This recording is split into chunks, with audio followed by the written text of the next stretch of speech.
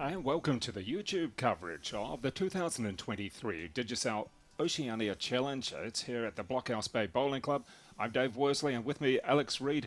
Alex, a little bit breezy, but still fine conditions here, and what a great event. So many different nationalities, so many different teams taking part here at the club, and a lot of people supporting as well. In fact, I think the whole clubhouse is completely full, and it's great to see.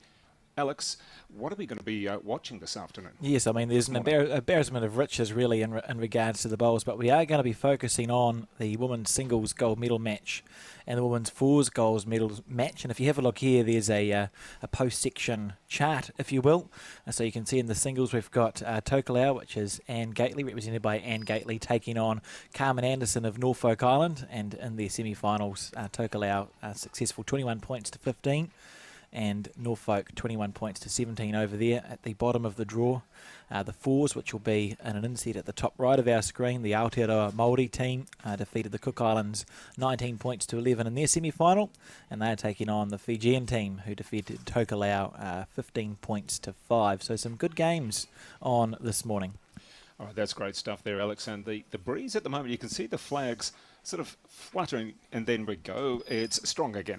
It's a little bit all over the place, and I guess this is going to make things a little bit difficult and very tough for some of the bowlers because it's inconsistent or strong. And that's where we're going to bring in Ashley Jeffcoat. And Ashley, you've experienced this over the last couple of days, I guess. The wind has become a bit stronger today or over the last couple of days. Yeah, it definitely has. It's I've definitely noticed it while being on the screen that they're playing on today, that the wind affects it quite a bit. So it will be interesting to see what happens. And what about for you?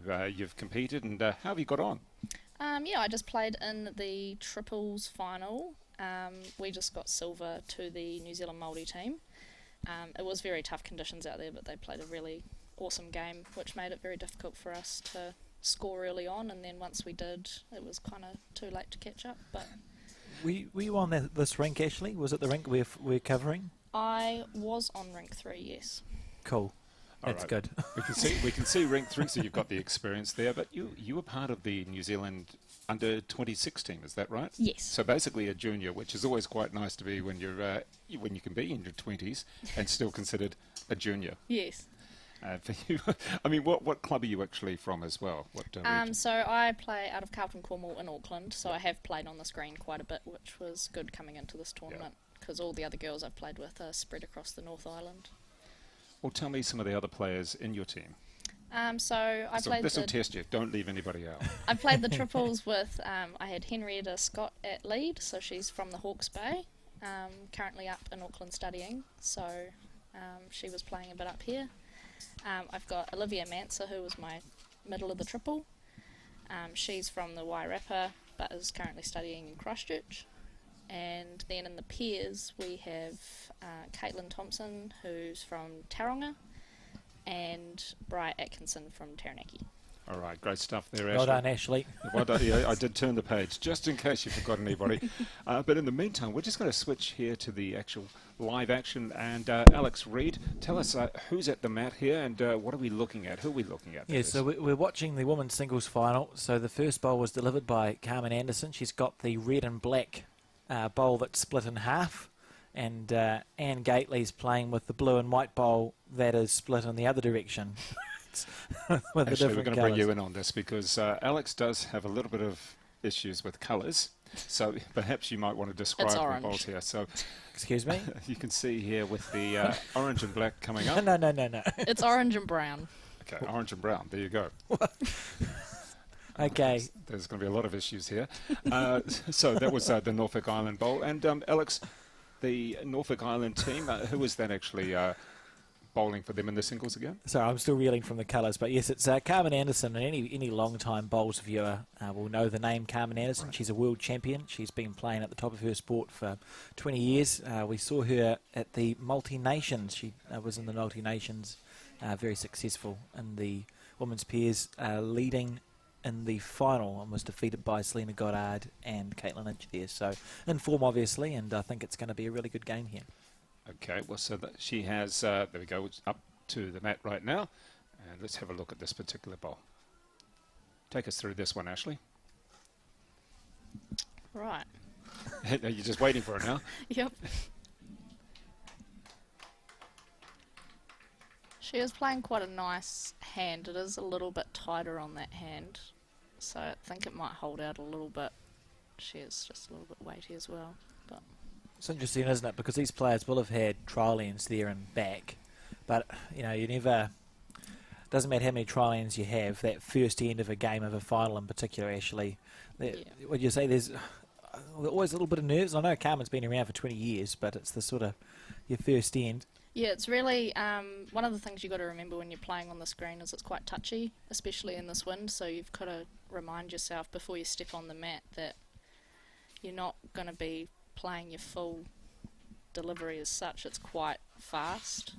Well, we're looking at the backhand being used here quite a bit, aren't we? Backhand? Yeah. And it's all bunched to the, well, I guess to 5 o'clock behind the actual jack. Is anybody actually going to have a go and try and bring it round the other way? Do you think that would be a wise thing, or are you going to stick with where you're at? I think you're better to try and adjust, especially with Carmen playing. It's only the first end. She's played 3 down there. I reckon she'll be able to adjust with this one, but it is. It does take a lot of learning to see what it's doing, but they'll find a groove eventually. Not far away here with this bowl. What a great shot that is from predicted it Carmen well. Anderson. So holding the 1 point there. Oh, great correction with her fourth bowl because she was 2.5 down.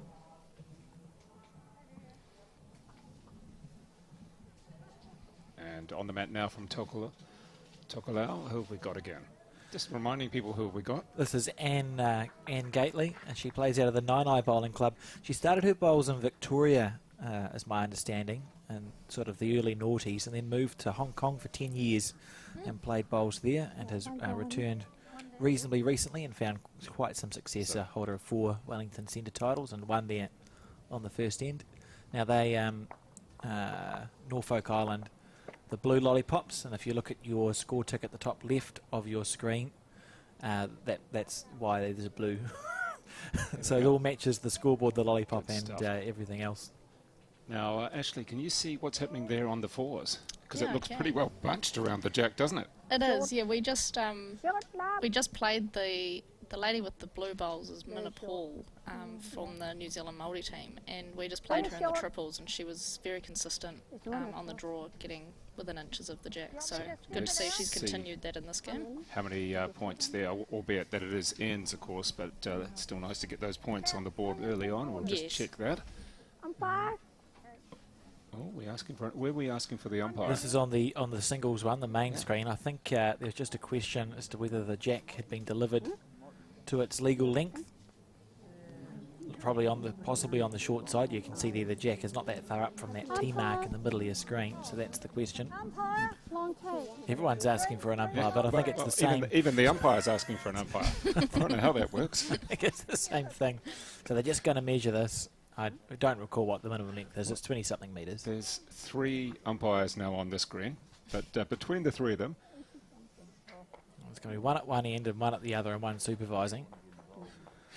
be careful, Alex. They may be your umpires shortly. That's what's happening. It's either. So what they do here, just to explain to the viewers, so the reason the umpire has been called is because there is a minimum length that a jack can be thrown, and if it's not thrown that far, it gets re-delivered. Otherwise, it would be ridiculous how short. So I think either Carmen or Anne just questioned, and they have deemed it to be up. So the jack remains where it is, and the umpires move off the green, and the game can continue. Well, Ashley, do you prefer a shorter jack or a jack that's further back? Well, for your style, I know it changes depending on conditions or depending on the actual contest, but is there something that you prefer? I normally don't mind what length it is for this tournament, especially. We enjoyed the shorter lengths a bit more just because of the wind, and it seemed to affect it less. But normally it just depends on the day. But for this particular green, I would suggest shorter ends worked better.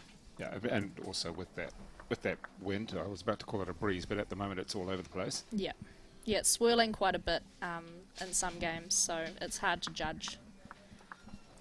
The other interesting thing, I suppose, and we can talk to you a bit about it, Ashley, as the game goes on, but And it's harder to see on the cameras, but Blockhouse Bay still on the Starweed green, which has got lovely coverage, but it is a slightly different surface to even an artificial or a Maniatoto grass green, isn't it? Because it's sort of my favourite word, Dave. Alex loves saying, what is it again? I don't want to say it now. You've given me the Maniatoto green. But this is Starweed, so it's quite bumpy, isn't it, Ashley? So you sort of have to get used to the differences in this style of green. Yeah, I've definitely noticed that the bowl seems to pick up a lot of little bits of dirt on the way up, but it has been quite wet throughout the tournament as well. There's been a couple of colder mornings, so especially today you could see that it was a bit wet, and that where the mats are sitting, you might see that the tee area is a bit more brown just from where the mat's been placed all the time. It's incredible the amount of effort the greenkeepers put into maintaining these greens, isn't it? Like we got here this morning and he was on his little roller going backwards and forwards and backwards and forwards. Yes, they get here very early. We were getting here at about 7:30 and they were already here chalking out the greens and rolling the other ones, so they'd already been here doing a lot of work. Just quickly, we just heard Carmen say, is my bowl jack high? Now, I've been on this bandwagon because I learnt at the Multi-Nations that New Zealand is the only country in the world that has a jack level call. Yes, I have gathered that over the years, and also saying that you've got the backers bowl. Yeah. That's apparently not a thing. Yeah, so Carmen asked if it was jack high, and the marker said it was jack level. I think Carmen was actually asking if it was jack level, but she didn't know she was. Yeah. So we see her on her backhand here, and this is a good correction. Not a great one, because still 2 down there on that head. Yep. Well, they're fairly spread wide on this, aren't they? I mean, when you look at the closest bowl, that is the Norfolk Island bowl, it's probably still a fair distance away from the jack. I think it's almost the Tokelauian bowls, the blue and white ones. Oh, sorry. Yes, we're getting the colours right now. We'll have more discussions on the colours. I'm going to say red and black by mistake, guys, and just forgive me for that. Interestingly, Anne has decided to stay on the same hand that they both played up on going the other direction, and Carmen changed for her last bowl. And now switching to her forehand side here, Carmen Anderson. Yes. Interesting. So she's we'd think 2.5 down on the head, and it is a race to 21, so there's plenty of time. Let's watch this one. This is a good green for that hand, but I don't know if she's got enough weight for it. Willing it on. It's going to finish a bit short, quite a bit short. You say you're kidding me there, and that's because she's about to drop 4 points, and she would have backed herself to get within that space. But the Tokelauian supporters, this is a good end for you guys. You're going to should get a 4, and will back yourself to draw a 4th shot here on the back end. Is this a commentator's curse situation? No, I'm fine, Dave. Oh, you're okay? Well, Alex, you're not always the best with predictions at the moment. This one's got to sit. There we go, it is 4. Early on in this final, that's a big count. Well, let's just check on the lollipop from... Yep, 4, nodding the head.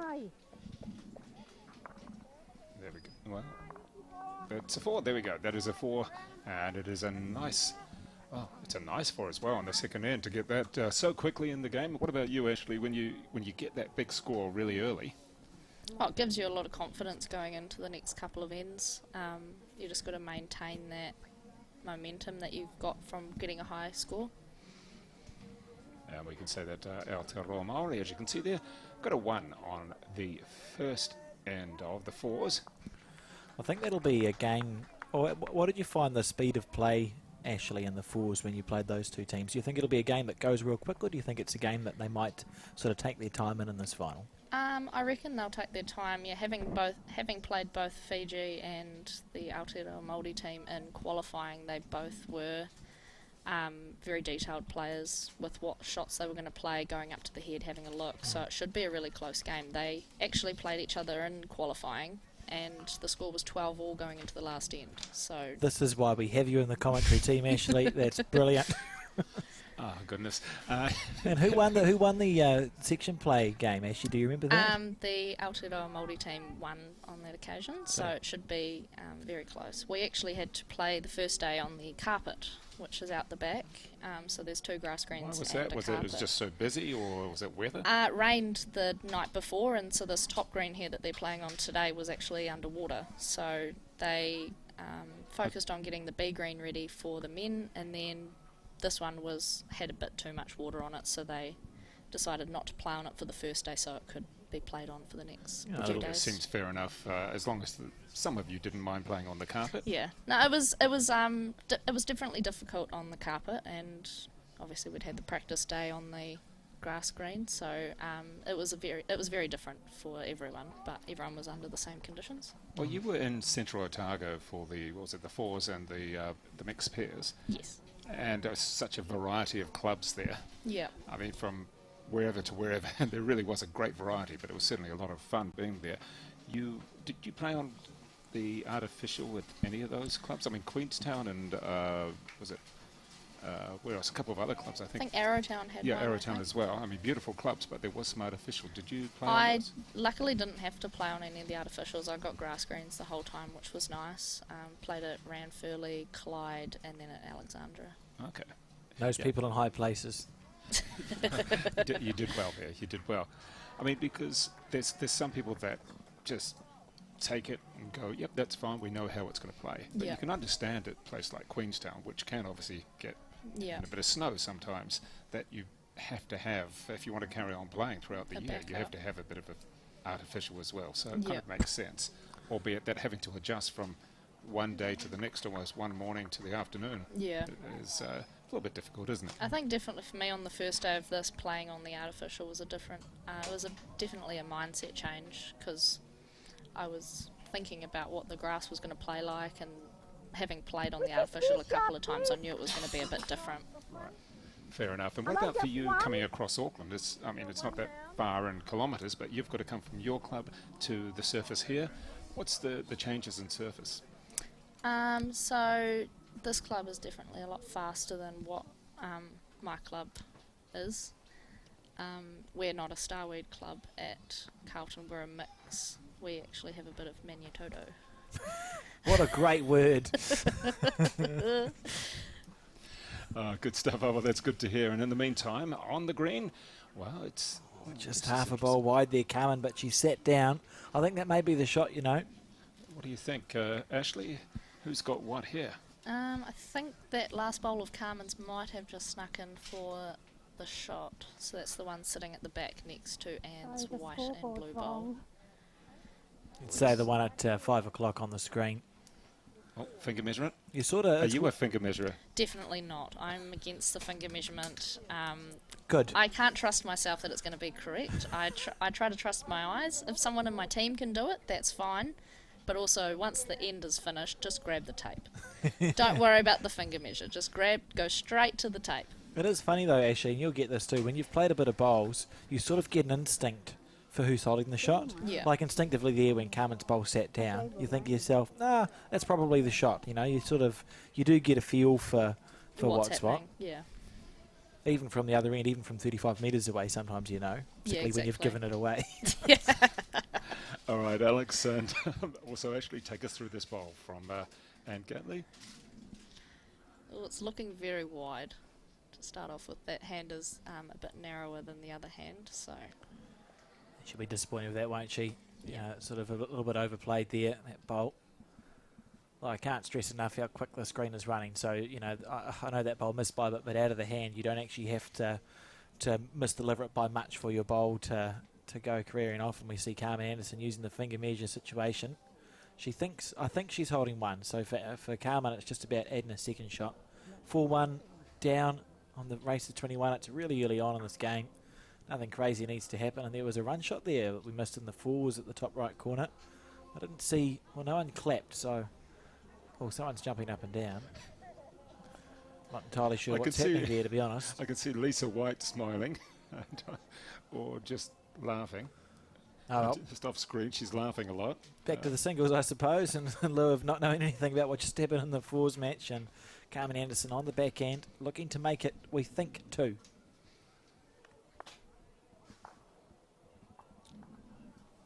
this does look like a right green if she starts to curl in. It all depends on her weight here. Very close. Very close. That's a good shot. It's going to sit down. There we go. It does. I'd say she didn't waste any weight on that one. She just made it just enough. And Anne conceding that shot, and we'll see if they call an umpire for second. Tell us what you think, marker. Do we need a tape measure? Oh, one conceded at least, so we'll go from there. Take a measure, please. Tape measure. So while she's going through the measures, she'll talk us through the playing program, Dave. So we've had 3 days of bowls, Friday, Saturday, Sunday, to get us through to this finals day of post section. And this morning we've seen the men's singles and fours and the women's pairs and triples played already. And we'll have to go through who won those very shortly. We'll come back to Yes, that. I'm sure Ashley can help. I can update you on the yes, please. gold and silver matches. So I think you played in one of them, that's why. yes, Brilliant. and played next to the other one. So. Oh, well, please go ahead. Oh, we'll do that now. Yes, that's a good idea. So the New Zealand under-26 team played the New Zealand Māori team in the triples, and the Māori team won 22-8. And then in the pairs, the New Zealand under-26 team also played the New Zealand Māori team, and they won, I think it was 18-14. It was, yeah, I think we were up by 2 going into the last end, and we picked up Got a 1. 2. So Oh, 1. the under-26 pair got that win, so 1 each. Okay, all right. Brilliant. Stuff. Thank Nice you. to have those. Isn't it interesting? With sometimes you either play or see it next to you, you can't always remember the score. Yeah. It's bizarre. It's the most crazy thing. I've played in different sports, and people, my own teammates, have said, "What's the score?" I'm like, "I don't know." It's the most bizarre. I can There's tell you lots of points. other things. You just can't always remember your own score. You just know that you're winning or losing. Anyway, so the this round, this 11:30 round, there's finals going, and the two that we are broadcasting are obviously the women's singles and fours. We've covered that already, but there's also men's pairs and triples going on. Sort of, you'll be able to see little bits of them to the left of your screen on the same green. Men's pairs and triples finals, and finally from 2:30 onwards, there are the men's singles and fours gold, silver, and bronze medals matches being played, and we'll be bringing you coverage of that too. And if you are tuning in, thank you very much. Please feel free to share it with your friends, family, and or well, anyone really, fellow bowlers. Chuck it wherever, and remember that we'll only ever be on the YouTube platform. So we have had issues with some spam over the last sort of week or so, particularly with the Interclub Sevens. People create these fake pages and start sending friend We're not requests. going to ask to be your friends, are we? Well, then they in the nicest possible way, we're not going to Thanks, ask Dave. to be your friend. Then they ask for credit card details, all that sort of stuff. So just be wary, and please feel free to share this coverage. And in the meantime, on the singles, let's have a look at this one, Ashley. Looks Pretty good to me. Yeah. Is it going to hold? Yep, Oh, it's she's got picked up the jack there, so it's a pretty good shot. Put Anne under a little bit of pressure. When did you first take up bowls? So I started in 2012. I mean, you're still a junior under 26 as such. Yes, I've been playing for about 12 years. So you're no longer a junior in that sense. No. However, in age. Yes.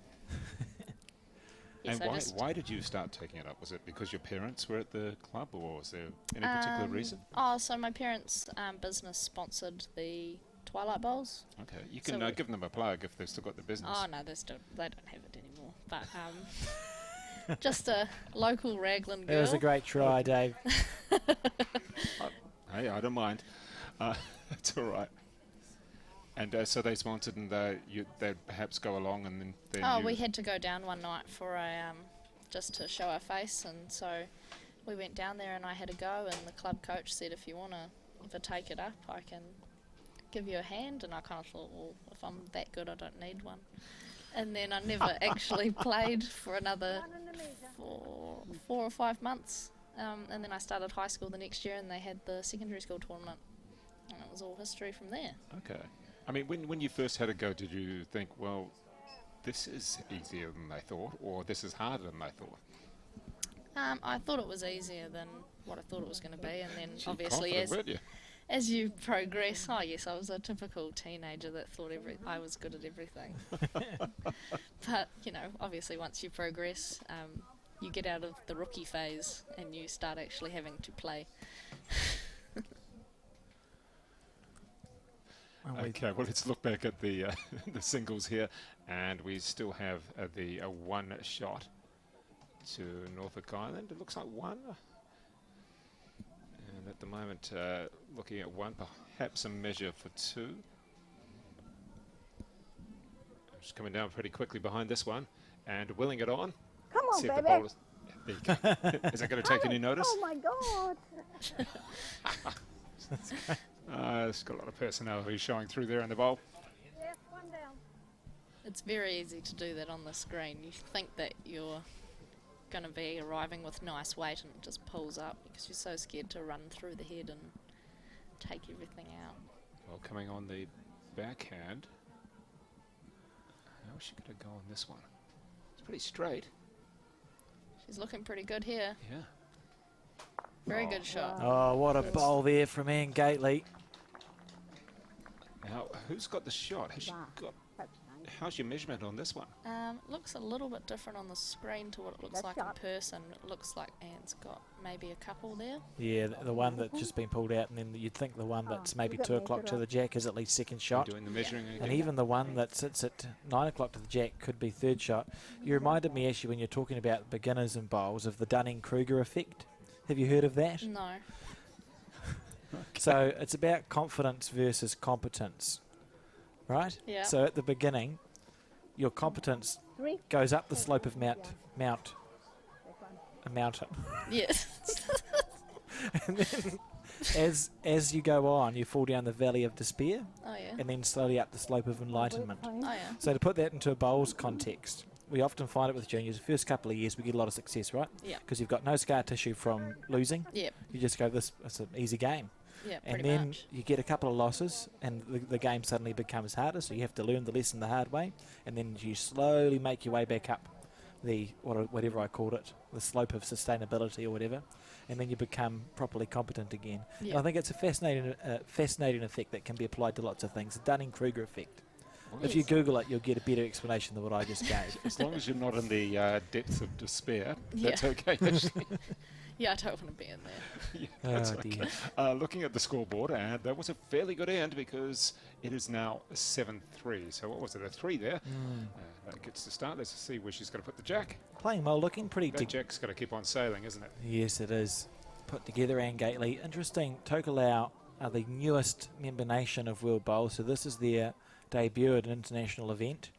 And it's wonderful to see, really, Anne Gately make it through to the final of this. Yeah, so she's the jack coming back. Do you ever practice the jack? Do you ever practice actually rolling it? Not for this particular tournament. So both disciplines I played, I was skipping. So not for this particular tournament, but I know that the players in our team, that was one of their drills that they had So to do you get every to- practice. I know that certain coaches and certain experienced bowlers really want their players to actually practice where they put the jack, because Yes. I guess it is, if you're thinking I've got to change tactics. It's definitely a game changer, especially if, for example, the other team is going well at long ends and you're liking short ends. You've got to win the jack and throw it to your advantage where you're going to be more likely to score. So, yeah, it's definitely a good skill to have. Yeah, let's see about this first one. It's going to turn a little bit too early, you think? Oh, it's held, that's it's held. beautiful. What a shot Very there good from bowl. Anne Gately. Tokelauian representative. What about for you also, Ashley? You've had a lot of friends and colleagues and people that you've known for quite a while, or is there a lot of new people that you've met in this tournament? So there is a few people that I know in this tournament playing for different countries, which is really cool. But also within our own under 26 team, I don't know the girls that well. So it's been really cool to build a new relationship with them. Oh, great shot as well by Carmen Anderson. And then the men's team I've known and grown up playing with for the last 10 years. So it's cool to see them get this experience as well. Yeah, it's certainly a great atmosphere here at the club. You just look around and it feels almost festive in a way. Yeah. You sort of walk and go, gee, first of all, coming through the car park, it's packed. I'm parked out in the street. Yeah. Couldn't make it in. And then you walk in and just a lot of people. There's a very good vibe, and Yeah.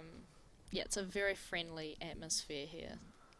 The music's playing while you're playing bowls, and Everyone's just having a Could really you imagine good that time. at your club? Very close. No. I think you're holding. And of course, We got you in trouble, haven't we? tonight there's going to be a hangi to finish off with, Dave. That's how Great stuff. they're finishing. So it's been a wonderful event, really, and sort of hopefully the first of many. It's the inaugural Oceania tournament. And this head here building very well in the singles. It's an indication, I think, when you look at those three bowls, and this fourth one just going to be slightly overplayed, but those three bowls are very close to the jack. The players are sort of beginning to find their way, as Ashley spoke about, and having played on it in the first round. It's nice, but it's not easy because it's so fast, this green. Yeah. You know, it's very fine margins, and a lot of these players would usually play on slower greens as well. And the Aotearoa Māori, they're doing particularly well. 5-0 up in that fours game, so you can see that at the top right. Look at the just about got the wick from Angate Lee. That Lisa White in the shot there for her second bowl. Ashley Jeffcoat, it's amazing how after just a couple of ends, everything's tightened up, hasn't it? Yeah, it's Which one's definitely. second, please? You have your Second trial shot. ends, but it's The still second a shot. matter of The putting yourself in second that shot. game Second situation shot, this one. and How finding far out is what it? both sides of the greens are going to do for your bowl Jump at different high. lengths. So obviously, when you play a trial end, you've only got one chance with And the this jack bowl here. going one way each. So you've got to pick what length you want to see. Words. This is great. You only get one chance to kind of play one particular length in your trial end, so it's good when you start a game that you can see what your bowl's doing at different I lengths. thought you were going to say you only get one chance to commentate, Ashley. Yeah, I will be after this one. They're doing fine. Look at this here from Carmen Anderson. On the backhand, she's trying to draw the shot. Underneath it, she says, turn. Not to be. Just half a bowl off there. And again, we heard Carmen talk. Are you okay, Dave? We've lost Dave. We heard Carmen talk a bit about if the bowls were jack high or jack level. I'm not sure if she's quite understanding what the marker means when she says jack level. I think there's a mistranslation happening there. We all good, team?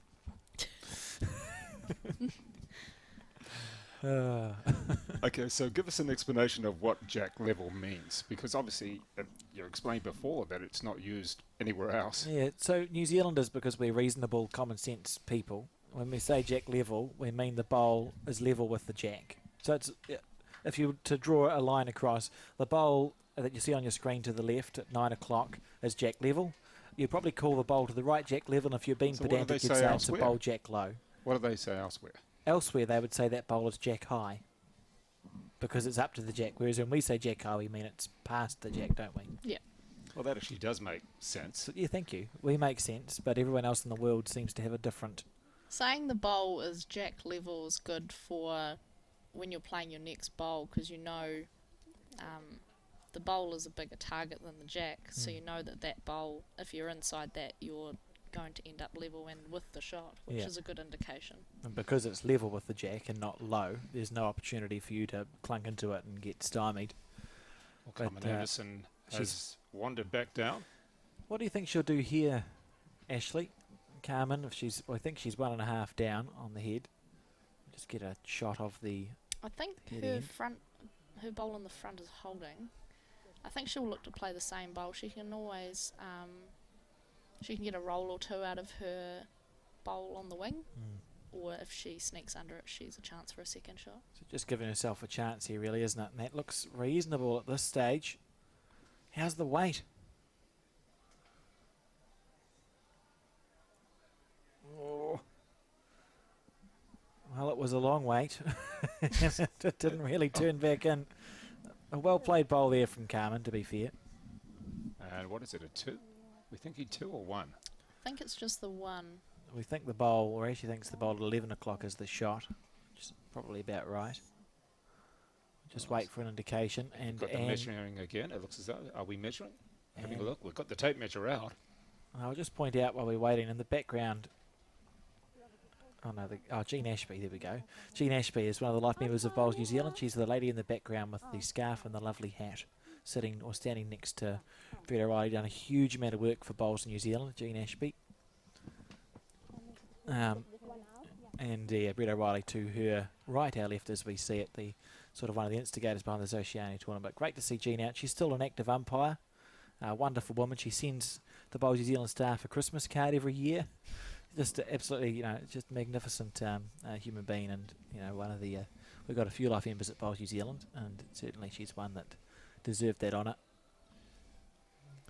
Just while they're measuring, just looking over to the men's finals, so they're There's a playing lot of hands the on hips there. I can see a lot of Yeah. players with their hands on There hips. is a lot of, it looks very serious over there. But they're playing their gold and silver matches for the men's pairs and the men's triples. So it looks like in the triples, the Aotearoa Māori team is winning 6-1 after 5. And in the pairs, the New Zealand under-26 team is beating the Aotearoa Māori team 7-1 after 5. All right, great stuff and great eyesight as well. We're still measuring here. And, wow, even with the close-up there, it's giving us no... Just taking his time. No, we're trying it from different angles. Well, I suppose when you're in an international singles final, you want to make sure that the umpire is absolutely certain about what's happened. It's good. This is an easy enough measure because both those bowls are sitting flat, so there's not a concern. Oh. I don't think that's what Carmen thought it was. But one to the Tokelau representative, Anne Gately, and it's going to be an 8-3 lead now in this It's not race. what to we 21. thought it was either. Exactly. Goodness gracious me. And just the one. Let's just recheck on the score. You can see it being updated there behind the manual scoreboard. 8-3. And make sure we agree with the scoreboards. We do agree. We're in agreement. All right, let's have a look. The jack coming down, and it looks as though it's going to go way too far. Perhaps. No, she It's might be amazing okay. how things do slow down. You really think that it's got a bit of pace, and Yeah. it's got a just holding a lot, isn't it? Yeah, it is. I suppose that's one of the skills you try and learn from bowls, and these players all will be good at it. It's just psychologically when you're watching a bowl or anything move along a surface, when it's going to start turning firstly, and then more importantly when it's going to stop. And if you can get that right, everything else sort of comes fine, Dave. And Anne Gately, she's overplayed that first bowl. Stayed on the head though. There you can see it at 7 o'clock on your screen. Beautiful track, just a little bit heavy. Ashley, for you, do you have a particular shot that you like playing? Is there something you just, yep, this is what I know, this is what I'm best at? Lately, I've actually been more of a draw bowler than a attacking. Okay. I trust myself more on the gentle dead draw than attacking the head. So that's been going really well for me at the moment. So it's a good part of my game to have as well, being able to draw under pressure especially. Yeah, so the players at your club know that, oh yeah, she's the draw under pressure lady. Let's go to her. Yeah. Okay, that's good. And what about outside of bowls? What do you do? Are you studying, or what are you up to? So not studying, no. I finished studying in 2019, so I did a Bachelor of Sport, Health and Human Performance. Not that I've used it, but That's all right. It happens to a lot of degrees. but it's there for when I want to.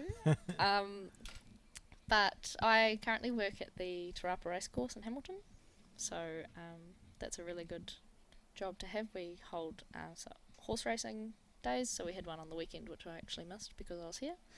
So hopefully that all went all What right do you without me. do at the course? I am the event coordinator, so we have an event centre at the with rooms that people can hire out for 21st or conferences and things like that, and I also organise the race days. Ah, that sounds like a pretty amazing role, pretty It amazing is. job, because people perhaps don't understand that Te Rapa Racecourse has, when it has its race days, they are actually really big race days. You have your fashion in the field and everything Yes. else as well, and then the actual number of races that you have as well. Yep. Yeah, there's a lot of different things that go into it, so it is a very busy, hands-on job. All right, and on the green here, well, we're looking at very spread. We've got 1, 2, 3, a couple of bowls behind. make that 3 behind and 1 closer. At the moment, it is 1 to Tokelau. They've actually looks like. Oh, where's Carmen's other ball gone? We've got 2 and 3. 3 from Carmen Anderson. Must be behind. past the there head. it is. Yeah. The interesting thing, it's interesting here for Carmen because the score 8-3 to Tokelau. Very good shot. Carmen here. looking for the jack. What a great shot. That's a brilliant bowl. I was just going to say, this is an end that she doesn't want to let get away on her. If you're trailing by 5, Carmen would have been thinking, and you can see her third bowl there at 1 o'clock. She would have been thinking, I really want to score this end, and it was beginning to build poorly, but Carmen, that's a great shot, trailing the jack back for 1. Now, you've been here a week, Ashley. Have you heard Carmen around the place? Yes, definitely. She's a very active player, chasing her bowls and always has a comment to make on what her bowls have done. You can definitely hear her from wherever she's playing, which is good. One of the great personalities of the sport, Carmen Anderson, and this bowl here from Anne Gately, waiting for it to come back in. You can see there on your screen, but just Out of bounds. falling into the ditch. So Carmen Anderson here with a chance to score a 2. And the bonus bowl, we speak about the bonus bowl so often, it's so important here because there's no right of reply for Anne Gately. This is a bowl that if Carmen Anderson can draw within 4 feet of the jack, she's going to score 2 shots. Well, let's listen to Carmen Anderson. I'm sure we're going to hear her on this one.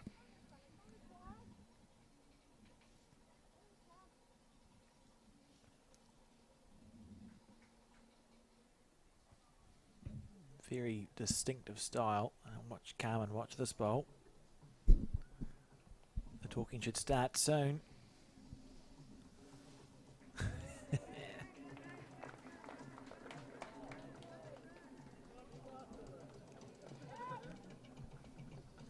She's let us down, Dave. Yeah, she's let us down. That's the quietest she's ever been, but it was a good bowl. I think she's on 2, perhaps. Certainly 1, and maybe a second for measure. I think it looks like she thinks it's 2 points to Norfolk here. Bit of wait for it. There's the finger measure. Yeah, 2. 2 there, There so we go. We got 5-8. two, and that was the quietest she's ever been. Believe us when we say that there's a lot of enthusiasm which comes out of her usually.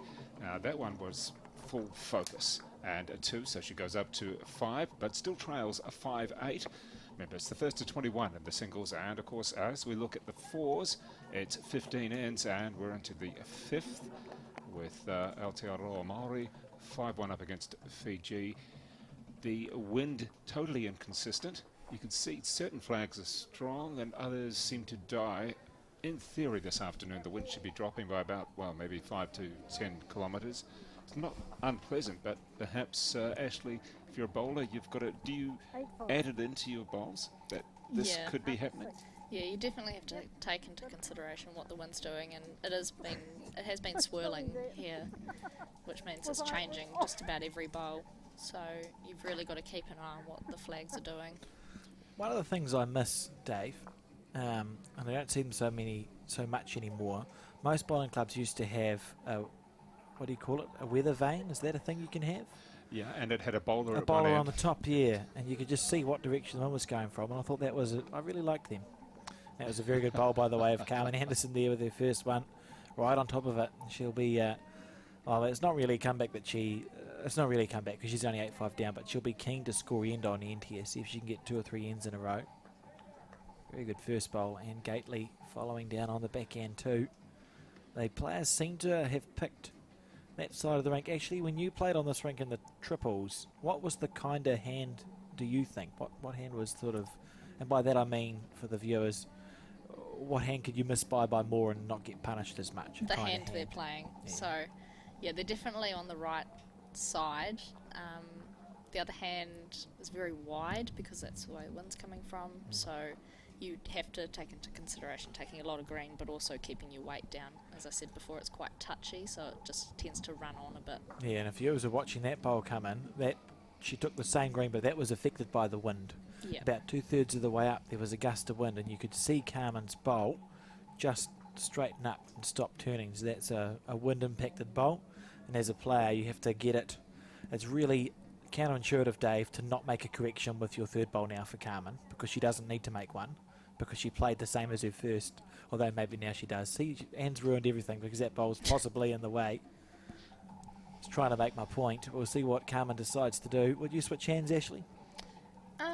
If I felt confident that I was playing all right on that hand, I would stay there, but that other hand is playing right, so I would change if I was her. Oh. She's got the open hand to draw, and her bowl is in that back corner as well, so if she does touch the jack, she's got good position. Carmen here. This isn't far away if she just gets bogged on her own bowl, slightly overplaying. So easy to do on this green. I'm just the one down, aren't I? Am I one down? Yeah, two. 2. 2 downs, here's the marker. And Ashley, asking if she how was 1. talkative are you behind the bowl when you bowl? You're like, come on, or you? No, Are you just like, nah, just. I'm very much I show a lot of emotion, but not You're speak not a it. talker. Okay. Yeah, I can do a lot of crouching or like twisting my leg if I'm close to getting the jacket. Yeah, you can physically see me egging it on, but not talking to it. Right. Okay. My internal monologue is It doesn't very actually busy. do any good. It doesn't matter whether you're crouching or whether you're talking like Alex. It doesn't really do any good, does it? No, It it doesn't have any impact on it at all, but your brain thinks it does. Yeah, it is satisfying when you ask your bowl to hold, and it does, Dave. You think I've got the power. Usually, it doesn't do what you ask it to do. That's just why you're asking it to do something. And Carmen here deciding to play a forehand again, and her delivery at a glance is unconventional, but she does get quite low to the ground, doesn't she? It's not like the bowl's dumped. And this bowl here, that's very close. That's a very good shot. Lovely shot there from Carmen Anderson, holding 3 now and mounting this sort of recovery. She's never been in, or she hasn't been in front in this game yet. Dropped a 4 early doors, still 8-5 down, and Anne Gately with the last bowl here to salvage a 3. She's having a go at it. Oh yeah, she is. This is Straight. interesting here from Anne Gately. Oh gee, just a Didn't whisker. see that one coming. And as we check on the 2, it's going to be 2. Let's have a look on the 4s. And if you can explain to me who's actually got this, because there is the jack is behind. I think what's happened is the jack was up further, and I think there's been a kill. So in this tournament, a kill gets replaced on the 2 metre mark. So it looks to be that Fiji is holding, but there is a pink bowl of Lisa White's from the Aotearoa Māori team there as well, so it could be close. We did have in one of our contests over the weekend in Wellington, Alex, how many kills were there? 5. Fiji's just drawn the shot. Oh, thank you, Ashley. Brilliant. But we had 5 kills. 5 and kills. And it was getting later and later in Wellington, Yeah. colder and wetter, 5 kills. And we thought there was going to be 2 others, but they didn't quite come off. And it was entertaining. But I think all the players are like, okay, it's getting wet. Yeah. It's getting a bit wild. Sometimes, it's just... That's been one good thing about this tournament, playing the respot rules for it being an Do international. you think the respots are fair on both sides? Definitely, most cases you'd prefer to play it, but for this tournament, for me, I think we've only had 2 kills the whole tournament, and we've played 8-9 games. Wow. So to only have 2 kills, it hasn't affected me personally too much, but other teams it might have. But it's definitely another factor to think about when you're playing, covering that 2 metre mark in case you're holding a few and the opposition decides to drive. And it's essentially, it is what we play at international events now, isn't it? You know, the respot on the 2 metre rule is just what happens at all the international events. The World Bowls is going to be like that. It'll be like that at the Commonwealth Games. So to not have that 2 metre rule is actually almost a bit unusual, really, like a quirk of the domestic regulations. Yeah. John Macbeth is not going to be happy with me pushing for that 2 metre. It's worth talking about, isn't it? It is. I think it's probably progression, that it's most likely going to go that way more and more, isn't it? Yeah, it looks to be about that. Let's have a look now at this particular end, and it's Is it more difficult playing towards the clubhouse as they are now, or away from the clubhouse? I would say towards the clubhouse from my first game this morning. When you're going away from the clubhouse, there is a lot more wind helping you with your bowl going down that way, whereas this way you're a little bit into the wind. So it might be why some of the bowls are tending to pull up. I see Carmen just looking. Yeah, it takes a few steps Hands to the went side. to her head for a second. Fiercely competitive player. Wonder what she's seeing from her end, because I doubt she can actually see the jack. That's the thing. That's something people you sort of miss. My bowls. Oh, here we go. So she's just asking how short My her bowls bowl. are. I I read once a really interesting coaching manual. We'll just watch Carmen's bowl, then I'll finish my thought. What do you think of the style as she does this as well, Ashley? It's very interesting, but it obviously everyone has a different delivery and things work for different people, but it seems to work for her. So if we look at these bowls, that is, it's Carmen up and over on her bowl. Great effort. These bowls are short of the jack and in line with the jack. And I read something once. Someone had mathematically figured out if you could see the jack past your bowl that was in line with that, how far past the jack must be for you to be able to see it based on how tall you were. Oh, It's Isn't that another one of interesting? those theories that he's got as well. So if you If could you see the work that out, jack, great. it must be X amount past, because otherwise it gets hidden by the bowl if it's too close. yeah. Apparently it's true, but I'm not sure how many bowlers actually take that into account. Well, I've read it and it's in my brain, but I couldn't tell you how high you're supposed to be, and I can't remember how far past it is if you can see Most it. of the time, if I can't see it and it's not my bowl, I just sit on the bank because it gives me a bit of height and I can see it. It's a great plan. I like it. Now Carmen, just look at that. She's looking around at the 2 wind. feet apparently. The wind has definitely picked up in the last minute or so that she'll take that into consideration with her last bowl. Yeah, look at that. She's just trying to see where the wind is over here because it's quite swirly. And if we do have any international viewers tuning in, I'd like to take this opportunity just to, it's hard to overstate how challenging bowls can be in this country. It's good, we love it. It's nice to have fast greens, but if there's a bit of a breeze and you put your bowl down a chute 4 times, it would probably finish in 4 different places. Yes. If you're on a slower green, that wouldn't happen. So when you see the difference in the heads over here as opposed to overseas up in the Northern Hemisphere, even in Australia, a lot of it's to do with the conditions that we play under, which are quick greens with a bit of a breeze, which is a wonderful challenge as a bowler, but it can mean the heads look a little bit scattered, and Carmen's made a decision. Let's look at this. Is it the last bowl of this end? I think it is. No, I can see Anne Gately's bowl just in the ditch there. Okay, so one One more more to each. come. Carmen on the forehand. It's a little flick, isn't it? It is. She must be looking to promote her bowl or get around it. Either. She's got a bowl at the back and it will trail back to if it gets down enough. Oh, that was a good try. It was percentages, wasn't it? It was. Give yourself a chance. Well, Alex, tell me, which nations are actually, or which teams are actually included in this tournament overall? So So- you can go through the teams. I can and I will. It's the inaugural Oceania Challenge, so my anticipation is that it will grow over time as well. But it's the inaugural one, so that the inaugural challenge included teams from Fiji, Tonga, Norfolk Island, the Cook Islands, an Aotearoa Māori team, a New Zealand under-26 team, a team from Niue, a team from Tokelau, a team from Samoa. Have I said Fiji? Yes, you have. Cool, well Fiji as well. And there were some others invited, and I think over time this event's just going to get stronger and stronger because it's been a fantastic start as an inaugural event. Well, Ashley, and for you taking part of it, it's nice to be included as the New Zealand under-26 and the Aotearoa Māori as well.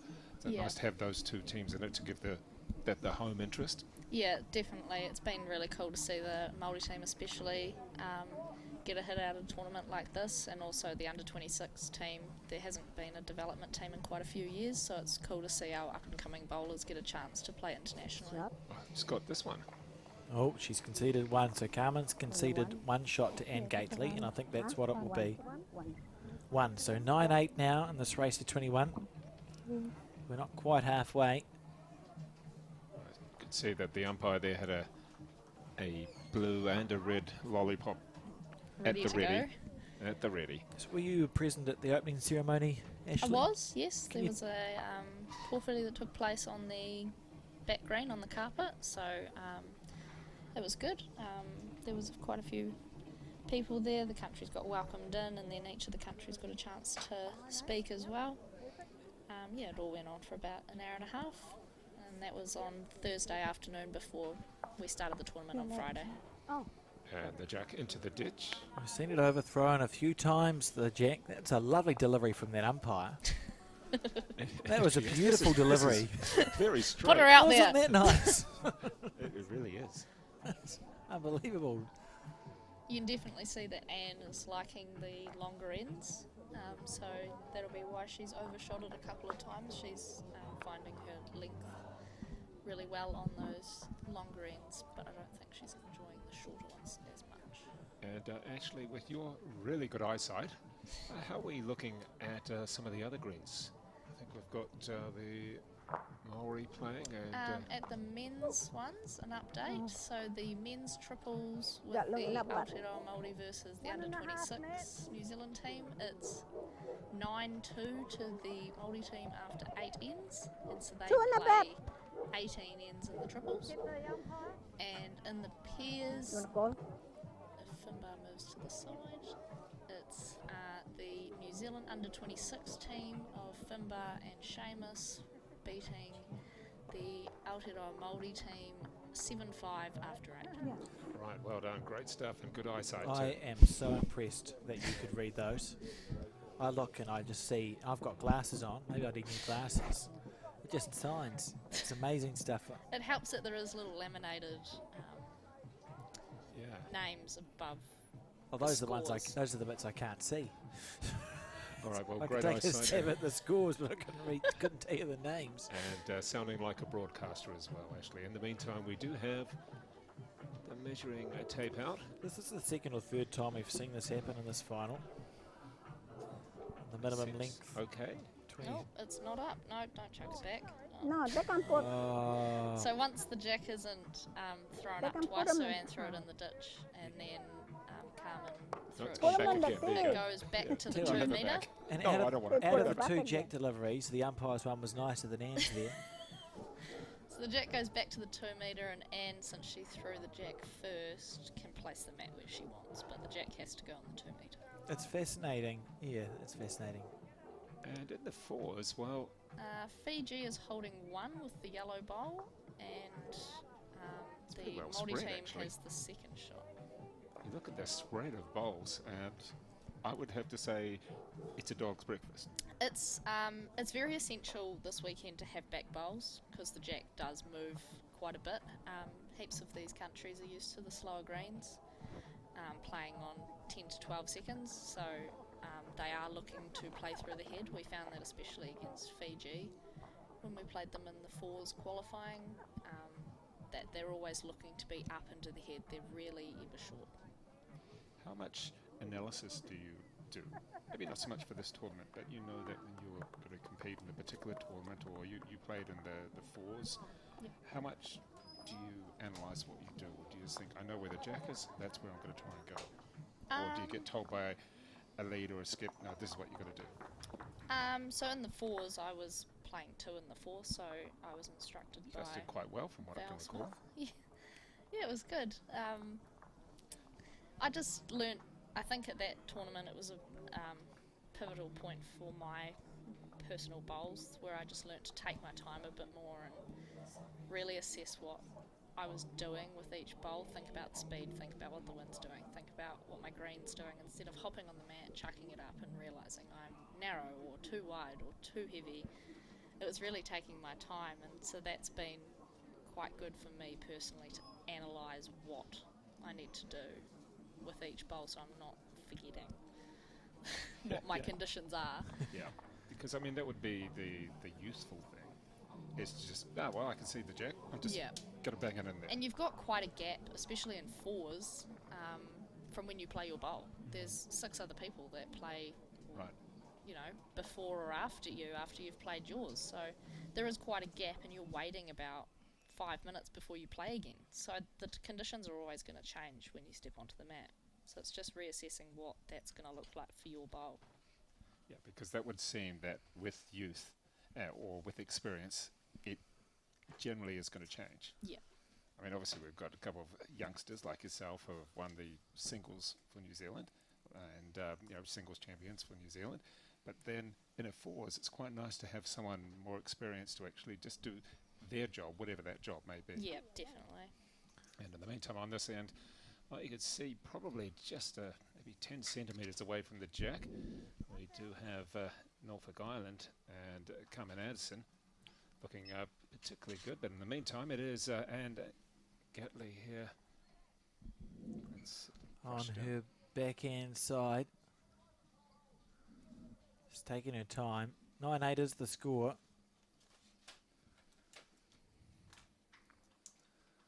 Let's see what's happening here. It's not far away, this bowl of Anne's. When's it going to break is the question. Just look at that, just drifting at the end. That was a well-played shot. Like right in the area, it's all you can do. Put your ball in the area.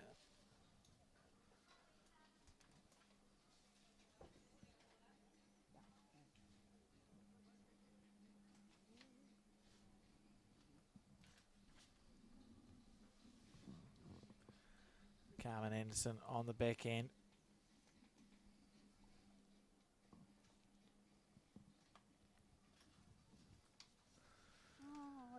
Oh, she's not happy with that one.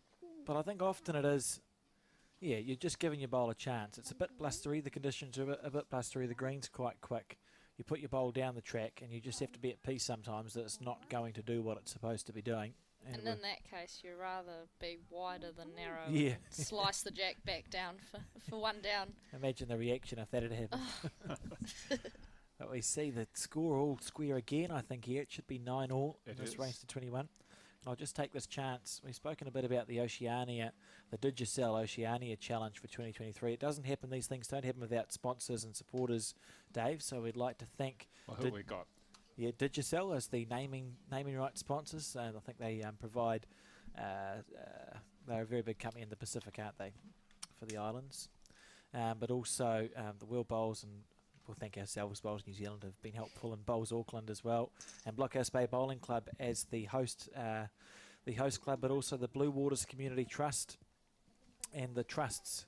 The trusts have provided sponsorship for this as well. So just a wonderful sort of bunch of support, and there's some more that I'll go through a few times as we progress with this broadcast over the rest of the day. But a lot of people have come together to make this event happen, and I think it's been a wonderful start as we see Carmen's first bowl on the forehand side.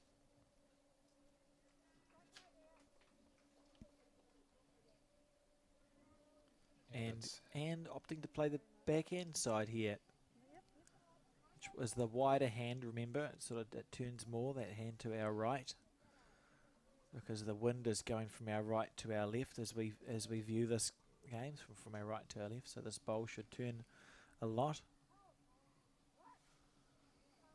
And there it goes. So it's going to start to turn now. Let's just keep an eye as to where it finishes up. So she had perfect green because it's in line with the jack. Dean Stratford in the background as well, watching on the Aotearoa Māori team. The managers. Ashley, for you, I'm sure you've competed all around New Zealand and probably overseas as well, but is there a couple of occasions that you thought, oh my goodness, this weather is not fun? Can you recall? I mean, here it's nice, it's sunny, and yes, it's breezy, but it's not that bad. But has there been a couple of occasions when you've had about 5 layers of clothes on, or it's just been so blustery? Yeah, definitely. There's a couple of occasions that I can think of. Go on, tell us. When one of my first outings was in North versus South. Would have been 2015, I think it was. Played at Mount Victoria in Wellington, so you're at the top of the hill. Yeah. Windy as. Trees all around. You're in like a dip, and it was just so windy, and I had little size 2s, and that was the day I decided that I was going to go up a size in my bowls, because I was playing Caitlin Inch in the singles, and my bowl just kept drifting out and out and out and out. You've just re-traumatised, actually. Yeah, exactly. Oh no. It was a was a very traumatic day. Okay. And then funnily enough, at the 4s we played at Ranfurly one of the days, and it actually snowed not too far away from where we were, and it was the end of February. Yes, and it was the end of February, and it snowed. I can tell you, Alexandra was very nice and quite warm. You could see the snow on the mountains when you were driving back to Alexandra, but it was very cold, and I forgot my thermals. I wasn't very smart, but it was very cold, and the wind was up quite a bit, and the green was heavy, so that was quite a challenging day. Well, that's what happens when you come from the Waikato and Auckland region. You don't see that sort of thing too often, well, certainly not the snow. What about the hottest? Can you remember a place that you played in that was just stinking? That would definitely just have to be Samoa, just right. Full stop. Played there for a week and a bit, and it was just boiling hot. You were just sweating all the time. You'd have a shower, and you felt like you were sweating already. It was just the hottest place ever. You had to keep drinking the water. Not that I was very good at that when I was 15, 16 years old. Okay. But yes, very hot conditions, and obviously the times that I've played in Australia, it's been quite hot as well. Okay, and do you prefer the hot or the cold, if you had to have a choice of one or the other? If I was thinking extreme hot or extreme cold? Yeah. Oh. You'd probably go cold, because you can put layers on. She's having a go at it. You just have to have the layers. Here we go. She's having a go at it. Oh, we've seen her twice drive and twice miss, and Gately just underneath the line. Sorry, continue with your hot and cold conversation. That was an exciting moment. Just to point that out, it is very hard to play those kind of shots on this green because of that wind and because of the speed of it. I, for one, hit 2 run shots this whole weekend. It's very hard to do anything on this. It's very much a draw or drive green. You can't play those little fiddly shots. How do you think some of the men in particular, who are perhaps a little bit more aggressive with those shots, how do you think they feel about it? I'm sure they're still tempted to have a go, aren't they? For the men, I think it's all right. They're a bit more direct Right. and stronger, whereas you saw Anne's one kind of take a bit of green there and curl right across, and mine was very similar. So it's about throwing it fast enough that Pretty it doesn't get a much. time to turn. Someone like Taylor Horn can fling it right down the centre line that can stay there the whole time. Whereas if I tried to do that, it would be on the next rink by the time it reaches the other end. So, Who's the best bowler, male or female, that you've seen that you've like, gee, wow, I'm on the next green and I've just seen someone and I thought, wow, that's pretty at this remarkable. tournament? At any tournament that you can recall. Is there someone that has just stood out, whether when you're a bit younger and you're there, gee, I'm only a couple of greens away from this particular person, and they're good? I'd have to probably just say the lame answer like the answer everyone would say, watching Jo Edwards play. There's been a couple of occasions lately where I've played next to her. Have you played against her? No, I haven't. That would be quite a good experience too. It was quite good having the opportunity to play with Val at the National Fours. That was the first time we'd played together, so hopefully there's more opportunities like that in the future. It's really cool to have those kind of experiences. What about, is there any particular male that you've seen and thought, gee, they're pretty decent? Well, you really haven't taken much notice, have you? You just focus on the woman where you're going to compete. No, nothing wrong with that. You're asking all the hard questions, Dave. We're getting in depth. We're taking you to trauma with the cold and the hot, and now we're asking you that you don't care about men's bowls, which is fair enough. Well, normally they're on a completely different green, so which they have been this tournament as well, apart from today where they're playing the 2 lots of finals on this one green. But normally you don't get to see too much of the men's games. Okay, well, we'll leave you there. We won't traumatise you anymore. But in the 4s, gee, there's been some tight bowls 5-3 there, the score, and the 4s nearly at the halfway mark, so a very close game. Together. Be good to see what that head looks like from the other end. There we go. You ask and you So- sometimes receive. Well, there you go. It looks like the yellow bowl. is the shot. I'm trying to work out which one. I think that might be Karen Hemmer's bowl from the Aotearoa Māori team. I see Cheryl Edwards, Fijian skip. On the She's close here. backhand. Very close. Oh, Oh, gee. And yes, a little she's hop and a very skip. much a play through the head player. I've had to play her in the fours and the triples, and you've definitely got to have the back bowls when she's around. She's definitely always in there. So it was very close. Carmen Anderson steering this bowl down on the main screen. Oh, she really is staring it down. You wouldn't want to be that bowl and go the wrong way. And the bowl listened. Very Fair good. enough. That's a great shot there from Carmen. It's going to stay. It's going to stay upright at the moment. As you mentioned before, she's a very competitive bowler. She's a world champion and has been playing at the top level for 20 years. Just a few months ago, she won a major singles final against Karen Murphy, who's one of the greatest. You know, if you talk female bowlers, it's Jo Edwards and Karen Murphy are the names that Yes. are top of mind for the last 20 years. So Carmen Anderson defeated Karen Murphy in a singles final just a few months ago, so still very capable, very much playing international bowls. And Anne Gately, look at this for a correction. If it stops, it has. She's got one, I reckon, at that 5 o'clock mark to the jack. Anne Gately holding one, trailing now in this game 10 points to 9, having led about 8-3, I think. She picked up a 4 early on. Ashley, asking the probing questions here as we'll continue to traumatise you.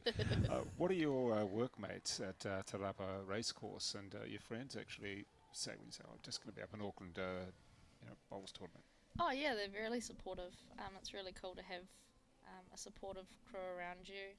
I know a lot of the people, especially the women in this team, it's their first time playing. They've had family come up and watch from all different parts of the country, but yeah, it was a shame the live stream wasn't on this morning, because I know a few people that would have tuned into the triples and pairs from people back home. I'll just make it vivid enough in your retelling of it, and we'll be fine. So I'm dealing with an ant on my. In the meantime, on the bowls, looks as though we do have Anne Gately. Holding What do you one. think? Yeah, she's got one on that one. I think it looks from here like it's one, but they are. The Coming head round. is at the other end of where we're sitting. It's easier when it's in front of us to see what it's doing, but it looks to be Too that wide, Anne has right? one. Or is this going to come in? Some of them do come in. It all depends on your weight. She's just a little bit light. Beautiful track, and you see the mat taken back there. And will make her way down. Now, that's interesting because... Oh, I like that from Carmen, just going straight for the measure before Anne even turns up. Yeah, very authoritative there with the measure. And, Sometimes it's best to be like that. You get the yeah, thing. just get it done. One to Anne. Didn't even need to finish the measure. So 10 all. So it's a race to 11 now, really, for all intents and purposes.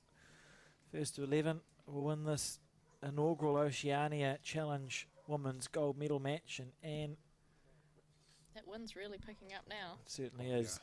Yeah. Going right across the green from where you're looking at.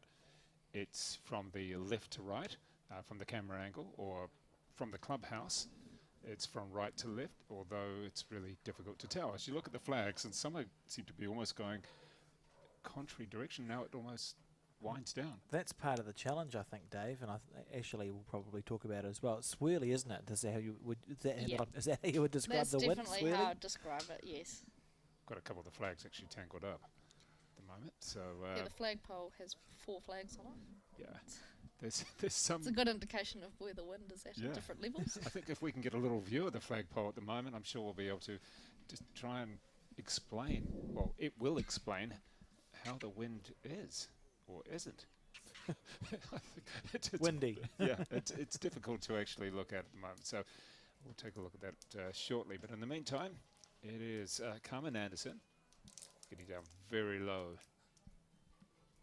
Yeah, it's interesting because I think I said it before. At a glance, Carmen's delivery is quite unconventional. But I think if we slowed it down, she doesn't dump her bowl, and it does look the same every time. So, I don't know. It's interesting. It's been very effective. She's one of the more successful female bowlers that we have had at international level, Carmen Anderson, Well, at from the moment, Norfolk Island. the jack here quite exposed. I guess you've got to really... Oh, got to race down the greens, and it's a race. Oh, no, we're and okay. They almost crossed. It happens a lot, but not that much in an international bowls final. It has happened quite a few times in this tournament, let me tell you. People just jump on the mat and they chuck it up. Such as their enthusiasm, Ashley. Two good bowls there from Tokalaus and Gately, and Carmen Anderson with a bit of work to do. This last or second bowl, and look at that, just running on. So easy to slightly over push it. And now the pressure on to Carmen because she's 2 down. She should be 3 down in about 20 seconds.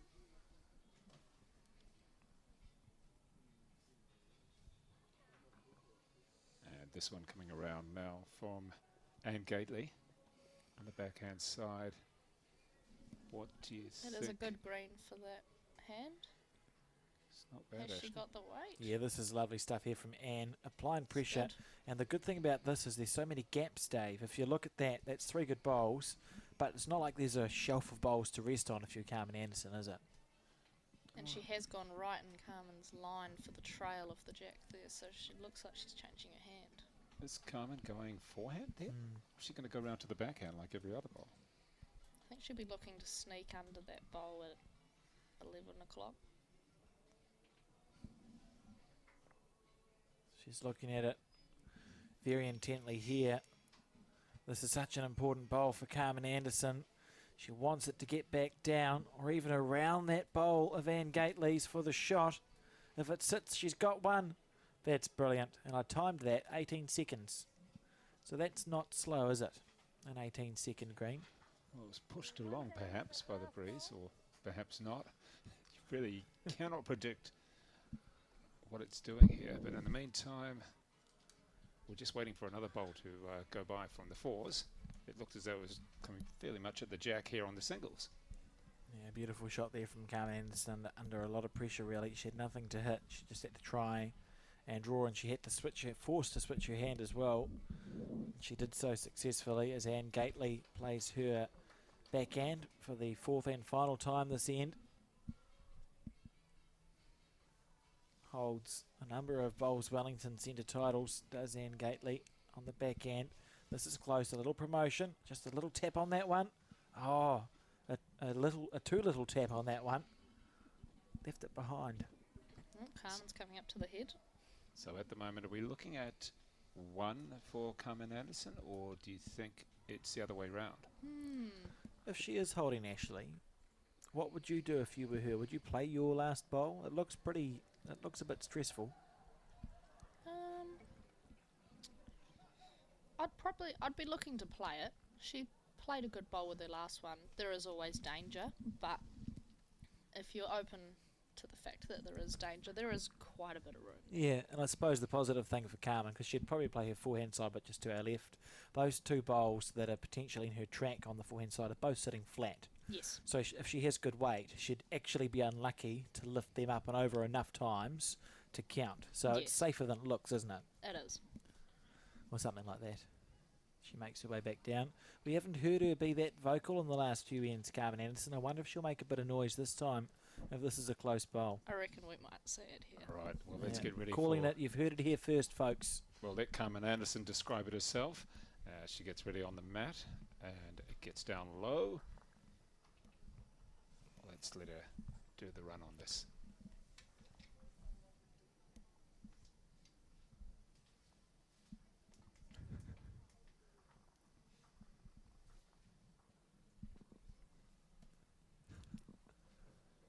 Carmen. She's short. She's let us down again. Oh dear. There was no chase, and there was no talk. No, there was no talk, no chase, no nothing. Giving her And 2 opportunities to make noise for us. what are we looking at here? Let's... Ready? Blue or red lollipop? Oh, you want an umpire? An umpire. Umpire, please. Short measure. Now, There we go. that's probably because one bowl is standing up on an angle and one bowl's sitting flat. So Anne's gone, look, instead of me accidentally moving a bowl in my country's Other bowls off. inaugural first appearance at an international event this in is the gold first medal ever stuff. gold medal final, Exactly. why would you not call an umpire? So that's a good call from Anne. And the bowl that I thought was the closest one of Carmen's has just been moved. So now the umpire will measure this. He'll Oh. measure it. With a foot. With I- a I- size 6. Yeah, I thought the bowl of Anne's in the front on the... Yeah, sorry, that's what I was saying. The bowl of Anne's in the front was the one I thought was the closest one of Anne's. Yeah, same. So I'm a bit bamboozled and bemused that it's And- been moved. I think the Māori team just picked up a 1 there. And is this Lisa White who's at the... Yes. It is just sending down the jack. The New Zealand mixed pairs champion, current Oh, yep, champion. remember that? Yes, very with, well. Dean Gilshnan. And she said, don't forget me, New Zealand selectors. I've just won this. Here Oh, she it looks is. like they've picked up a 2. Scores 8-3. And again, the breeze just all over the show. And the measuring. End 30. No, that was not end 38 of 15. That would have been quite advanced. Don't And think I we've don't know ever how they done would have that. done that. There we go. We're on to the 9th end of 15 for the 4s. Oh, what happened? I wasn't watching. We've got a 1, blue lollipop. So So- that is a 1 for Norfolk Island. That's Carmen Anderson taking the lead, albeit a very narrow lead. So that was courtesy of Carmen's very good third bowl. She played 2 poor bowls to start off with, and she was 3 down. Switched to the other hand and drew the shot. Sorry. And let's see how Going deep up by the jack is going to go. What time does it get dark? And Ashley, how often a week or how many hours a week would you practice? How often do you get out there and I try to get out 3 times a week at least. And then obviously there's some Yes, mental 10, 11, components that you can do at home.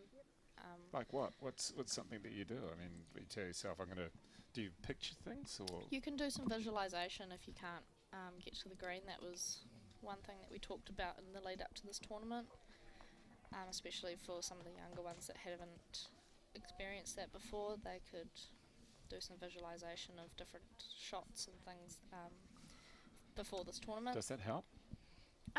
In most cases, you can. I guess it gives you a bit more self-belief when you come to playing a shot like that. So you sort of think, okay, there's the jack, I'm going to do an amazing shot. Yeah. And that amazing shot comes out on the green as well? No. Sometimes. Really? Yeah. So I do that with Lotto, it never works. I'll quickly butt in here, Dave. Sorry, Ashley. It's a theory That's coming fine. in. I read a book once. No. The most famous example of that probably is if you ever get a chance to talk to Peter Bellis about the year he won the World Singles in Scotland against a man called Willie Wood, and it was 20 all, and Peter had to rip a bowl out, drive a bowl out through a gap to win the World Championship. And when you talk to him, he says for months leading up to that, he'd visualised his last bowl, what it would be like for your last bowl to rip a bowl out, to play a drive shot and win a World Championship. That's what he'd visualised. And he said, when it got to it, I thought, well, I've played this bowl in my head 1,000 times. It's going to be easy. And luckily for New Zealand and for Peter, he nailed it and won a World Championship. But I think Ashley makes a really good point with the visualisation.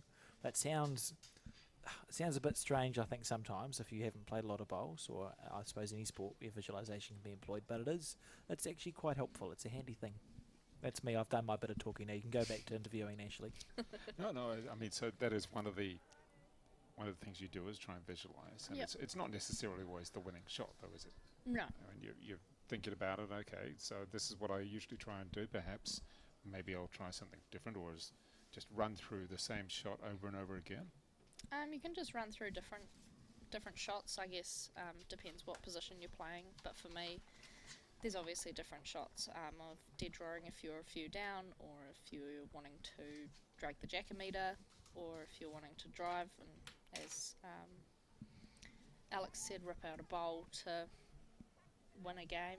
You know, there's different scenarios you can put That does yourself sound in. kind of cool, though. I'm just going to rip out a bowl to win the World Champs. Yeah. Very cool. What about, I mean, there's visualizing shots, but do you do something with eyesight? I mean, there's a lot of different things for perhaps sports where you're trying to catch and things like that, or watch ball like cricket, or got another nice bowl. There's a 3 at the moment. Do you do anything like that and try and actually, you know, you've got something in your hand? No, I don't personally, but another thing I guess is just muscle memory of your delivery is a good one. If you You've got to have perfect practice, don't you? Yeah, if you can't get out on the green, you can always just pop a few lunges. I'm loving the terms here. You just chuck one down, pop a few lunges, you rip it out. Using a lot of colloquial language. That's all fine as bowls territory. Carmen's building a good head here as well while we've been talking. She's 11-10 up on the card, first to 21. Holding 2.5, maybe 3 shots here. There's a bowl each to go. You feel like this is a really big end in the context of the game for Anne Gately. Carmen, vastly experienced campaigner.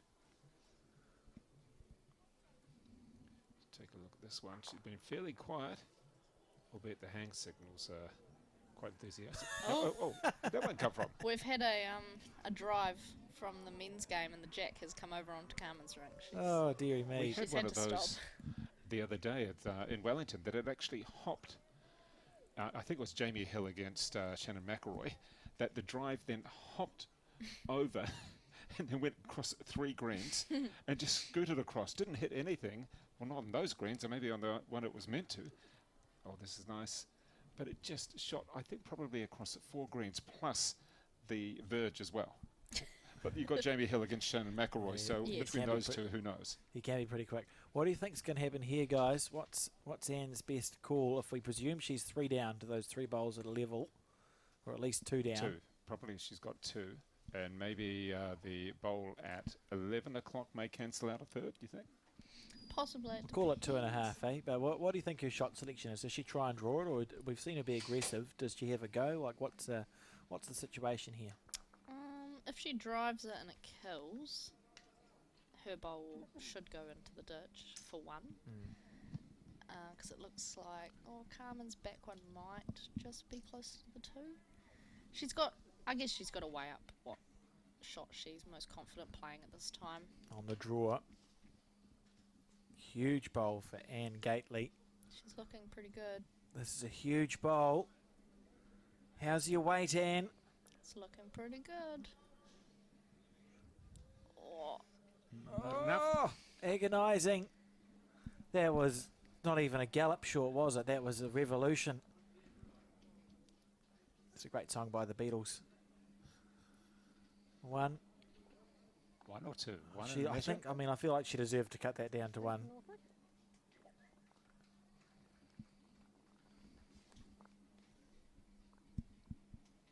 And we're looking for 1, 2, 2. 2. There you go. So a 2, and a nice 2 as well. Could have almost been 3, possibly 4 in the end. Let's take a look, and you can see that breeze almost blow Carmen over. And 13-10 the lead in the 4s. It is 8-3 to Aotearoa, Fiji. 9 of 15 ends.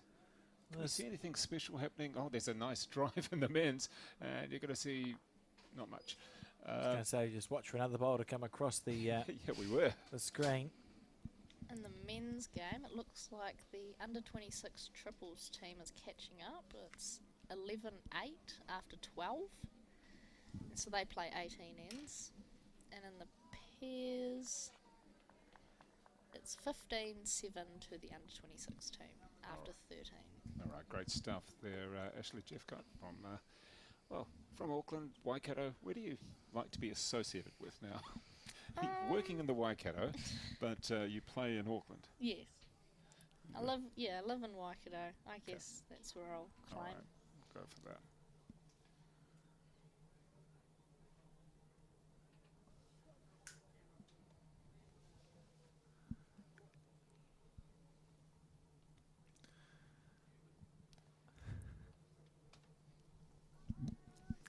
we see Carmen's first bowl level with the jack, or as she would call it, jack high. And Anne Gately's first bowl. Is she going backhand around the clock? Anne, is she backhand around the clock? Because I've seen her play. She's played the backhand coming this direction a few times now, a couple of ends. I think she's wanted to play. I think she's been trying to play the forehand going the other direction. But for that last bowl, she had to change her hand. Switching. Thank you, Ashley. And But Carmen. she has been going really well on the backhand coming down this way. Yeah, beautiful. Just picking that green. Carmen's Absolutely lovely. holding out. Her bowl and her are moving. Oh, oh, Gee. just about. Be holding the shot. With a bit of room now, and Gately on the backhand side. And a nice bowl on the fours to start with as well. I think that was Lisa White. It was. Yeah, and it's a The nice out- start. They picked up Aotearoa. a 3 on the last end, so the score's 11-3. Yeah. Well, if you ever feel like moving out of the events at Te Rapa, there's possibly a role here behind the mic. Very well with the score updates. I don't know, after my words before, Well, it's that was explaining entertaining the to trial say. end jack lengths, I don't think I'll be pursuing that career It's something I'm anytime going to take soon. with me to radio and TV quite a bit. I'm going to take those words with me. I think it's one of those things I get all jumbled up in my words. I'm too excited to get the words out that they all come out at once. So it came out as words, but that was great. I'm going to take that with me. I'm sorry. It's a good one. Words. Words. Oh, goodness. In the meantime, this Good bowl bowl there. it's tight. That's brilliant. What a shot. What a bowl And from... blocking the Carmen jack Anderson. from behind. Do you think she's just getting a bit of a sniff, you know? It's a gold medal match. It's been a battle this game. She's never been more than 2 or 3 up. She's 3 up now. However, the only 4 of the match actually, Went to Anne. yeah, And that's an interesting reflection, isn't it? Because that means that if you take away the 4, the only number, Anne scored 6 points and Carmen scored 13. So Carmen probably doing more of the scoring than Anne Gately. And I think Carmen is such an experienced bowler. She'll feel like she has this game under control. Not won by any means, but under control. so there's the angle there. Actually, you can see Oh, yes. just jammed in behind, not quite touching. And She's looking gonna do to okay make on a this. second one. Good This is bowl close. there. Willing it to run. She's willing it One to more, run. One more roll. Great try. Surely we get her to chase a bowl soon. Maybe she's tired herself out over the week. And Gately, she's a loose 3 or 4 down here. Oh, that's wide. That's going very wide. Is it not going to come around enough, is it? I think it will. You think so? I think it will, yes. Oh, she just doesn't have any weight on it. Willing this ball. It's not going to make it. And this is a huge end in the context of the game because Carmen Anderson is about to pick up a number. Might be a big number too. Might a 4. Oh, A 4 there to Norfolk Island. That's huge. Just as we were talking about the war of attrition, the 1s and 2s. That puts her Suddenly- within one shot of taking out the contest. 4 within she's got a 4, so she's Yeah. within one end of taking out the context. We call it checkout range, Dave. She's on 17 points now, Carmen Anderson. 17-10, race to 21. We have this competition, Alex and I, with mathematics. Oh, I see. And Alex, well, anyway, he's still got a way to go. In the meantime, let's just carry on with this next end. I can count to 8 because that's how many rinks there are on a green. They don't put me at 9-9. We see, 17-10. This is a good lead from Carmen Anderson. A reminder to viewers that if this game does finish early, we will switch to the 4s final between the Aotearoa Māori team and Fiji. And stay tuned on this link because after this round is finished, we do have another round of bowls to come in the afternoon. It's going to be the men's gold medal match in the singles and the 4s in the little, I was going to say lower third, but it's a picture-in-picture, isn't it, at the top right. So another whole round to come, and that's due to start at 2:30, but we'll see how things are tracking time-wise, remembering it's just 1:05 now. And it's interesting the way that Carmen leans the way she wants her bowl Yes. to go. She's going to almost fall over at one stage. it's very distinctive. Yeah.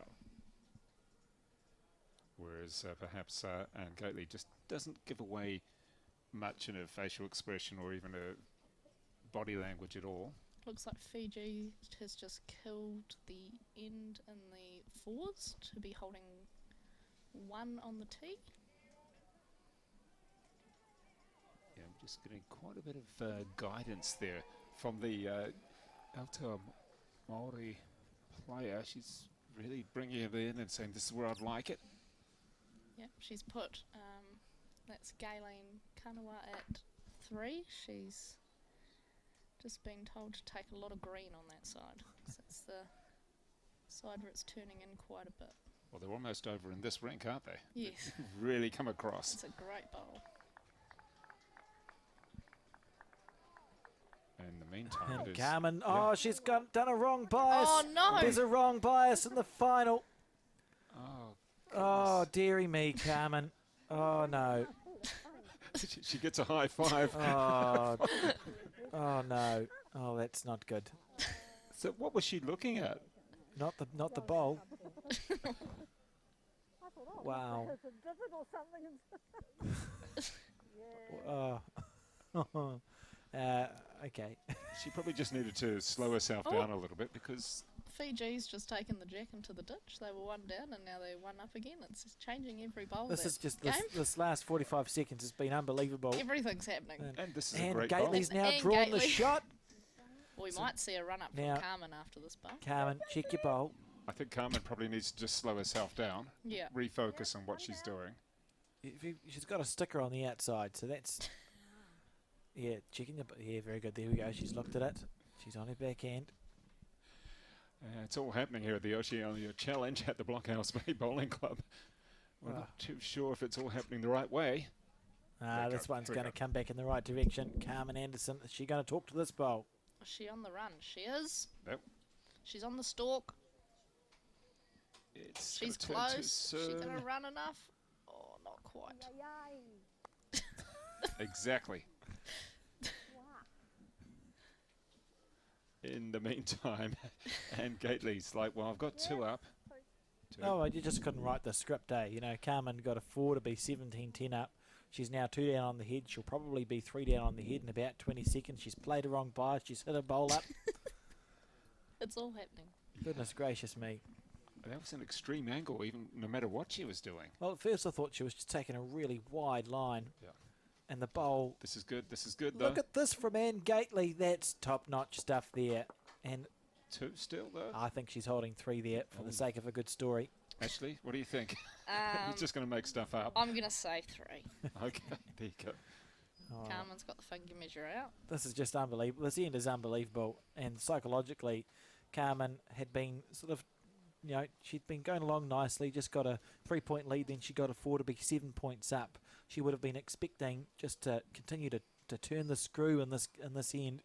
And it's not gone as well as she would have liked. And we see there in the thumbnail that end continues to be fascinating, where Fiji's put the jack in the ditch and the Aotearoa Māori team looking just to draw to the foot. So what are you going to do here?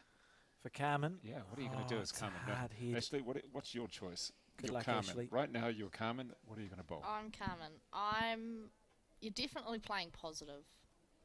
Same hand she's been playing. You're wanting to try and get up through the bowl of Anne's in the front. There is a nice What split. side's the sticker on? Yep, no, she's alright. Oh, okay. She's good. You want to try and get through. You want to try and play through Anne's bowls. She's got the right weight here, doesn't she? She's just a bit wide. Oh, that's a heavy breeze coming through as well. She could drop a 4 here, folks. Anne Gately will be holding 3. You're holding 3, Anne. And she's got an opportunity to draw for 4 here. Remembering this is the debut of Tokelau as a member nation for World Bowls. Although the bowler Anne Gately is very experienced around New Zealand Yes, and overseas as well. The first time she's been able to represent her country. I've seen a couple of very short mats in the men's competition. What do you think about that, Ashley? Very short. Yeah, they're definitely playing a different strategic game over there. They're bringing the mat up to the right up to the minimum length. And in the meantime, here is Anne Gately. Can she pull back that lead? Well, she's got it at the moment, unless she really mucks it up. Oh, doesn't like she's it. looked away. Oh. But she should Doesn't still look have that 3. though. bad. It looks okay, this bowl. Oh, I see. It's a little bit wide. So 3. That's a very good end for Tokelau. This bowl, she was just maybe 2 feet wide all the way down. Well, she's holding a 3, though. She expected to get a 4. The update on the men's is that the Aotearoa Māori team is up 12-9 in the triples against the under-26 men after 14 ends. They're currently playing the 15th. Oh, three, sorry. And the under-26 pair is up against the Aotearoa Māori team 16-8 after That was 15. So Three to Tokelau. only a couple of ends to go in those games. And a 3 confirmed. So 13 points to 17 in this race to 21. And that was a very exciting end of bowls to be witness to. And in the 4s, Ashley, does that score look right? 11-3? It's 11-5, I think. Fiji picked up a couple on the last end. That was a very drawn-out end as well. We had bowls all over the show going Changed in the ditch. every single bowl. It did. And then the jack was in the ditch, and then there was ditch draws. And now Fiji look to be right on the jack with their lead first bowl. So this is Lisa White up for the 4s. As the jack goes backwards and forwards on this, the singles. And that is pulled over. There we go. All right, this is Anne Gately leading off from Tokelau. On the Tokelau. forehand. So yeah, Tokelau, the newest member nation of World Bowls. Ralph Vulu and Pene Panapa were sort of leading lights and getting them recognised as member nation, and they don't It's a have a great bowling start. green. What a great shot. They don't have a bowling green on Tokelau, but they have a lot of bowlers in the sort of Auckland and Wellington regions who hail from there. And interestingly, at the this Bowls Oceania event, you might have noticed in the hall, Dave, there's a short mat. So we've got something called short mat, which is, I don't know how long it is, but it's quite a thick surface, and you can play with outdoor bowls on it. So I know the Falkland Islands, for example, practiced on short mat for the Commonwealth Games, and the idea is to get that out and about into some of the islands where you might not be able to fit a bowling green, but they do have halls and churches and whatnot where you can put a short mat down and play with outdoor bowls and get sort of a practice of a type there, which I think is cool, because bowls is bowls at the end of the day. Yeah, it is. I saw them with it out yesterday. They had it set up in the clubhouse. What did you think about that when you saw it? I thought it was very interesting. I didn't go and have a go, but yeah, it was definitely interesting to watch. And what a great start that was for Anne with her first bowl after picking up the 3. She's fighting away in this final. She let it get away on her a little bit. She dropped a 4 she would have been disappointed with, but fought back with a 3 in this race to 21. If she can score again on this end, it's anybody's game. Carmen Anderson on the forehand needs to get underneath that bowl. This could work. She's Bit of a ricochet. bogged onto it. Didn't quite go the ricochet or the bounce off that she wanted. You just feel like this game just suddenly swung around. Well, there's a lot of laughter coming from the 4s at the moment. Someone's made a joke or something's happened. They must be happy. The Māori side was celebrating something. It looks as though can't quite. Looks as though that Jack has been spit out from behind the Fiji bowl, so it's open for the draw now. Fiji opting to play through the bowls on that side instead of drawing the open hand. Carmen on the forehand. Outside half. This bowl's good for Carmen Anderson. She was actually, well, it depends on your perspective. She's either half bowl wide or half bowl narrow, because if she was half bowl wider, the bowl she hit would have gone further.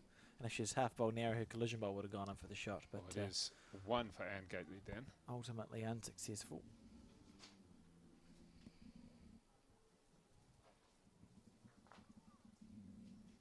And Anne Gately on the forehand side.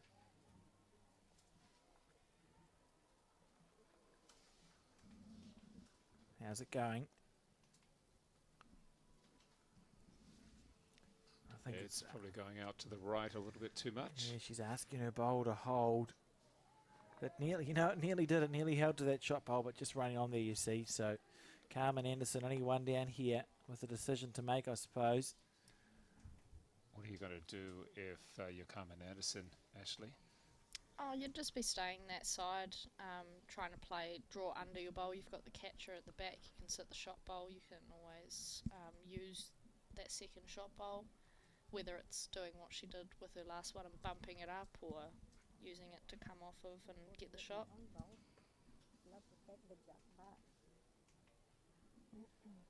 Just doing a little bit of cleaning of the bowl.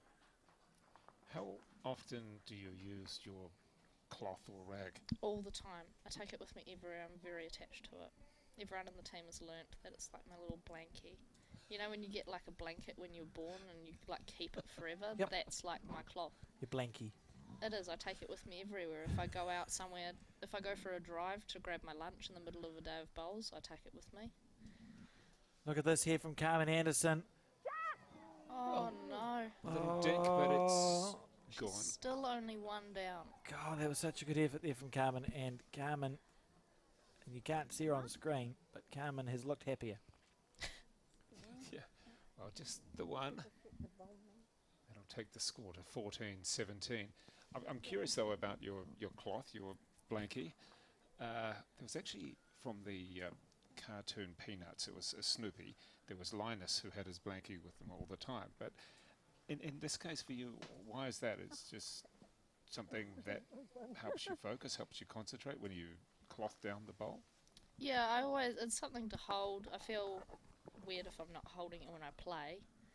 And obviously it's good to have if, especially playing here, when I said earlier the green picks up heaps of little bits of dirt and things, you can rub that off. But yeah, I'm not sure why I carry it with me everywhere else. I normally put it over my shoulder. It's normally just sitting there all the time. In photos it'll be there. Does it have a name? Nah. Nah. I played in a social... He's with the Aotearoa Bowl Sport, isn't he? Nah. I played a social bowls tournament the other week and I lost it. I dropped it on my way to the bathroom. Oh no. And I couldn't find it in the whole 45-minute game that we played. I just couldn't focus. And we still won the little social 45-minute game, but I couldn't focus the whole time. I was just stressed. I'd lost it and I was panicking. Nobody knew what it was because I was at a tournament where no one was a bowler. I was there though. And so I couldn't explain what it was. That's a great bowl. There. And I found it was hanging up. Someone had obviously picked it up and just hung it over thank God you found nah. Like a whiteboard. I was so relieved. We're learning a lot Great about chat. you. We really are learning a lot about you. That's fine. Alex, for you in indoor bowls, you played over the weekend. I haven't heard about your results yet. You wouldn't have a little cloth or a towel with you? Some players do, more as a kneeler, because indoor bowls you kneel down to play the bowl, and our knees get sore. So often people have kneelers, but I always lose my kneelers. I sewed one up once. I made a kneeler out of a scarf, but that was unsuccessful. So no, not so much in indoor. Okay. Only when it gets very cold in the middle of winter, sometimes the bowls get condensation on them. You have to get the condensation off the bowl. Look at this, Anne Gately on fire. You know, this game was looking, it wasn't looking good for Anne. She was 17-10 down. She's picked up a 3 and a 1, put 2 bowls right on the jack. Tokelau, your first ever international event and a gold medal match. You know, how good would that be? And when does that start crossing your mind? Well, Ashley, what about on this? Close here. Looking to pop Is the she jack gonna back. hold? Not quite. Great effort. So you can see there the way the head set. The jack is going in the 5 o'clock direction, which is where Carmen Anderson's bowl is. So if she'd been able to connect with that front bowl at 12 o'clock, the jack would have gone to her bowl at 5. Like a planty thing. Ashley, for you, indoor bowls, No. My auntie plays, but no, it's never really tickled my fancy. Your auntie's not bad at indoor bowls. Yes, she's quite good. But no, it's never really been something I've wanted to try. I'll just stick with, I'm a very simple person, I'll just stick to one form of bowls. And saw her hand, she's drawn 3, so she's got 3 shots here. This is a huge, 2 or 3 ends.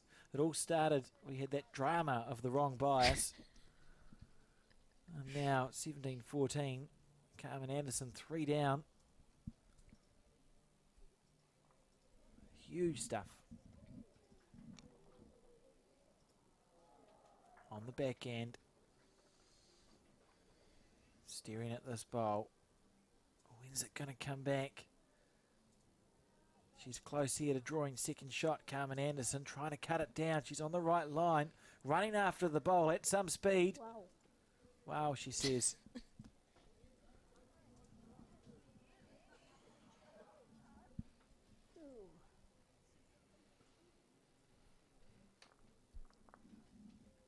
Interesting here at Blockhouse Bay. Just taking a look at the scoreboard, Carmen, just to check. Yep, you're on 17 points. And the singles is to a point target, of course, not a number of ends. So it's the first player to get 221 points will win a gold medal at this inaugural Digicel Oceania Challenge. And making her way back down. and Ashley looking at what we've got here from Anne Gately. Her view, it's a little bit obscured there from the jack. Let's take another look at the view before she bowls. It is, yes. It makes it a little bit more difficult to play to. She'll be looking to come under that bowl of Carmen's. In the meantime, in the men's, there's about 12 people looking at the jack, trying to figure out what is what. What game is that? That's the men's triples. I think they're trying to work out who's got the second shot. It is quite close. The margin is only 2 points. And everybody's just looking down at it, and no one's making a choice or a decision. So it's a little bit off camera, but we'll keep you up to date with the scores. But in the meantime, we can see here that jack is just jammed hard up against the Tokolo. The men's pairs have just finished. So the New Zealand under-26 team ended up winning that. The scoreboard says 17-8, but obviously the required points were not scored in that end to play the last end. So I think the under-26 team was holding one shot. Here comes a huge moment in this final. Carmen Anderson, she's 17-14 up on the card, 3 down on the head. She needs this bowl to count. She needs it to get back. And it's gone passing through. Wow. 2, so just the 2. No chance of a 3. What do you think? If I was Anne, I'd be measuring. Wow. Oh. Well, let's wait for the lollipops. We're not happy. Not happy is Carmen Anderson. Where did she go? She bowls with her cloth, but she puts it down when she bowls, and so... It doesn't seem very efficient. No, so she has to turn around. So if she wants to chase her bowl, she's got to remember that her cloth's at the other end. 3. Anne just indicated she's got 3 shots. Carmen going, well, you can have those 2. Unceremoniously removing them from the head. Gee. Can you have 3, though? Just checking with the finger measure system. Yep. In conjunction with her Yes, eyes. it And is 3 3. there. 17 all. A race to 4 now. This is unbelievable how this game has turned around on a dime. And Anne Gately, when do you think, they're both in check-out range, they could both score a 4 and win this game. Tokelau newest member nation of World Bowls. They're in the women's singles gold medal final. Well, which way are you going? Who are you picking? I think Anne's on the charge home. Ashley? I think Carmen will have a lot of determination to win this, and I think So we're she'll going to say start. you've picked Carmen, you've picked Anne. And are All you right, sitting it's on the one fence, each. Dave? I've got the decisive one. I'm looking at the fours. In the meantime, in the fours, we are at a very close end with the jack quite a way back. 14-5 to the Aotearoa Māori team in the fours. So looking good for them if you're a supporter of that team. And Anne Gately's first bowl to the 2 metre mark. We A do bowl short. have the wind picking up again, going directly across the green. Although that could change. Let's have a look now at Carmen Anderson with her first bowl. Coming towards the clubhouse. This is the women's singles final. And it is the bowl on the left, not the one on the right. The one on the right is going for the fours. I think we're good. Yeah, that was briefly confusing, wasn't it? Oh, too deep, perhaps. Oh, just drops in the ditch. That's not what you want. She was on a very good line if Yeah. her weight was a bit lighter.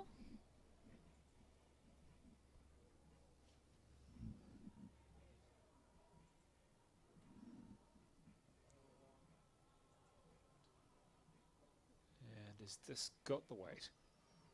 I believe it has, but perhaps not the direction. No, it hasn't got either.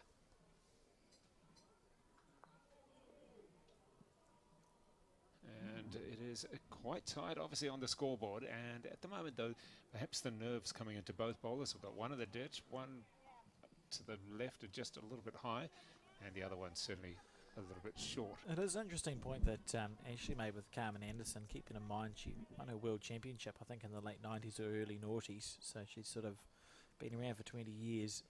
Out of the two players, you would pick Carmen to be the one to cope with the last 4 points better based on experience, wouldn't you? Yeah. Well, at the moment it's one. It's a definite one for Anne Gately. Carmen. And you can see Just that doing up Carmen's her down on her shoelaces, knees she? almost. No? Crouching down. Oh, yeah. And Anne Gately on the forehand side. 4 points, the equation for both of them. Anne almost releases the bowl like a petanque shot.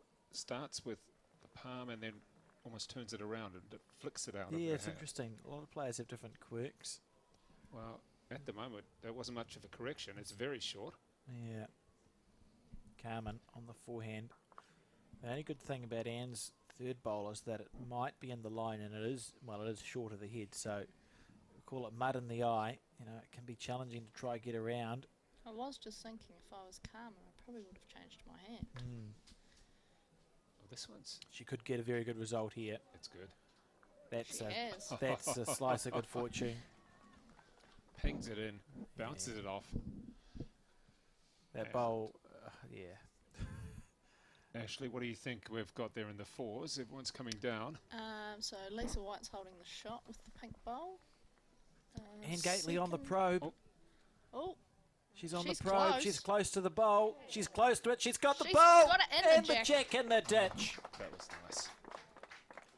it's Well two played. shots, I think. Yep. Out of nowhere, loads the gun, fires it at the head. That's incredibly good from Anne Gately, isn't it? We've only seen two drives the whole game. That was the second one. The first one was wide. That was just picture perfect. They were both from... Thank you. Anne's tried it before, and they have been unsuccessful, and by some margin. So to have the guts to go... At 17 each. I can't even imagine. You're 17 all in your first international final going for a gold medal. You're one down on the head and you've got the guts to go, I'll just go bowl or jack and then to succeed. That's just great stuff from Anne Gately. What a So shot. where is the jack here? It is... It is. I think it's right next to the bowl.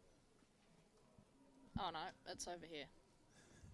So where the white peg is on the bank is where the jack is, and the yellow peg is where the toucher Do you think is. the white peg might be there for that reason? Yeah. Could I see it though? No. I couldn't see it either, to be honest. I was waiting for someone. So the jack to the left of the screen. That's just such a good bowl there from Anne Gately. Those are the shots you dream about. You talk about visualising a bowl, Dave. That's the sort of shot that you would think in a final. How good. Nice camera work there by Colin and Sarah. Well done. Well done, team. So what is, there we go, what is she going to see from her end? From Carmen, what is she going to actually see? There you go, that's what she's going to see, and that's probably not going to help that much in the end. All right, let's have a look now. Yeah, just give her a little bit of room there, thank you. Okay, wants a bit of room. It's very close to the fours, they're spread quite wide. So that's why Cheryl Edwards was close to drawing the shot on the fours ring for Fiji, but I think they've just gone one down. And here we go now, Carmen Anderson. Let's talk it through, or let's see if she's going to talk it. I don't think so. Carmen on the backhand side. She's at least 2 down.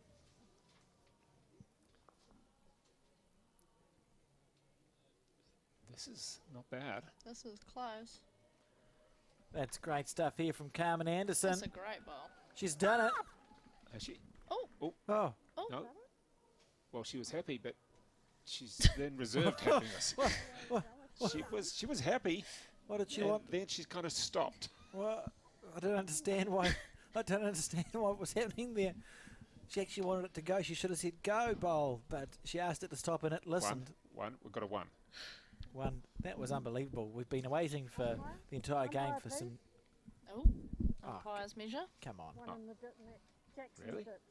That's one to Anne. Surely it's one. Before Well, the umpire. let's explain that to the left of Carmen's bowl is the jack. Orange. No? Yes. It's one to Anne Gately here, but that's Surely. okay. And I'll just take this opportunity to just apologise on the program. It's Anne Gately's her name, but Samasoni is her middle name, and I should have been saying that during the event. So sorry there, and I'll endeavour to continue to do that as we go on. And all the excitement. I just can't see how this could possibly be the Norfolk Island Bowl when you look at the camera angle. If we can get the ditch down camera angle. Look at that. What do you think there, Ashley? It's going to be in by a bit. Unless my eyes are deceiving me. I think the camera angle that we're looking at sometimes can be a bit deceiving.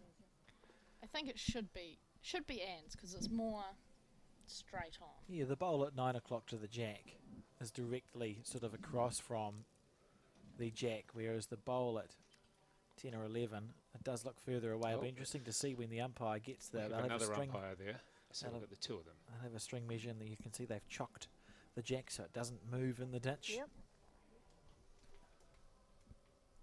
Oh, We've got string. watch out for the bowl. Yeah, Oh my fingers.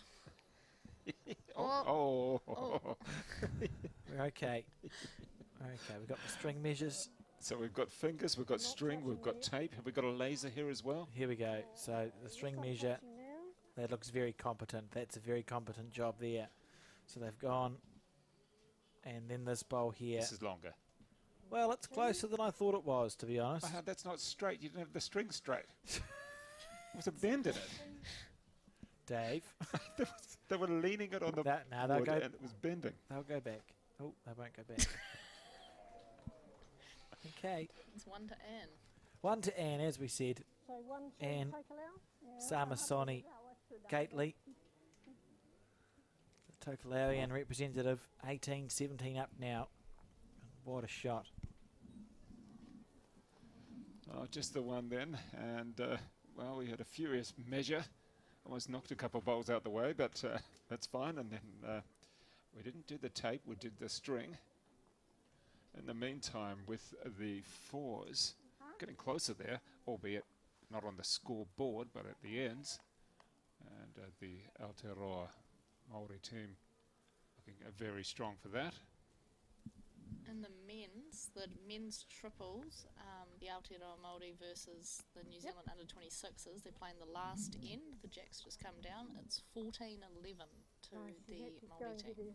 And the wind on the greens, well, I was about to say it's calmed down a little bit. It hasn't. It's still very similar, blustery, gusting, and a little bit all over the place. However, that hasn't really stopped us here in this women's final. It is the gold medal final. We've seen some great bowls. Seen some just incredible shots, really, from both of these players. Good to see a bit of animation as well. 18, Yeah, 17. from the commentary box as well. And Ashley, Jeff, you were going for Carmen. Well, we predicted that you were looking at Carmen. Meanwhile, we had Gately for Alex Reid. Come stand in front And of I me. still have no idea either.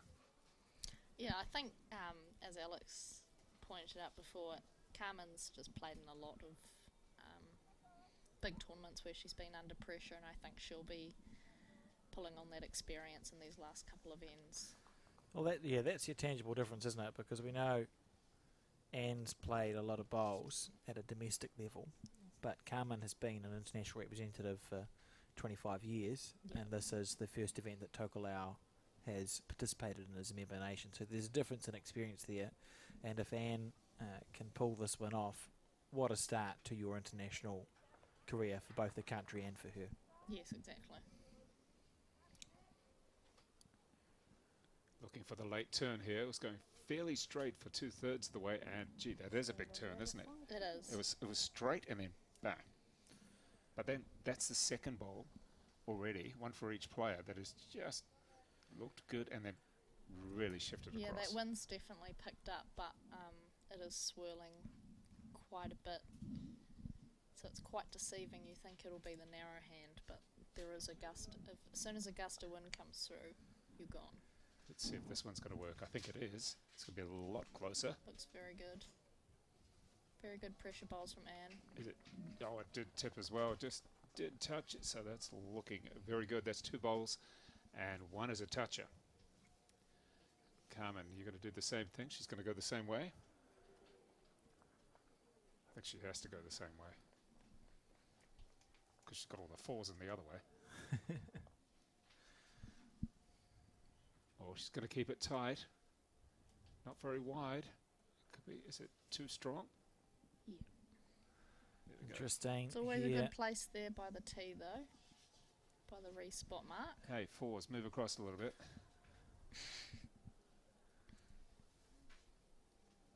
There we can see the flags. The one's still very present. Yeah, exactly.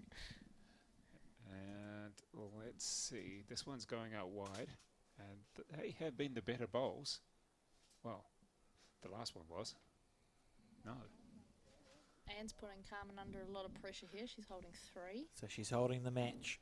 She is. Okay, so Carmen's going to do the same thing again. No point changing. I think so. It's about just persevering, isn't it, for Carmen Anderson here, just on her backhand side.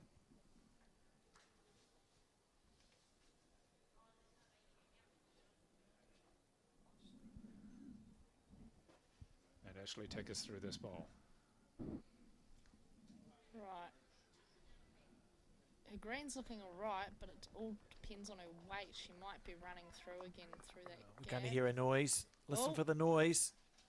Oh, that's great. What a great Look at shot. it. What a great bowl that was from Carmen Anderson. She didn't say a word. What a great shot. And Anne Gately, or Anne Samasoni Gately, went jack in the ditch on the previous end. Are we going to see it again? In the meantime, Ashley, we've got a whole lot of men with their hands on their chins, all looking at that is. I think what's happened here is that the under-26 team need 3, and the Aotearoa Māori team has just drawn the shot, but they have the under-26 team has 2 seconds. So they'll be planning on how they're going to execute that, so they can at least get 3 for the draw to force an extra end. Well, it was a line of Kiwi blokes, all with their hands on their chins, wasn't it? Yes. The 3 of them there, just a little bit off camera, but we're just describing how the men have been progressing there. In the meantime, it is Tokelau. Right, if I was Anne here, you're definitely playing the other hand. I think you're looking. Really? You've got to look to try and. You're only one down. If you get the bowl out of Carmen's, you've got 3. You've got the game again. If you get the jack in the ditch and go with it, you've got 1. Oh, one of the reasons that we've just been waiting for a little while is that you can see the measuring there in the 4s. Yes. And it's a lot of measuring. So I think that's the reason, it is the reason, that Gately here is just holding on. Just contemplating. Maybe she's not going for the runner. That's probably the decision, eh? She's thinking, do I hit it or do I not hit it? Yeah. You're definitely in 2 minds in these situations because the other chances is that she takes out her second shot there and then Carmen's got miles of room to draw a second. Doesn't look like she's lining up for the hit. Halfway in between. If she gets down this plant, it could work. What happens on the plant? Imagine that going square through Carmen's bowl. Straight through. So you wouldn't call it a wasted bowl, but really she wanted to do a bit more with it. Fiji won that last end in the 4s. And in the men's, we've called for an umpire or 2, possibly. No, I think the under 26 team has just gone to speak to Mike Kernahan, the under 26 coach, about what they're going to do about being 1 down with a couple of seconds. It looks quite difficult to get out as well. Yeah, good luck to them. In the meantime, we are possibly at a winning position here, or certainly making it closer and closer. This game, yeah, We're at certainly. 1. If Carmen can put another one in there, she's then applying a bit of pressure back onto Anne. And where's she going to go on this? Where's Carmen Anderson going to go? Forehand, backhand? I guess she has to go back, doesn't she? I think she's looking like she's going the forehand. Oh. I reckon that's the right way. It's a nice wide green out there. She can come around her own one. It's a bit safer, especially if she needs that wide green. Certainly taking her time.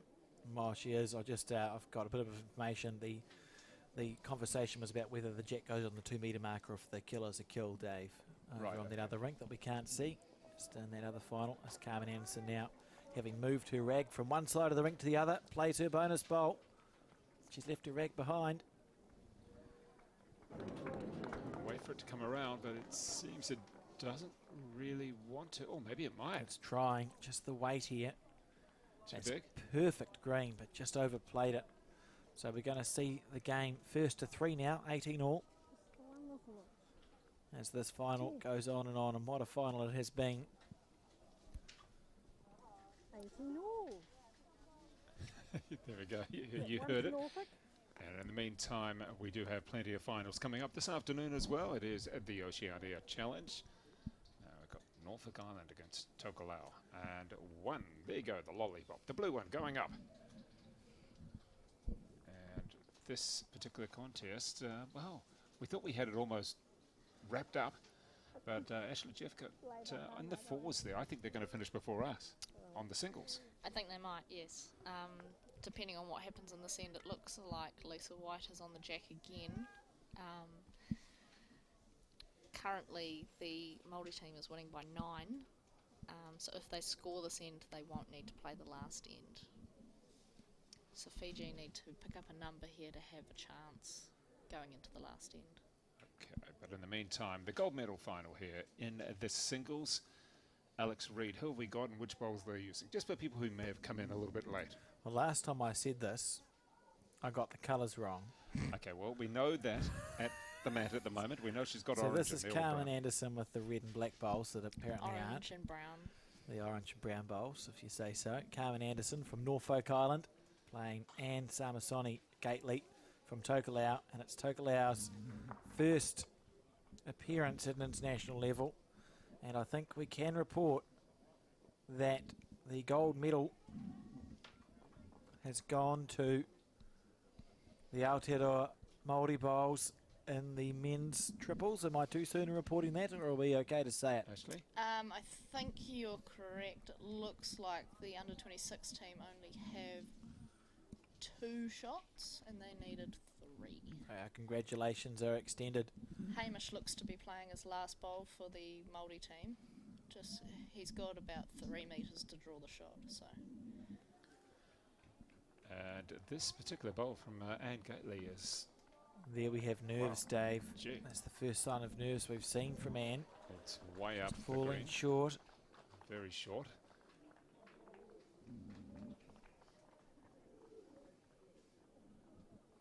It's Carmen Addison with a 1 on the shot at the moment, and this one looks to be turning. Gee, it's got a bit of juice to it, and just bounces to the side. I mean, she's on 2 at the moment, albeit that one's quite a way away. Gately here with her second.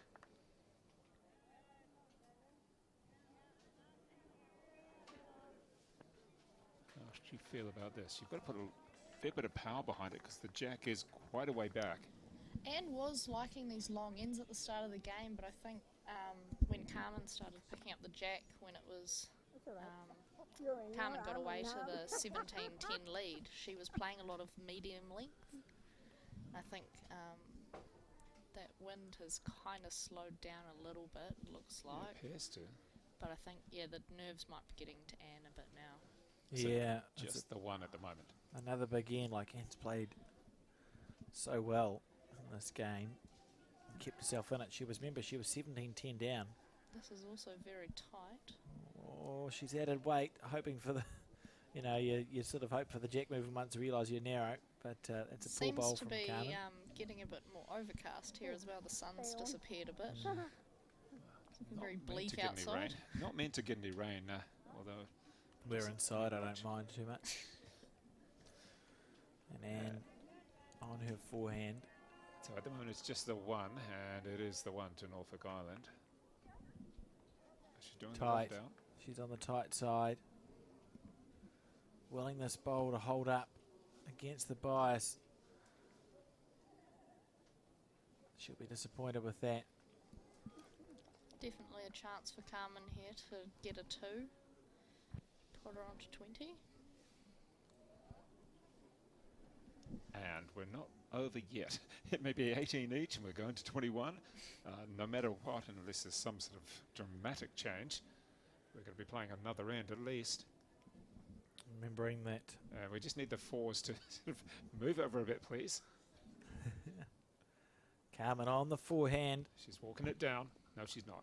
She's Yes, got she some is. good green. She sort of is. Has she got the weight? I don't think she has. That's crazy stuffed. Oh, gee. Oh, There was no weight. So you've got to open and expose jack, So I still think on my mind. but neither player Gonna can blow that hand. quite find that accuracy with the wind and having to push it so far. it's fascinating because on a normal day, if you said to Anne, please draw the shot, you've got a bit of room. It'll be reasonably simple, but it's a different kettle of fish when you're at an overcast, windy, quick green, representing your country for the first time in its first ever gold medal match. Oh, you're applying a lot of pressure there, Alex, but yeah, it is open and exposed, isn't it? Karen Hemmer in the picture-in-picture 4s just went jack in the ditch, and the crowd went wild at 15-6 up because I think that should solidify the win for the Aotearoa Māori Bowls women's 4s team against Fiji. And Anne Gately now on her backhand. It's happening everywhere, folks. She's on the run. Okay. She's on the run. She's She's the got jack. it! She's... What? Oh, dead. Oh, it's killed. It's gone out. It is definitely killed. The jack goes back on the tee where it was. And there we go. I don't even understand what I just witnessed. Well, Ashley, can you please help us then? Anne drove and she had the chance to take out the bowl for 1 or to take the jack into the ditch, and she did neither and it killed. And so now it's Thank you, where Ashley. it was. Wow. That was very risque. Wow. Very, so we get to replay again. And gee, that's fairly dramatic, you might say. And just the one. So just the one. Gee. That was, I mean, Would you have done that yourself, Ashley? No. Especially with the way my drives have been going this weekend, no. But even still. brave, but you can't argue. I mean, she got the jack. She was unlucky to kill it in the Yeah. end. Yes. Yeah. But Yes, her yes, last two 99. drives have been quite dramatic. You know, at times when you perhaps wouldn't risk it. Gee, she's had a go. And we can just see there in the score picture-in-picture at the top right that the Aotearoa Māori Bowls team have been successful in winning the gold medal over the Fijian Fours team at this inaugural Digicel Oceania Challenge.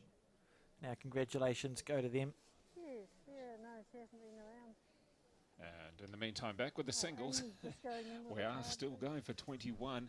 It looked as though it would be there a couple of events ago, really. It was Yes. 17 and just really one end potentially. We were 10 all. Yeah. And then it was 17-10 to Carmen. And then it was 17 all.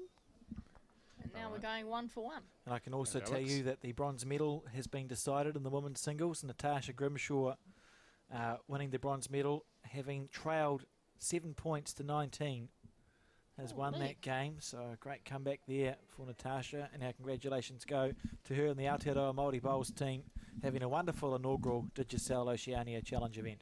And the photo's been taken of the And Anne. fours.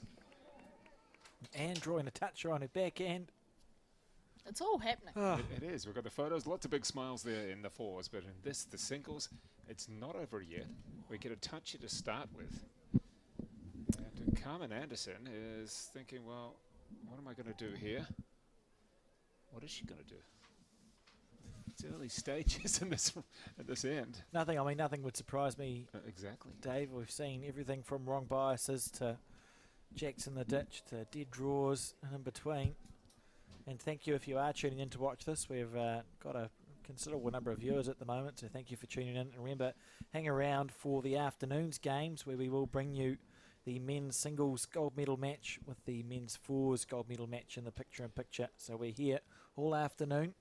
And Ashley, Jeff, got some of your team members, perhaps, I don't know if they're going to be listening as such, but they're certainly giving you a bit of grief through the window. Oh yes, they've just spotted me. They're all standing.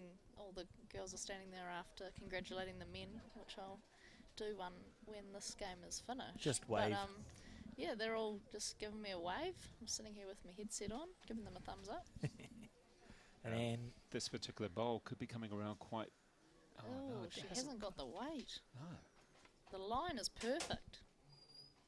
Is it going to block the view? Not quite.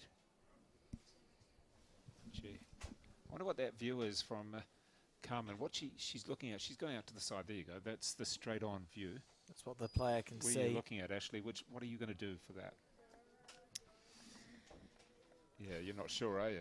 Carmen has been playing this backhand, but I think for me, you've got a chance on the other hand to trail that jack on the draw. Carmen on the backhand side as we watch this bowl. She's going to need a bit of good fortune here. She's On a slow got green, some- that would have come across at the right angle. But it's still a good result, really, wasn't it? Holding one, Holding one, Yeah. says the market. So You know, that could take us to 19 each. We're going to, one here. I'll be going 20. I've got no doubt we're going 20 all. instead Oh, of charging that's, our way to the finish half a line, we're going to metre. dawdle. Yes.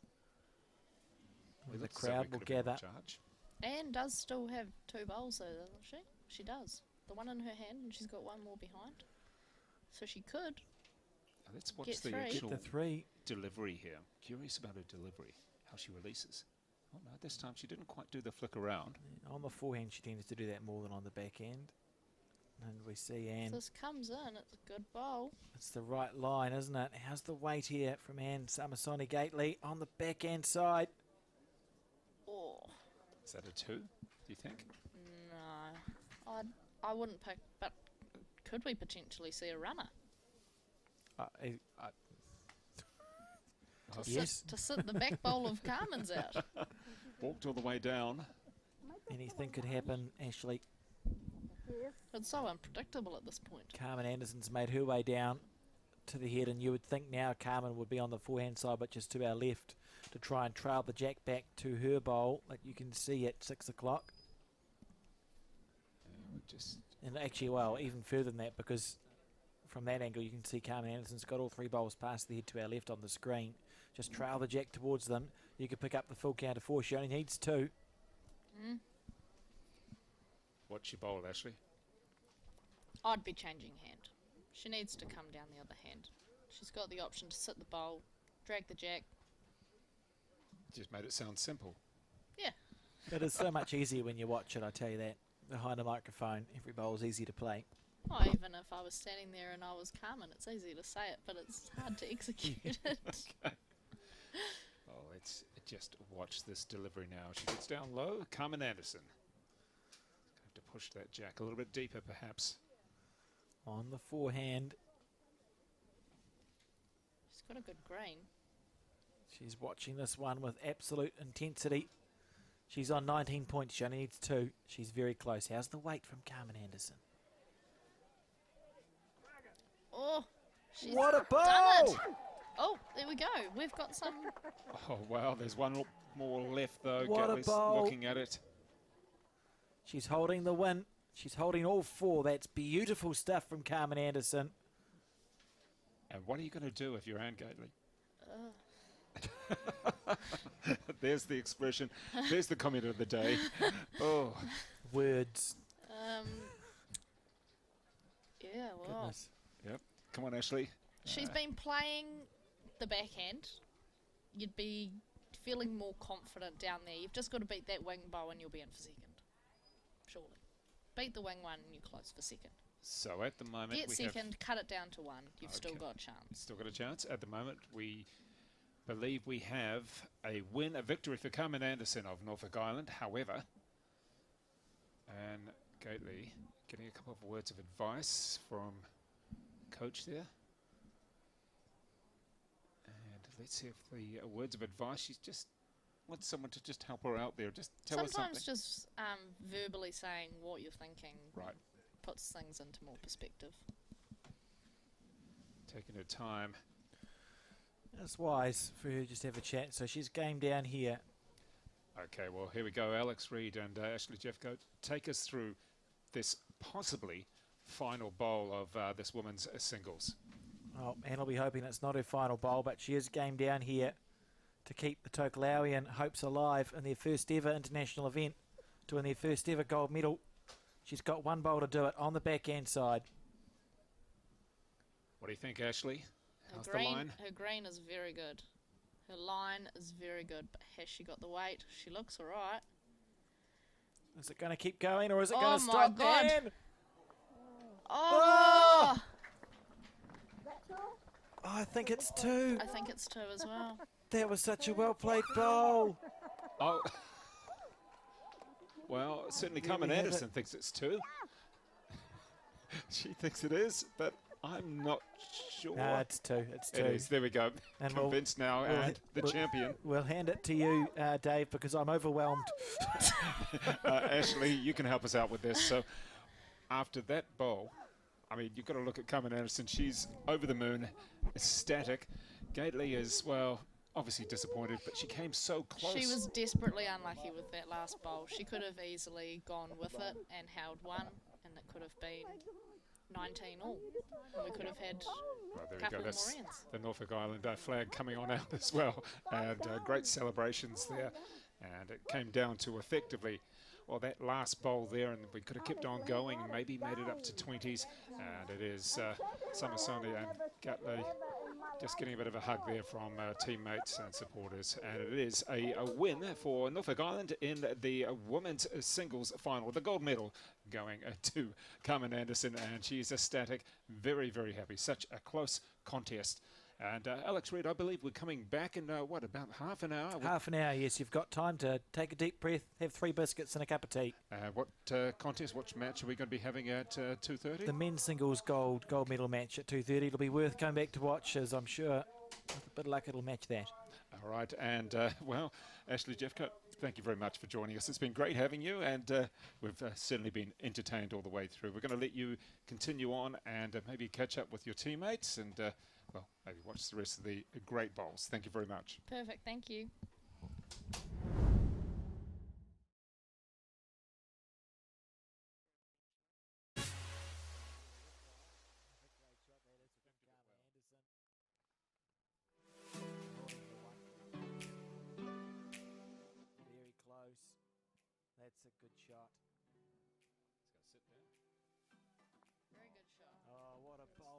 man Gately. It's going to turn a little bit too early. You think, Oh, it's out, that's it's out. beautiful. What a shot Very there good for ball. man Gately. Tokalarian. Backhand. She's trying to draw the shot. Underneath it, she says turn. Not to be. Not to be. Just half a bowl off to Tokalau. Very good shot. Carmen here. looking for the jack. What a great shot. That's a brilliant bowl. I was just going to say, my internal monologue is It doesn't very actually busy. do any good. It doesn't matter whether you're crouching or whether you're talking like Alex. It doesn't really do any good, does it? No, It makes it doesn't have any impact on it at all, but your brain thinks it does. For this tournament, that you know that when you were going to compete in a particular tournament or you played in the fours, how much... Listen, she wants it to get back down or even around that bowl of Anne Gately's for the shot. If it sits, she's got one. That's It's looking pretty good. In the meantime, this Good bowl bowl here. is... It's tight. That's brilliant. What a shot. What a bowl. Close. Yeah. Willing it to run. She's willing it to run. One more roll. And you come across. It's a great bowl. In the meantime, And it is... Carmen. Yeah. Oh, she's done a wrong bias. Oh, no. There's a wrong bias in the final. Really come across. Really come across.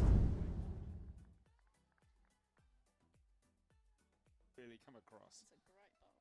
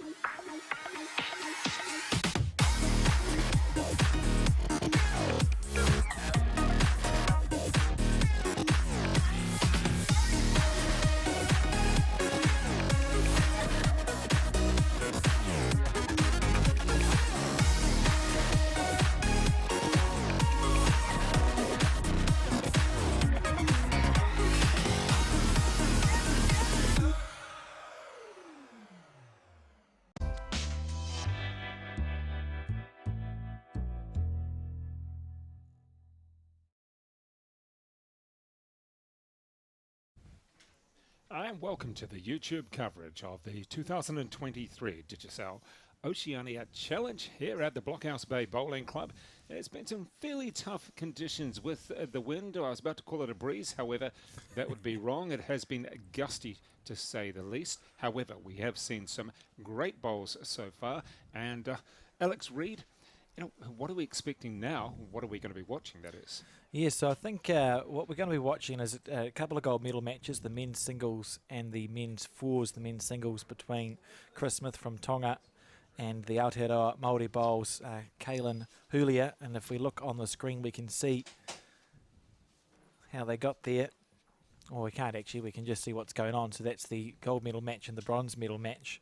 So the gold medal match is between, as I said, Tonga and the Aotearoa Māori bowls, and the bronze medal match between Cook Islands and whatever the one on the bottom was. It should be a pretty good game. Kaylin Hulia is sort of one of these revelations in the sport. He's a fourth-year player, and you wouldn't ordinarily see... Junior. Oh, he is a junior. You wouldn't ordinarily see a fourth-year player make it to the point end of any competition, let alone an international one. So one to watch for sure. And Chris Smith, an experienced campaigner, domiciled on the other side of the Tasman, and he's playing for Tonga. So I think a good match, sort of a youth versus experience battle here going on, Dave, and one I'm looking forward to watching. Well, thank you very much there, Alex Reid. And joining us now is a tournament director and head of Oceania as well, and lots of other things around the game, around bowls. And Brett O'Reilly, just tell me, how did this tournament, the Oceania Challenge, come together? Well, thanks, Dave, and thank you to you and Alex and the team for the fantastic coverage you're providing for this inaugural Oceania Challenge event. I think the idea of having a tournament involving the Pacific has been around for a little while. Historically, a lot of these countries participate in the Pacific Games, and so there's a bowls discipline there when the Pacific Games are held in a country that has lawn bowls facilities. So this year, the Pacific Games are in the Solomon Islands in Honiara, and unfortunately they don't currently play bowls. We're going to try and do something about that.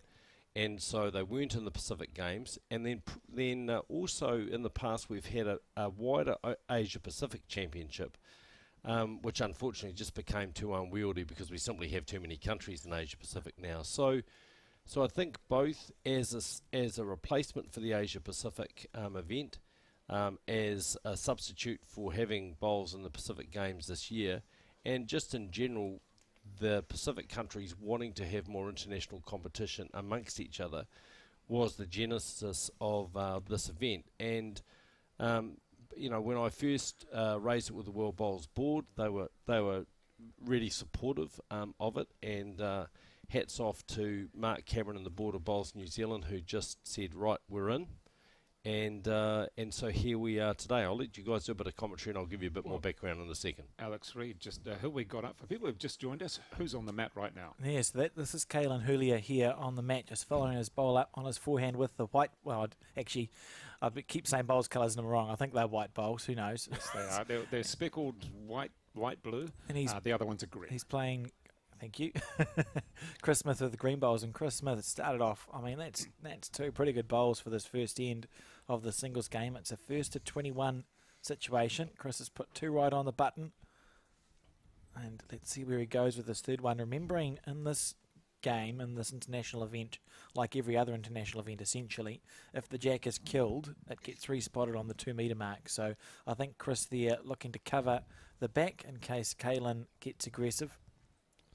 And Chris is a pretty experienced player. I mean, he plays out of the Warilla Club in New South Wales, obviously of Tongan ethnicity, and Chris is they're one of the strongest clubs in Australia. They've got a number of Australian representatives playing out of that club, and Chris is in their elite squad.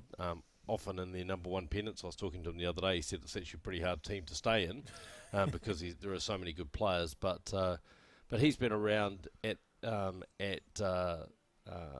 level in Australia, which is obviously a pretty high standard. So he'll find none of this too difficult. And Alex, take us through this bowl. He's on the probe here. Kaylin Hulia with his first one, looking to clear them both off. Oh, He was superb. unlucky not to get a better result. That was a great shot. Just the one, though, the one for Chris Smith then at the moment. Yeah, that's what That's it'll the be. green bowl, probably to a, what are we going to call that, Brett, 8 o'clock maybe? It's the greenish bowl, greenish. Absolutely, and Caelan's been in fine form. He beat the New Zealand under-26 player Taylor Horn in section play, which was a fantastic game of singles, just played out on the same green. And, you know, as Alex said in the intro, I mean, he's an outstanding prospect, four-year player, won the Taranaki Fours and was runner-up in the Aotearoa Māori bowls this year. So he's been having a good season anyway, and he's carried that form into this Oceania Challenge. Is this going to come around? No, not quite.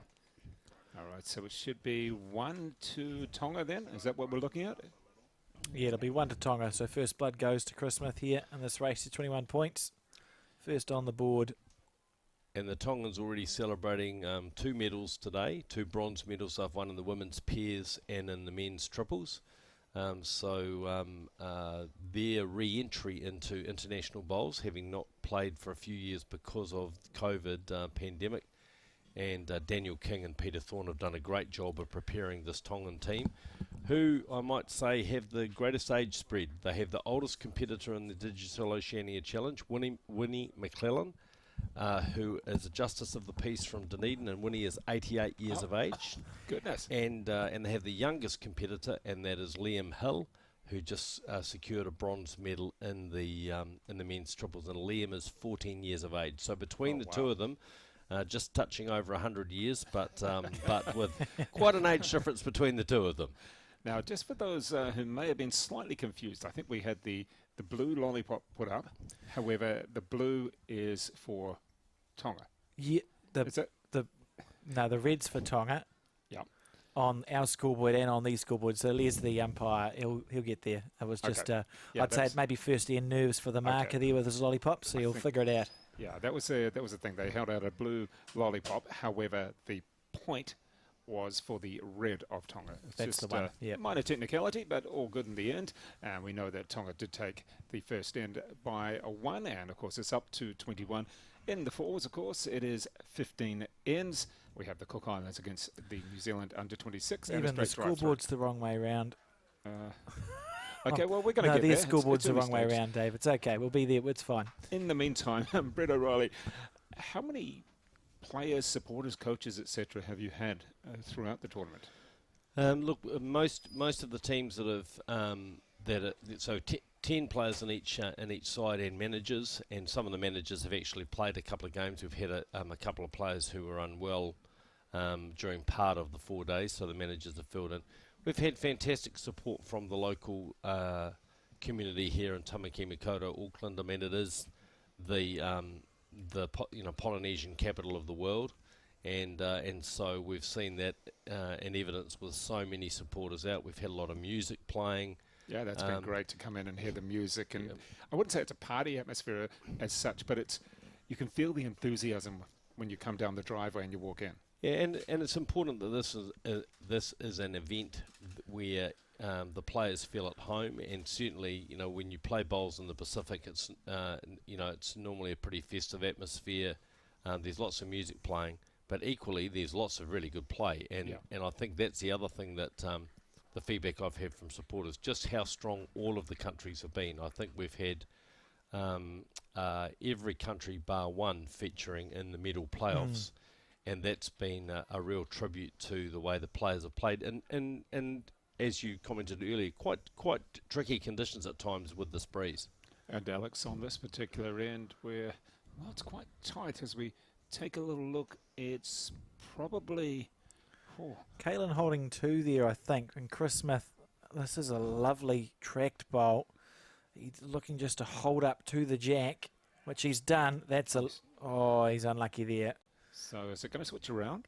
No, he's still 1 down to that white bowl that you can see at 1 o'clock to the jack. And unlucky bowl. Chris Smith played that well, and I mean, early signs, these players, they're in pretty fine form, which is what you'd expect in a final, and it's going to be hard to pick a winner. And Brett O'Reilly, what shot would you take if you were down there at the moment? Well, I think Caelan has to be careful here. Obviously, Chris has played all of his bowls, so he's holding shot. He'll just be wanting to make sure he's takes a little bit of green. He doesn't want to move that jack at all towards the Tongan bowls. And at this early stage, I mean, he'll be pleased to get one. But nevertheless, he'll be trying to get another one. And as you can see, he was. We often call that faulty wide. So just made sure he was just on the wide side, just in case he got even near that check. So out comes one with Chris Smith. They're going to get a measure. But again, we talk about Kalen being a fourth-year bowler. That's the sort of subconscious thing that fourth-year bowlers don't do when they're looking to draw a bonus shot. So he's got a fantastic understanding of the sport already, Kalen Julia. Very impressive. Well, I think, obviously there's a bowling pedigree there. His father, Philip, is a vice president of Bowls New Zealand, very involved with disabled bowls in New Zealand and a real leading light in the game. So I think Kalen's been brought up around the game. He has also been a scratch golfer, so he's obviously a good sports person and works as a financial analyst for a green hydrogen company in Taranaki. So originally hailing from Whanganui and I think still playing a bit of bowls out of Drury Hill, but also now at the Paratutu Club, along with a number of other actually competitors in this tournament, including Hamish Karpe, who's skipping the fours for the Aotearoa Māori team, and they're in their bronze medal playoff at the moment, and also Aidan Zitterstein. And Hamish Karpe, Kalen Hewler and Aidan Zitterstein were in that winning Taranaki fours team, which in dramatic fashion. In that fours team, he actually beat a certain Brendan in the final. I'm not too sure. Brendan from Bowls New Zealand, was that you in the final? No, he's shaking his head. He's claiming that he wasn't there. Yes, that was indeed Brendan Walton, and in fact, it was a very, very good game of bowls, actually. So hats off to them. But yeah, these players have been demonstrating some pretty good form all year. But Chris Smith comes with a really strong pedigree, and he gave a very emotional speech to the rest of the Tongan team yesterday, just talking about how much it meant to him to play for Tonga, how appreciative he is of the opportunity to be here, and really felt that today he was playing with the nation of Tonga right behind him. So I think he'll put up a good show here today. While obviously Kalen Hewler has a huge contingent of Aotearoa Māori supporters here. And Brett, just looking at the wind, sort of getting up and changing a little bit there. It seems to be going all sorts of different ways. But in the meantime, walking into the clubhouse here, it seems packed, firstly. And secondly, it's got a great atmosphere. But do you think that everybody who's here this year wants to come back, whether it's next year or whether it's every 2 years? Yeah, it's a great question, Dave. I think there's definitely a sentiment about wanting this event to be on every year, regularly. There are obviously cost considerations. It's not inexpensive to travel to and from New Zealand from the Pacific Islands at the moment. Auckland is the logical venue for it because of air connections, and so we've got a meeting. We've had a couple of meetings already during the tournament with the various countries, and we'll see what happens. I think Chris Smith is asking, has he got the shot? It's one down, 1-2. Kalen Hewler, Les Smith, the umpire, indicating that Kalen Hewler has the shot.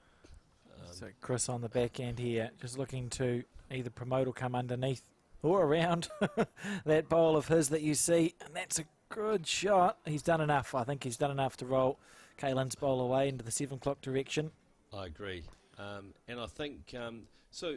I think undoubtedly, this won't be the last Digicel Oceania challenge, and hopefully we'll have participation from other countries. We've had 9 countries here. We've had 9 Does Australia nations come into it? Potentially? Yes, Australia decided not to play this year because of their multi-nations event. Yeah. But they're keen to play in the future, potentially with an indigenous side. Papua New Guinea were a late withdrawal, and so we expect that we'll have even more countries, and there are new nations looking to join the World Bowls family all the time. Well, we do have a little bit of rain coming down now. It wasn't really meant to rain. I'm not sure, Brett. If you do have to go and put covers on anything, please feel free. But don't believe we're actually meant to have rain, and this wind should shift it on fairly quickly anyway. And look at this here from great Kalen bowl. Julia. What a Shit, shot. You get that. Will have done enough to make it for 2 there, I think, because he's moved Chris Smith's bowl that you see at 3 o'clock away from the jack.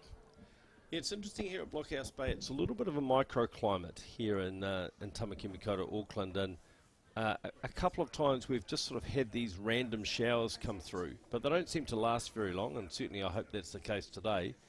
But yeah, great bowl there from Kalen. Really, he's such a disciplined player, Alex. You know, plays with such good weight, and that was really evident in his game against Taylor Horn. He's got a good drive, don't get me wrong. You'll see, and we may see that during the game, but very, very confident weight player, and I can see Chris Smith attacking here. I think looking to just punch down and see if he can get some movement on that bowl or on that jack. Yeah, he's looking at this bowl with intent, and he just needs to snicker the jack for close. perfection. This is amazing. What a bowl. What a shot there from Chris Smith. That's a great shot. It would be annoying if you're his opponent because you were in a great position. Julia was in a great position, and Smith just says, nope, you did all the hard work, but I'm going to knock it out of the way. That's two to Chris Smith. So he that's a 4-shot turnaround. Yeah, and classy there from Chris. He's right in the area. That was not a lucky result. You know, he's essentially, that was one of the two options he had. He played it to perfection with that weight control that both these players are demonstrating. And I suppose that's why it's no surprise to see them here in this gold medal match.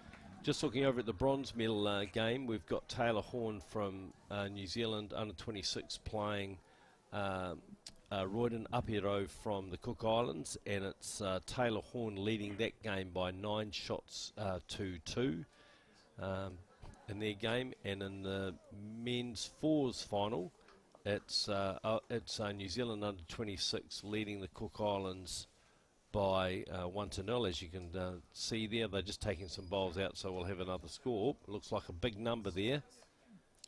Yeah, it'll be an interesting game.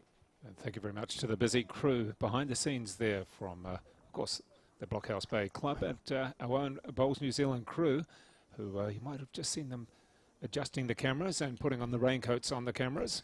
So that was a 5 to New Zealand under 26 on the second end there. So that's a great start for them. 6 shots to 0 up after two of the 15 ends, and in the other in the bronze medal playoff for the in the fours, we've got Aotearoa Māori leading Tonga 3 shots to 2 after 2 ends.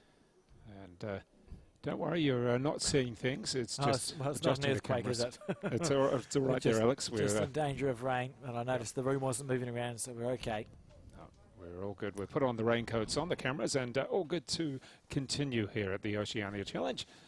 Certainly, it's really just been a very skittery kind of shower that's been blasted through by the wind.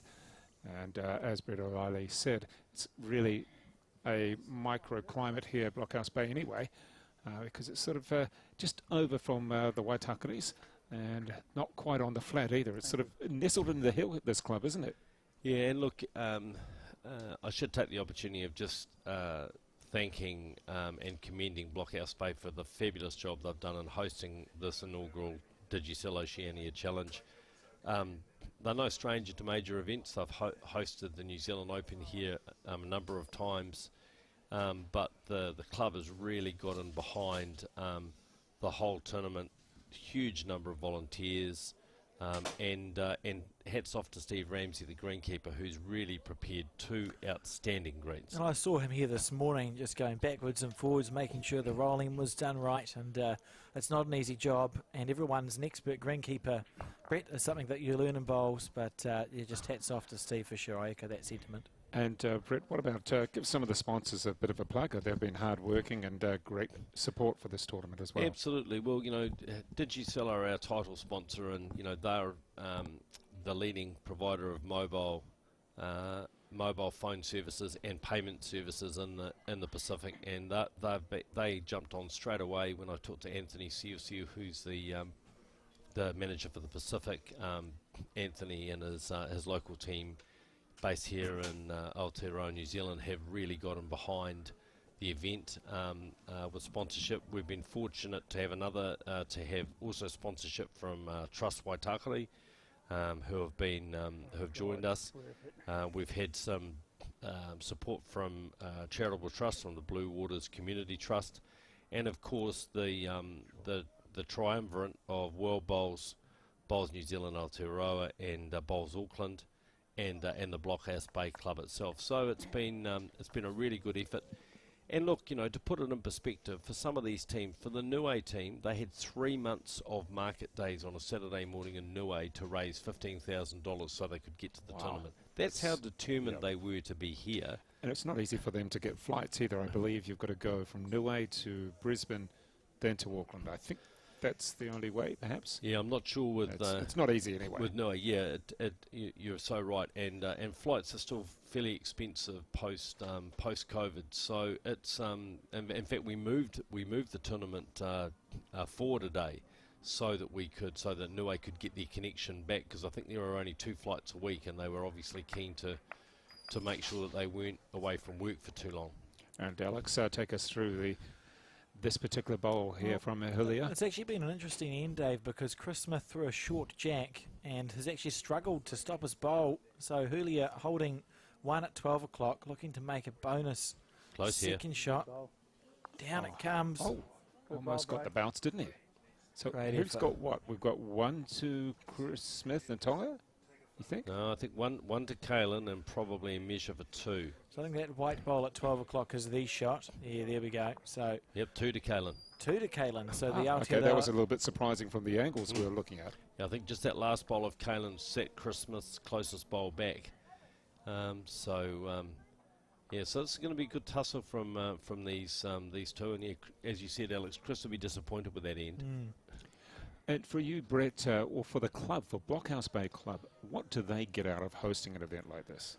Well, I think one of the motivating factors for a number of the organisations involved with this has been the desire to continue to grow the participation of Māori and Pacific communities in our game. And Blockhouse Bay have a very vibrant Fijian membership. In fact, the Carver Bowl has been That sounds interesting. out a few days. So so anyone who needed a little bit of medicinal remedies for some aches and pains, the Carver Bowl, and that's a regular feature apparently here at Blockhouse Bay. And I can't see that happening at Remuera or Takapuna, you think? Well, you never know at Takapuna. No, I don't think Carver's been on the list up until now, but certainly the way a couple of my clubmates were enjoying it the other day, it might become a feature. For those uninitiated, Carver is the number 1 naturally organic pain relief in the United States at the moment, and Is it? so you can't source enough. They can't source enough Carver. And when I was in Tonga last year, I met with 2 of the. I was there on in my day job working for the Employers and Manufacturers Association, and I met with some Tongan exporters who were just getting FDA approval, Federal Drug Authority approval, to be able to export their Carver to the United States, because it is a natural I guess remedy, and apparently very popular with people that have got arthritis and aches and pains. And some of our viewers may remember that Ruben Wiki, the great Warriors Rugby League player, reckoned that Carver added a few years to his career because he used to drink it after every game, and reckoned it was very good for his muscles. So we might see a bit more Carver in the bowls we'll there you get, go. Alex. It's the more you know, isn't it? Well, Exactly. in fact, someone did say to me, World Bowl's up for having an official Carver sponsor, and I said, look, I think we're up for having an official sponsor of most things, and Carver would probably fit. So look, Kaylin Hewler really putting the pressure on here. Yeah. Now, where is the jack? As you look this way, try and identify where the jack is. It should be behind the middle bowl. It is. Directly there. There you are. And so, in fact, the last bowl is the shot itself. So, isn't it interesting? Chris Smith threw the short end and has almost thrown Kaylin Hewler onto a length that Kaylin likes. Closely here from Chris. This is a great third bowl if he gets around the front one. No. Oh, dearie me. It's made it worse. No. Same. Yeah. Our first real key moment in this match, I think, here. We see the score 4-3 to Kaylin Hulia. And I think the unfortunate thing about that bowl is it's also in the way. Yes, yeah. I mean, he can attack it on the other hand, but he can't attack it on the other hand and not probably move the jack. Well, let's have a look at the view from the bowler's perspective. Absolutely. You can That see. is, well, where's he going to go? He's already in a good position, right? Yeah, so Kaelan will be interesting here. As you said earlier, under these rules, if the jack is propelled outside of the rink, it has to be spotted on the 2 metre mark. So Kaelan may look to get to the 2 metre mark, but equally he might just say, well, look, I've got 3 and I'm going to draw a 4th shot and really put the pressure on him and just see if he can attack.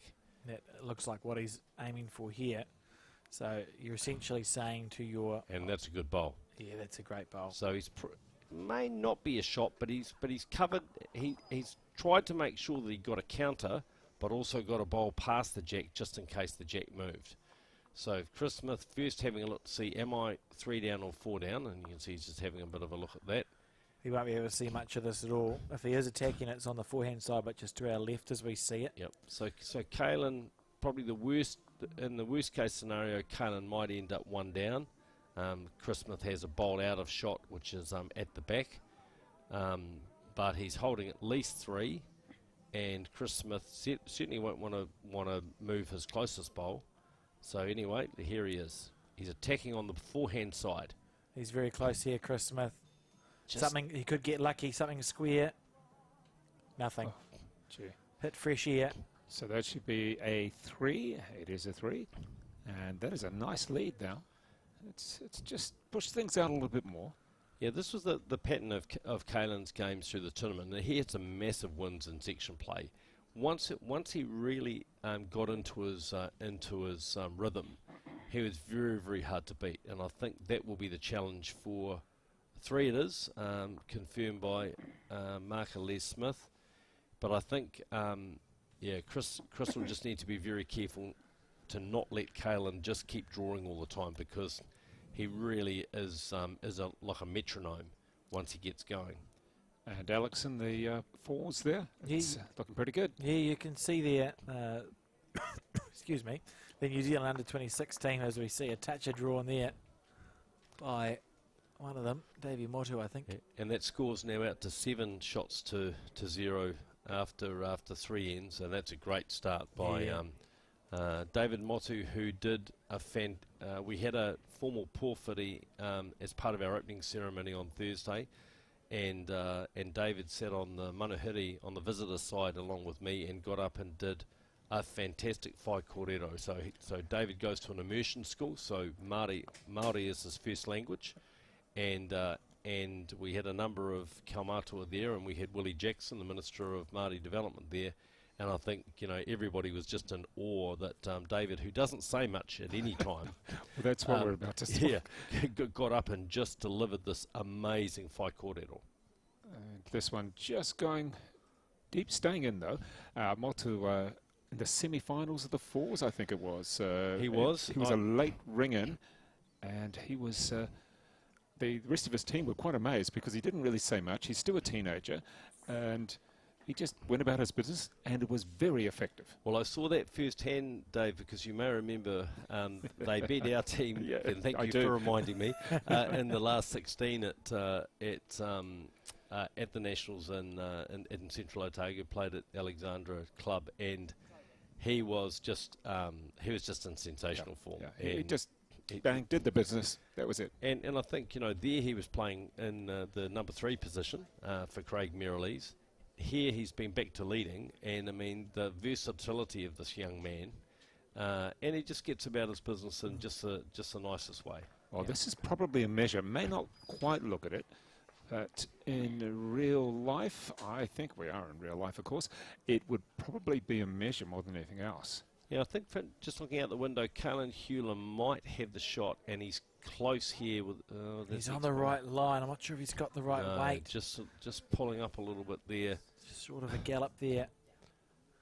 It's the longest end we've seen, isn't it? We haven't seen an end on the 2 metre mark yet. And I was surprised, Alex and Dave, after playing 2 ends and scoring on 2 ends, he 2 short ends. He then opted for a long end. So obviously just trying to break the rhythm up a little bit of Chris Smith. Yeah, it's interesting because that's the reverse.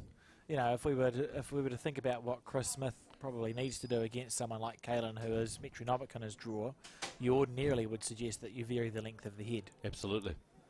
We've just seen a drive from one of the Cook Islands players in the fours that basically would have been perfect for an on-drive in cricket, but it missed every single ball and went straight into the ditch. But it was a perfect 4 runs. And New Zealand holding 5 with the Jason Lindsay on the drive. He gets out. He wasn't short. 2 of the bowls, but it's still 3 shots to the New Zealand under-26 team in that fours final. In the meantime, back on the singles.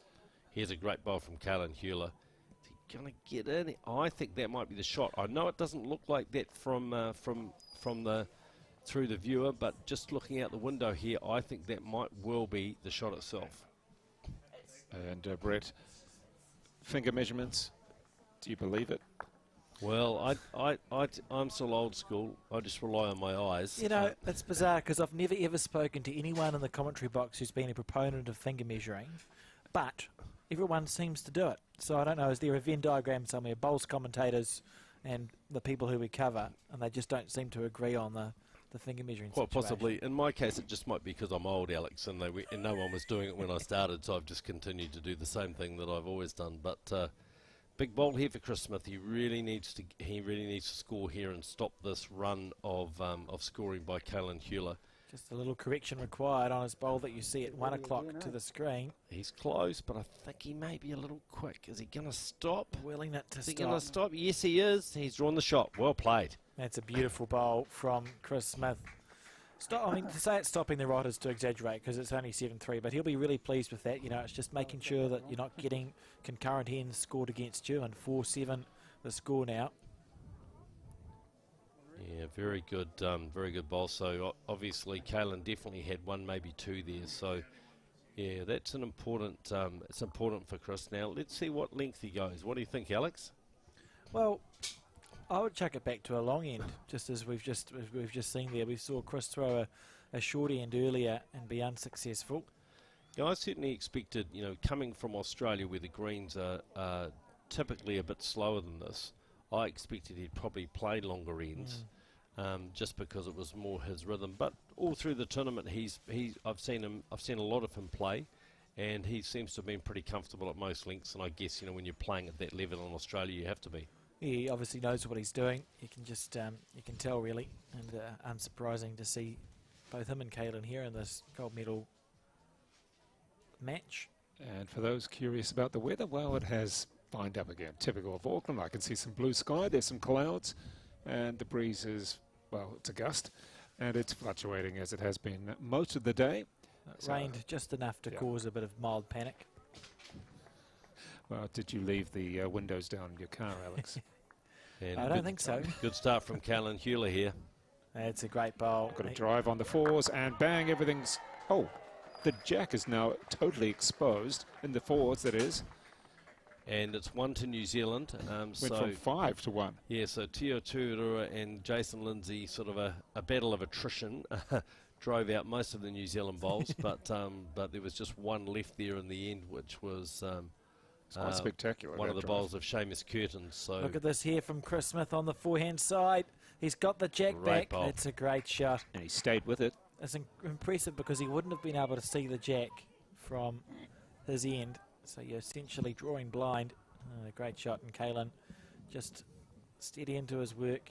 Very deliberate bowler, really. He's not one of these, your Aaron cut out of the Aaron Wilson cloth that we see for the Australian Commonwealth Games gold medalist. He just zips onto the mat and plays it. Kaylin takes his time and is rewarded for it, I think. He's very, very consistent. Yeah, he's been impressive, as have a number of the players over this week. I mean, there's been a lot of, there's a vast age difference in players here, but there's been a lot of very young players on show, and that's been obviously New Zealand under 26, Aotearoa Māori team are young, particularly in the men's team. They're largely under 30. We've seen some young players playing for the Cooks, for Tonga, it's been really good to see. And when I say young, both young in age and also young in terms of experience. When you were thinking about this Oceania, as we just watched this bowl of Kalen, he just about got a bit of a slice of luck there on the inside out. When you were thinking about this tournament, was there a consideration into up there? the fact there's no real space, there's not really development space, you know, for our development What's the representative teams position? in New Zealand over the last 3 or 4 years, Brett? Yeah, it wasn't something that we that World Bowls particularly thought of. But hats off to Mark Cameron and I guess the New Zealand High Performance Program, who said, look, this is the perfect opportunity for our under 26 team. You know, you're going to be playing against opponents that you don't normally play. And I think that's been demonstrated with some really good performances. And as I say, you know, it'll be interesting. As Australia have also said that they see it as a development opportunity, and they'll be thinking about, you know, the balance of what a development team from there might look like. So I think it's been great, and it's been an opportunity for a lot of the spectators to see players they haven't seen before. You know, Breyer, who just played outstanding in the women's pairs this morning. Her and Caitlin Thompson were just Breyer, who has been just in fantastic form in Taranaki this year. You know, she's again, I think, a very young player, maybe still a junior as well. And Briar Atkinson was just played some brilliant bowls in that pairs game. He's on the probe here, Kalen Hulia, with perfect weight. He's got the jack. He's got the jack. He's got the jack. That's just a... Has the jack stayed in? oh. No, it hasn't. I think he's one down. He played that well. That was a danger for him. He'll be happy enough, you know. If you play a shot like that, you go, I was in the area. I played it good. I think it's going to be one to Chris Smith at the back of the rink there. And Brett, if we did have Australia, PNG, and I'm assuming maybe with New Caledonia, Tahiti, you've got Tuvalu, I don't know if you go to Guam as well, but could we handle having that many countries? Look, it would be a nice challenge to have. We certainly have only got 2 natural surface greens here at Blockhouse Bay, but we have got an artificial green, which is a very good green, which we had to use on the first day because we had a bit of rain. Had a big puddle here. I overnight. saw that on TV, on the AM show, I think it was. And I see, actually, Kalen Hewler managed to score there, so he obviously turned... Followed through enough. Yeah, his bowl followed through and must have just been past Chris Smith's bowl. So a bit fortuitous there for Kalen. But he's out to wait for, and now we can see the New Zealand under 26 team out to 8 shots to 0 over the Cook Islands. So that's already looking like pretty commanding. In the bronze medal games, we've got Tonga and Aotearoa Murray locked up at 6 apiece in their bronze medal game. And in the bronze medal game in the singles, New Zealand under 26's Taylor Horn has got a commanding 15-5 lead over Royden Apiro from the Cook Islands. So yeah. Taylor, who I think has won some pretty big tournaments back in the New Zealand Open days here at Blockhouse Bay, again, you know, continuing with that form. And then the singles here, Alex Reid. If people have just joined us, what have we got here in the singles? We see the view there. Yeah, it's a gold medal match, obviously, and the bowl at 12 o'clock is Kalen Hulia's bowl, the white bowl. He's playing Tonga's Chris Smith, who's got you said they were green, the green bowls at 12 o'clock. And it's a game that I think Kalen has a slight edge on at the moment. He just seems to be that little bit, smidgen more consistent than Chris Smith, and as such, I think rightly is 4 points ahead at 8 points to 4, but we saw in the women's singles final, and we'll take this opportunity to congratulate Carmen Anderson of Norfolk Island for winning that, a game where Carmen was 17-10 up, and it went to, what was it, 19-18 or something, and she got a 2. It was an incredible match of bowls, and there was a stage there where I thought we were going to be watching a 21-10 nice and early finish, done and dusted game, but a great fight shown from the Tokelauian. Well, it outlasted the 4s, and we thought it was going to be, you know, finishing quite a bit early, but there were some great bowls, and I guess a little bit of have a go at it, because Ashley Jeffcoat was with us, and she was like, gee. Oh, it's pretty cool to see Anne Samasoni, Gately, finished runner-up in the first ever event that Tokelau's participated in at an international level as we watch this bowl from Chris Smith. Do you know anything about, well, you will, Brett, because you're the Oceania director, but Tokelau is the newest member nation of World Bowls. But they don't have a bowls. What was the genesis behind that? Can you talk us through sort of how that all came about? So when we first started talking about the Oceania Challenge, I got a call from Pene Panapa, who was in the, who is in the a prominent player in Auckland. I think he's in the Auckland development squad. And Pene rang me, and I went out and had a meeting with him at Hunters Corner Bowling Club.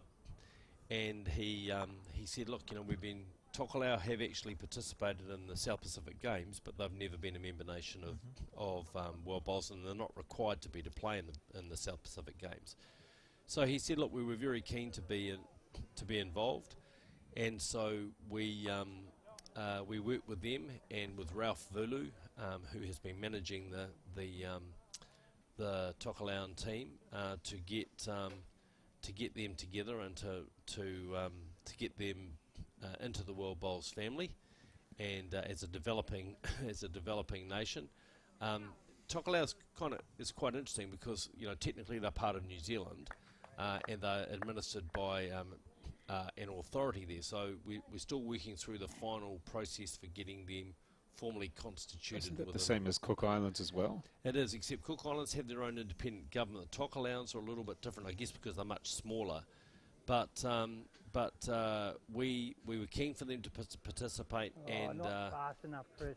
Chris talking to himself, saying not fast enough. And he's right. So there's definitely at least one, I think, now to Kalen Hewler. And Pene is employed by the Comfort Group, who many people will know as Sleepyhead.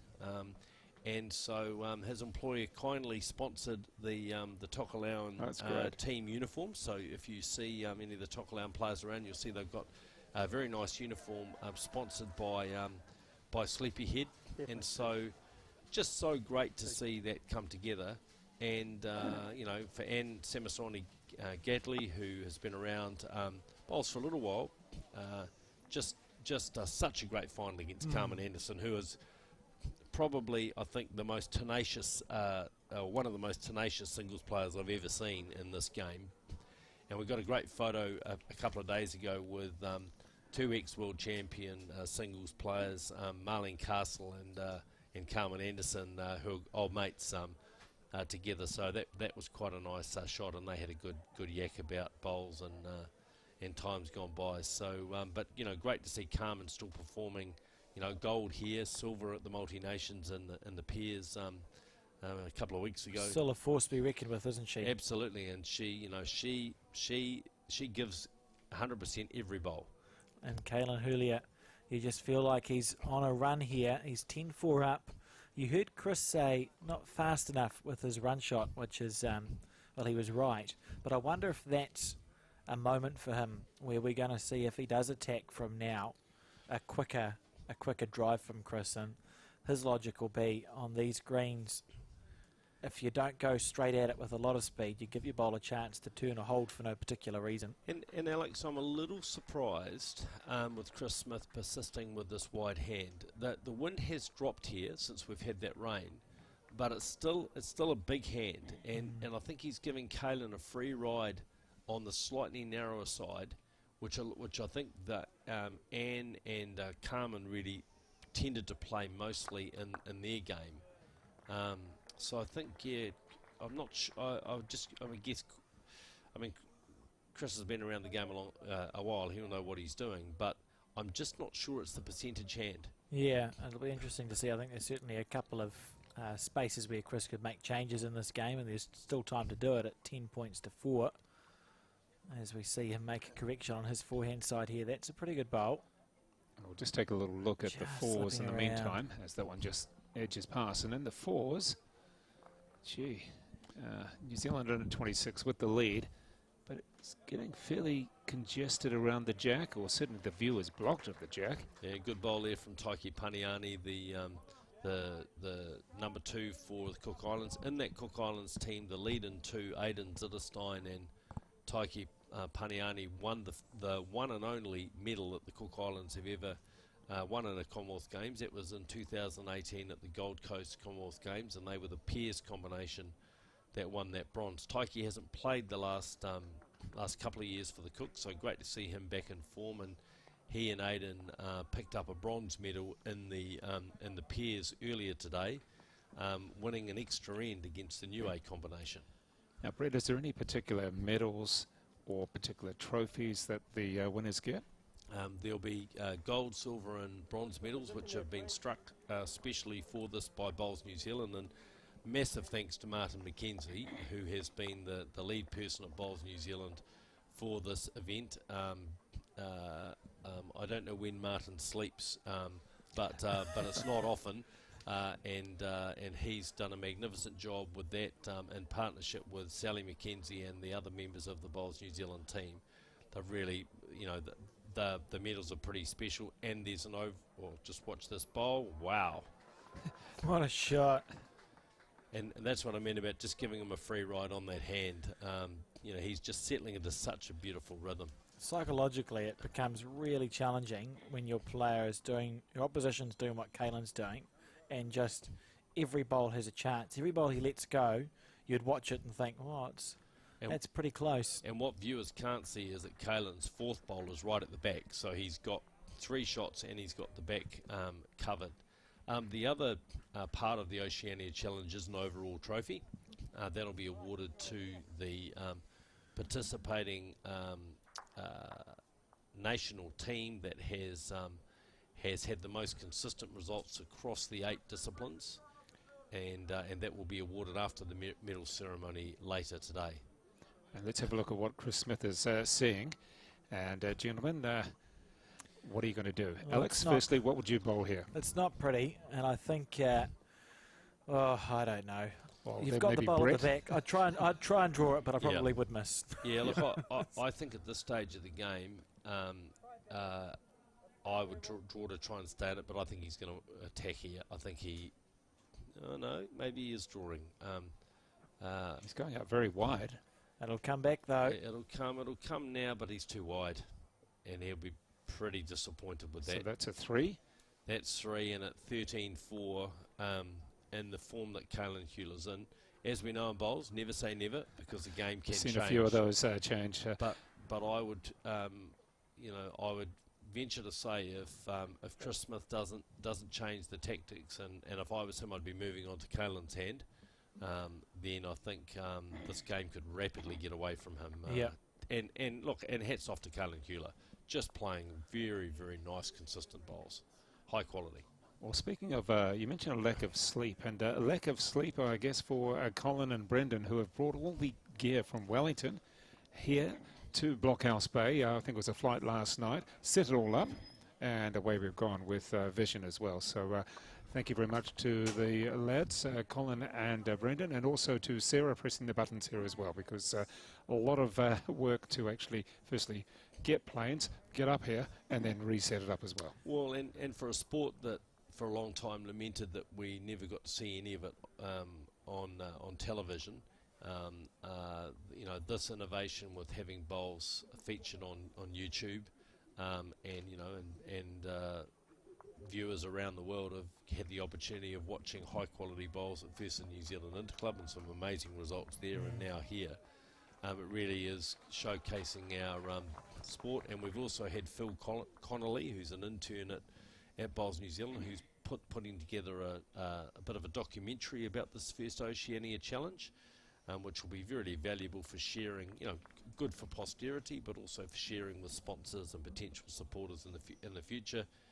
We've had a couple of New Zealand cabinet ministers here, and I've certainly made the case to them that this is the sort of thing that would be good to see some government support for, given the importance of our relationships in the Pacific. And this particular jack on this end is very short.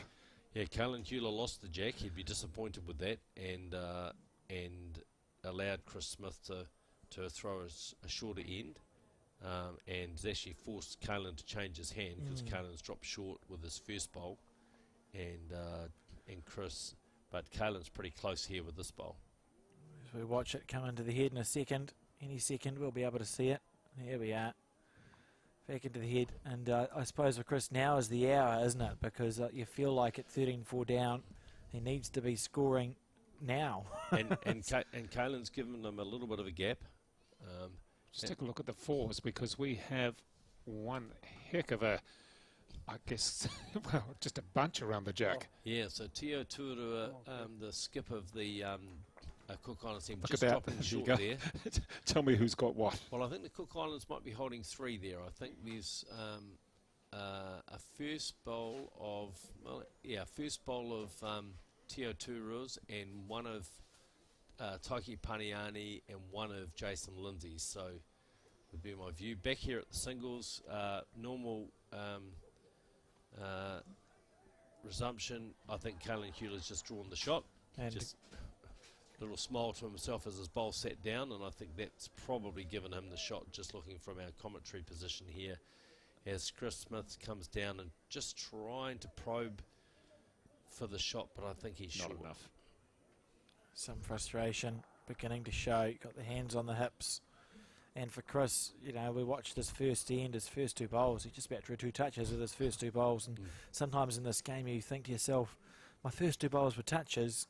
Why can't I find it now? Yep. And you just wonder if that's some of the stuff that's going through his head. We'll just get a score update very shortly on the fours. Short bowls.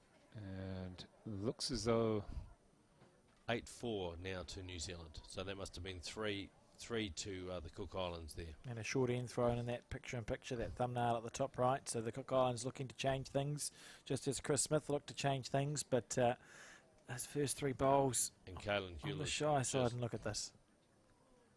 might have just ended up out of the count there, just a little narrow. so we 2 or 3, do you think?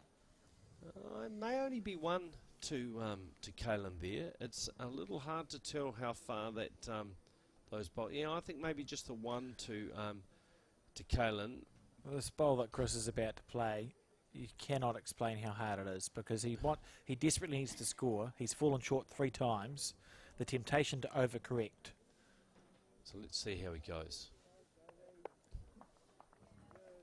It draws us at such a good bowl. You heard it out of Chris's mouth, short Sorry. again, and almost seemed to just lose it a little bit at the bottom of the swing there, Alex.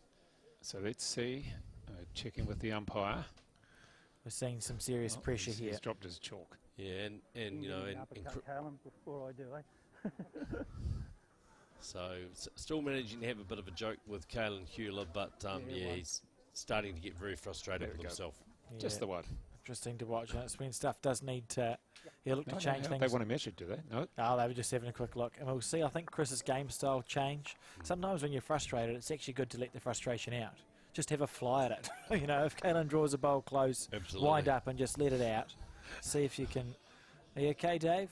Just speaking from experience. Now, how are your bowls going, Dave? I haven't had an one's seen me. update on your emerging career. Look, my name's on the wall at the, next to the Bowls Club in Takapuna. It's the tennis club. Yes, I My name and photos on there. That's well- sort of bowls, isn't it? It's sort Well, of- when we did have I think it was the 100th year anniversary of the tennis in the Bowls Club there, it was at the Bowls Club, and I remember going along to that, and my mother's on the wall at the tennis club as well. So does that by association? They're next door to each other. Well, you know, I mean, I think just, you know, the natural evolution of your sporting career is to come across to the Takapuna Bowling Club, and of course, you know, we'd be very happy to have you. I live on the other side now, so I grew up on one side, live on the other, which would mean, at Bowls New Zealand, I guess. It's only 3 minutes walk away. yeah, come along. We've got a nice couple of greens. So good first bowl here from Caelan Hewler, keeping the pressure on. Chris Smith has changed his hand, Nah, this is, I mean...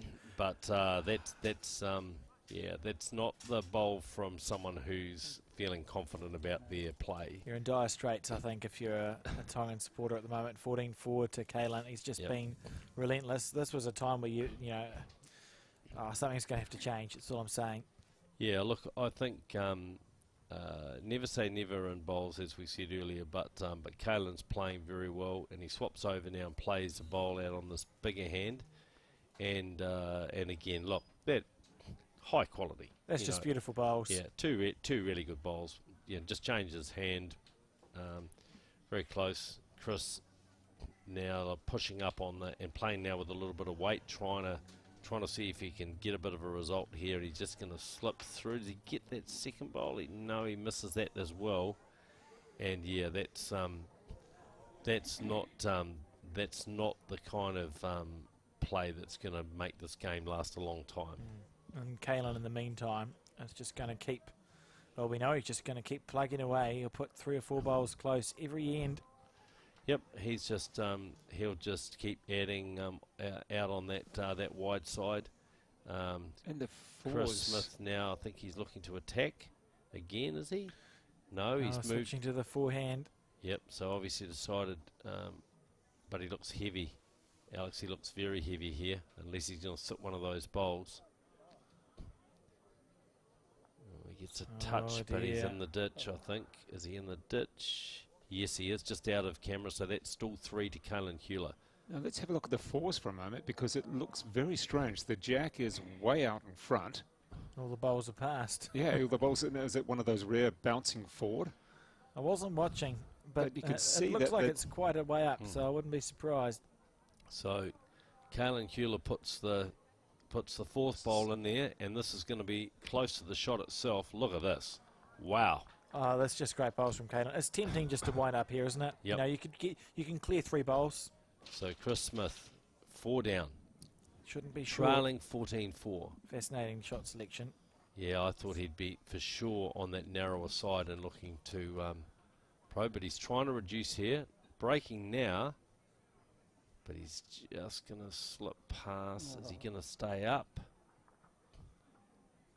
He stays up on the rink, but that's, as you can see, great camera work. Thank you, team. So definitely 3 to Kalen Hewler. We'll have a look. The lollipops are about to come out. Les is having a bit of a look for us. 4 in it. Yeah. It's going to be 4, he says, and he's right. Oh, and, dear. 18-4 now to the Aotearoa Māori Bowl singles representative Kalen Hewler, and it's hard to see a way back for the Tongan representative. Yeah, look, it's looking pretty dire. You know, Kalen has just been metronomic in this game. I could win it on this end. In the meantime, in the fours, there's a lot of players. You can see a lot of legs all gathered around. So we've just seen Finbar McGuigan just come down with his second to last bowl, his first bowl on this 7th end, and got close to getting the shot. I think it still is Cook Islands holding 1, is my best guess, looking at that head. Oh, here we go from the Cook Islands. And meanwhile, back at the singles, Kalen Hewler just, again, another very, very good, His good first, bowl. probably his last 15 bowls have been within 2 feet of the jack, 3 feet of the jack, Kalen Hewler. It's a very good performance from him. And we talk a lot in the game about first bowl effectiveness and just the ability to put pressure on your opponent. And he's just done it brilliantly in this game. He's just played so well. Here's a better one from Chris Smith. Not quite going to reach, but at least gives them something to work on. Something to correct from, because if you are Chris, the equation is, realistically, you can probably afford to drop 2 more ends before you lose the game. So he needs to score.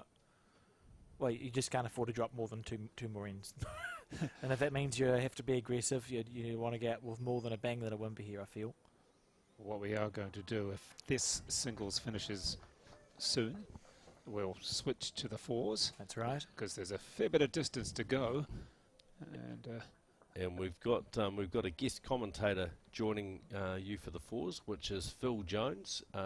Phil's a former bronze medalist for the Norfolk Island in the 2018. Yeah. Commonwealth Games, and also been one of the major drivers behind the whole Bowls Oceania movement. So I'll vacate the chair. Well, you never know when this is going to finish. We thought that the women's singles was going to finish fairly quickly.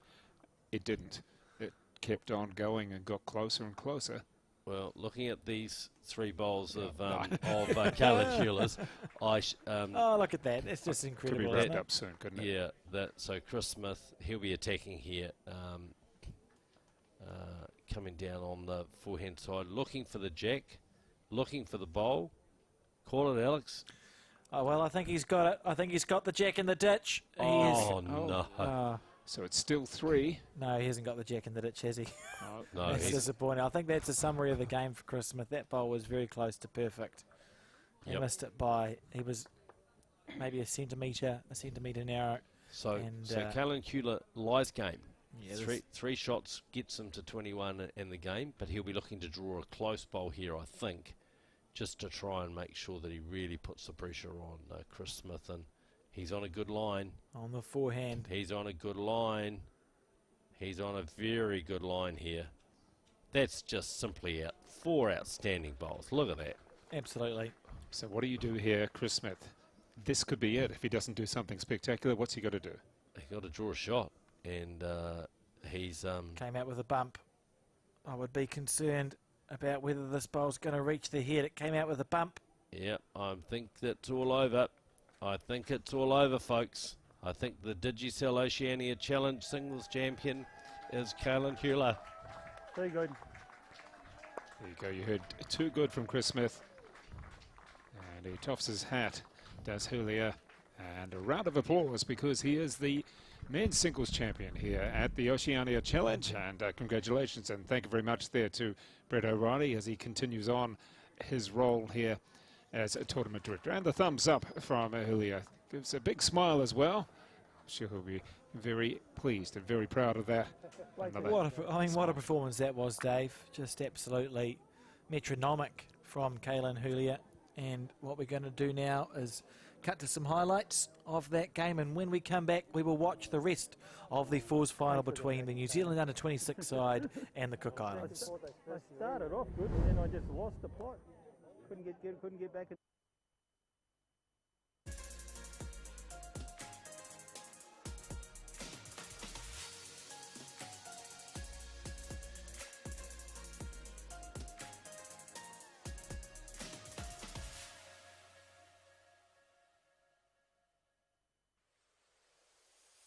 Sometimes there's no one else who loves me like you used to. Sometimes we're not ourselves. There's no one I can turn to.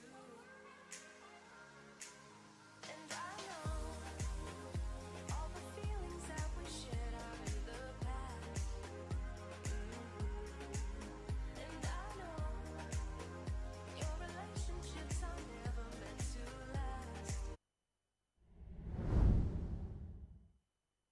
And there we have it, that replay of the men's singles final, that game going to Kalen Hewler, and what a performance it was. Just absolutely unbelievable bowling from Kalen, very hard to beat, and running out the winner, 21 points to 4 there.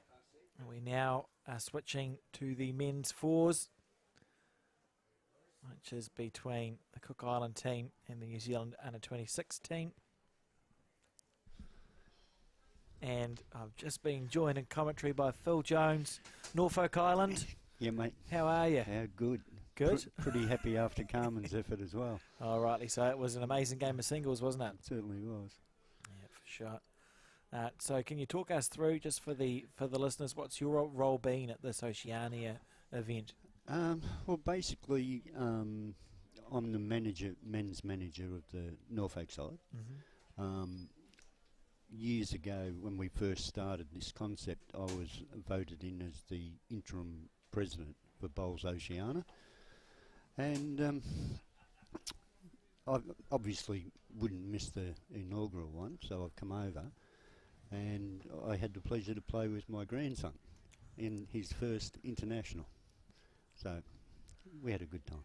Oh, rightly so. It sounds like it has been good. And we'll just quickly just have a look at this here. Now, it's fours games. And the problem with fours games nowadays in this modern sport is that everyone has a different coloured bowl. So we're just going to have to pay a little bit of attention and see if we can remember who's playing for the New Zealand under-26 side and who's playing for the Cook Islands side.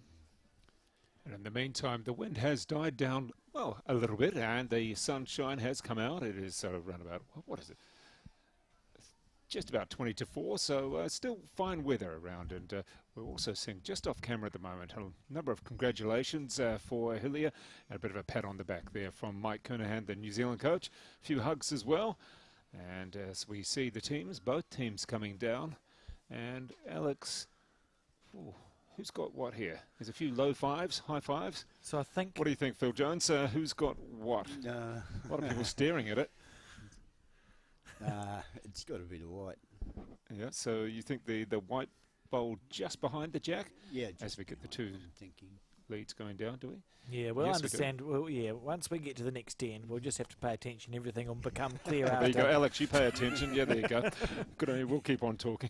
Everything will become clear after that. I can tell you the teams if you want to know the teams. We've got Finbar McGuigan, who's this man here, the skip of the New Zealand Under-26 Fours team. Seamus Curtin playing 3 for him. Tom Tyra, the 2, and David Motu, the lead. The Cook Islands, skipped by Tio Tarua. The 3, Jason Lindsay, who started his bowls at Okahu Bay with Rowan Brassey and Nick Unkovic. And the 2, Taika, and the lead, Aiden. Taika and Aiden, of course, won a bronze medal at the same Commonwealth Games you won a bronze medal at, I believe, Phil, in the pairs. They won a bronze medal in the pairs. It was good for the small countries, that Commonwealth Games. Now we're just going to adjust your mic there a little bit, Phil. There you go. Look at Better? that. It Okay. sounds even better. Look, we want to hear your voice. So tell us about the Commonwealth Games and the success you had there. What was it, 2018? Gold Coast. Now, I remember calling into that venue. I was at the squash, so I was inside all day in the darkness. But I did manage to get out one day and came and had a look at the venue. And tell people who haven't seen or haven't been to that venue for 2018. Can you describe it a little bit for us? Broadbeach was just absolutely fantastic venue, with the greens running along. There was a road at the back. They closed the road and they put big grandstands, that's right. everything in there. They had the big screen TVs on, the music. It was absolutely enormous, and they set aside the whole clubhouse for the players and officials, and so they really looked after us. Magnificent club, Broadbeach Bowls. Yeah, it was pleasant just walking in and actually seeing what was what and go, gee, this is cool. This is fun. Yeah, it was wonderful. Yeah, and the reception for you at home when you got home, as such, when you got back to Norfolk Island. Yeah, it was gold. It was. Carmen is the only other medalist at a Commonwealth Games. We were the first men's to pick one up, and when we got home, the whole place was just buzzing. They put us on the back of a truck, drove us through town. Everybody was out in the street. It was wonderful. Well, what's the population? For those who haven't been or don't know too much about Norfolk Island, what's the population? It's about 2,000 now. It was down around 1,800, 16 to 1,800, but it's up to about 2,000 now. Yeah, it's a small It's place. 2,000 people on the street here, by the way. But, We've got about 60 bowlers to pick from, and that's a decent club in New Zealand, wouldn't you say, Alex? About 60 bowlers. Yeah, absolutely. But that'll be the members. yeah, Norfolk Island's always been a very competitive bowling nation. It's great to have the presence at the international events for the World Champion of Champions singles. We had your 2 singles champions come down. I was one of the van drivers, so I got to know them a little bit. I think I saw Trevor. He's just inside. Yeah, So a van driver group. with the worst sense of direction you could ever find. Alex has got that. I had my GPS on, Dave. We were fine for the 5-minute drive down the road. In the meantime, that score has moved on, and let's just make sure we do have that score updated there, Alex. Right, so this is our chance to pay attention. So the New Zealand Under-26 team, this is David Motu. He's with a solid blue bowl off the front, and the opposition lead is Aidan Zitterstein with the, what would you call that, like a yellow and blue split Oh, bowl. it's touched it. Great shot there from Davey Motu. And the low fives coming out. Aidan did tell me before the game that if I'm commentating, to mention that he's putting in positional bowls at the back. You won't. Oh, that's good you've got that out of the way. Not in the ditch, though. No. Very talented bowler, Aidan Zitterstein, with his fair share of success. So 13-4 now the score. Albeit the score doesn't matter so much at this stage because we're only through 9 I'll be over ends. here, mate. Try and get to these. There you go. So Those singles playoffs were high quality, weren't Yeah. they? It was But dominant. the women's and the men's were, Yeah, were yeah. great. Very talented bowlers here. certainly we enjoyed watching Carmen Anderson's antics as well. She lets you know when she's played a good one. Well, And a wonderful celebration at the there, end don't too. we call her grandma. Grandma. I Grandma. wish I'd known that before the commentary started. So we saw there that bowl from Tom Tyra with he's a blue and red split bowl. And this here is Taiki. He was the skip for Aiden's at his time when they won the pairs. He's with a split bowl as well. It's quite subtle the way it's come round. Drop Yeah, a it's a metre good and you're shot close, from- mate. The Cook Islander. So the breeze back up again, but at least it's blue sky. From South Canterbury is Tom. He's come through the development ranks. It's very classical, isn't it? Just the delivery there, Phil. The way he got down and just released it out of the hand rather than forcing it. Effort, mate. There you That's go. Got good. the perfect mate as well. Good, mate.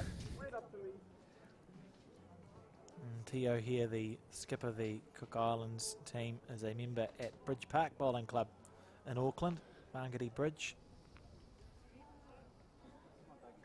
And Jason Lindsay playing with a bit of intent, wanting it to hold up. Down there, not to mate. be. So the New Zealand team holding one. Phil Jones, for you, you've played in how many countries have you played bowls? Played a few now? Quite a few. Yeah? Yeah, I started representing in 2005 in Melbourne. Back. Played it twice in Oh, weight's good. Scotland, Malaysia, obviously New Zealand. Yeah, quite a few. So the comparisons, like in Scotland, I mean, it might have been summer, but it was probably cold. And then, you've gone through, places in Australia, and Malaysia would have been quite humid, I'm expecting. It was. So what about some of those comparisons? Well, we were fortunate. Got one, mate, change both over. times that we went to Scotland, we found the weather pretty good. Okay. It wasn't cold. It wasn't like earlier this afternoon when we were outside. In Malaysia, yeah, it was pretty. How you going there? Because as a bowler, you have to change for, obviously, the climate, but so many different greens, even at the same club, can be completely different, can't they? Yeah. Well, Only one down. I played at Christchurch, and I was expecting the greens to be quite quick, but that green down there, I think it's the fastest green I've ever played on. Yeah, it was earning on just about 20 seconds, wasn't it? Yeah, that oh, green yeah. down there. And let's just have a look here as the score will tick over. And we'll tick over shortly once we get the leads to come down. Yeah, and 4 bowls to go. I think the New Zealand team holding one to that. Well, it was obviously the closest bowl. That bowl that sits at 7 o'clock to the jack is the shot, and then it's a big measure all round for second and third. The jack popped back there by the Cook Islands 3. Jason Lindsay popped the jack back to Well, its Phil, new position. Are you encouraged by how many youthful players, whether it's in New Zealand or I'm sure in Australia as well, and then probably in Norfolk, I'm not too sure, but just how many youthful players are playing, and at such a high level as well? Oh, these Cook Island boys, I've been watching these guys for a number Bit of of both, years mate. now, Not much in it. and it's amazing to see how many young people are playing.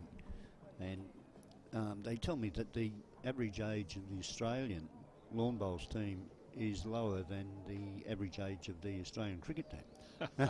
So the days are gone of old people. Let's just watch this last one come round. T.O. That's nice. Has just that got the about. shot, do you think? No, not quite. Ooh. Well, Very good one bowl. bowl each at the ninth Yeah, end. one down. Oh, yep, he did. He did draw the shot. I don't mind if you want to search down the forehand. You get the kill, we got 2.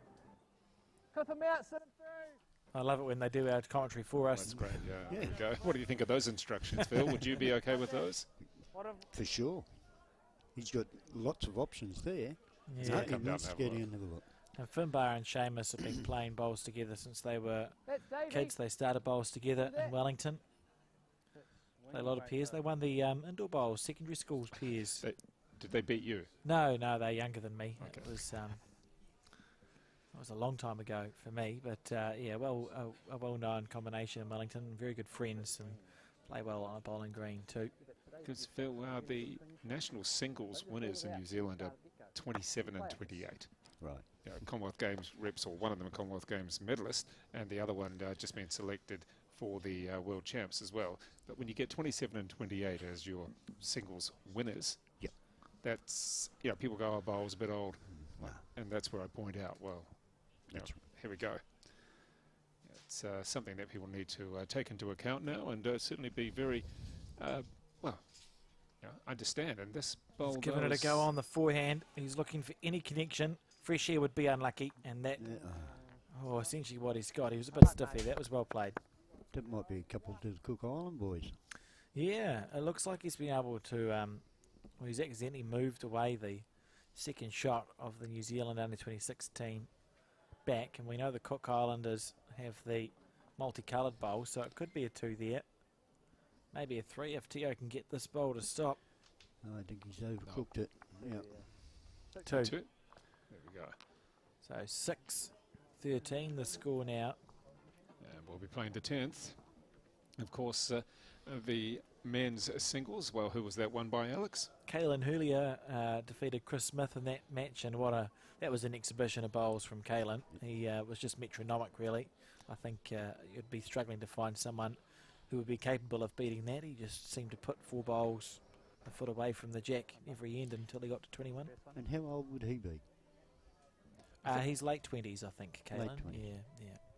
So another one in that sort of age bracket, and there's a few when you look around on the greens. We have a young girl back home that played. She didn't come on this trip. Shay Wilson. She's 24, and She was at the multi-nations, wasn't she? Yeah.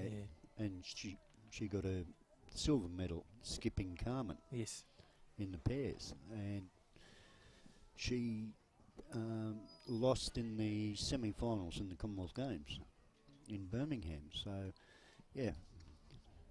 And we've got... It's almost like the more advanced age people are in danger.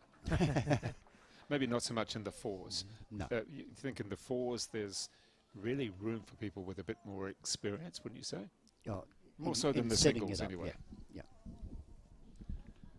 A good first bowl there from Aiden Zitterstein, putting his back bowl in at 6 o'clock, but just about a foot away from the jack.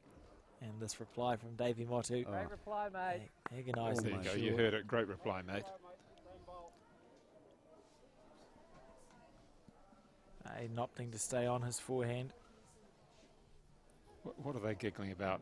I think that's Motu having a bit of a laugh there with the Cook Islands boys.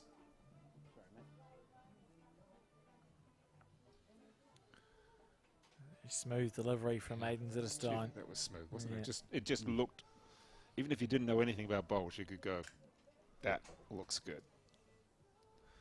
Yeah. Doesn't have The frustrating thing about bowls, Dave, is you can let a bowl go absolutely perfect, and then it ends up there sometimes. Yeah, exactly. Well, this is one of the things when coaching tennis, we always say to them, it doesn't matter what happens as long as you look good. And they just look at you like, well, that sounds wise. It's always a bit of fun with them. This one looks as though it's got too much of a curve on it. It's not bad, though. Now, Phil, we've been discussing about different terminology when it comes to bowls in different countries. And Alex... Yes. Here we go. Alex will help. I'll explain it. I'll try and explain it. So what I learned, I went to the multi-nations, and I've discovered that in New Zealand, we talk about a bowl being jack high, jack low and jack level. And if it's jack level, it's level with the jack. And if it's high, it's passed. And if it's low, it's short. Yep. And in Australia, when you say jack high, a lot of them think it's jack level. Yep. And that's very confusing. Okay. What's your comment? Because I mean, jack level does make sense. Yeah, well, that's what we do. The newer bowlers, we go jack level, Right. and the older bowlers in the club talk about jack high and jack low. It's interesting, isn't it? Yeah, it is. I find it easier, even for coaching, to say, you're that far short of jack level. Yeah. Right. Yeah, yeah. Because it's just the whole terminology, considering how close New Zealand, Australia, and Norfolk Island really are, Yeah. and considering how often competing against each other, there's something. It's level is level. It is. It is. Here's a good ball. Oh, it's Just short. So would you say this is the slower of the two greens, Phil? yes. This one's slower, and the one at the you can't see it on the camera, but there's another one down the bottom. It might be a little bit quicker. I timed this one at about 17 seconds this morning, Right. and if the other one's quicker than that, it'll be like playing on a glass table. Oh, yeah. What's this one going to do? Not much. Well, Phil, in Australia we hear about how the greens are slower than New Zealand. They're slower than New Zealand, Yep. and so there's a different type of aggression. So there's different type of shot making. Yep. Is it the same in Norfolk Island as well? No, it is, Yeah. because our greens are even slower than in Australia. Yeah, yeah. Like, we push through. A favourite shot for us is just a metre through, whereas if you're trying for a metre through here and miss, you're generally in the ditch. Yeah. Yep. And so basically, it's either dead draw or bang. Drive. Yeah. Yep. And then in the UK, it's different again. It's you really have to put some oomph behind it. Is that Yeah, right? You really have to push. Which kind of makes it good, though, that you don't have the same conditions everywhere around the world, wouldn't you say? It keeps things interesting. Yeah, you have to physically and mentally adjust. But I think. You No, talk, Phil. you're not keen on that. You'd like it all the same, wouldn't you? I was just thinking of the indoor. There's more and more playing on synthetic and indoors. Yeah. They're popping up more regularly, and I believe World Bowls are trying to get together with the Indoor Association, the European Indoor Association, so that it's one big body.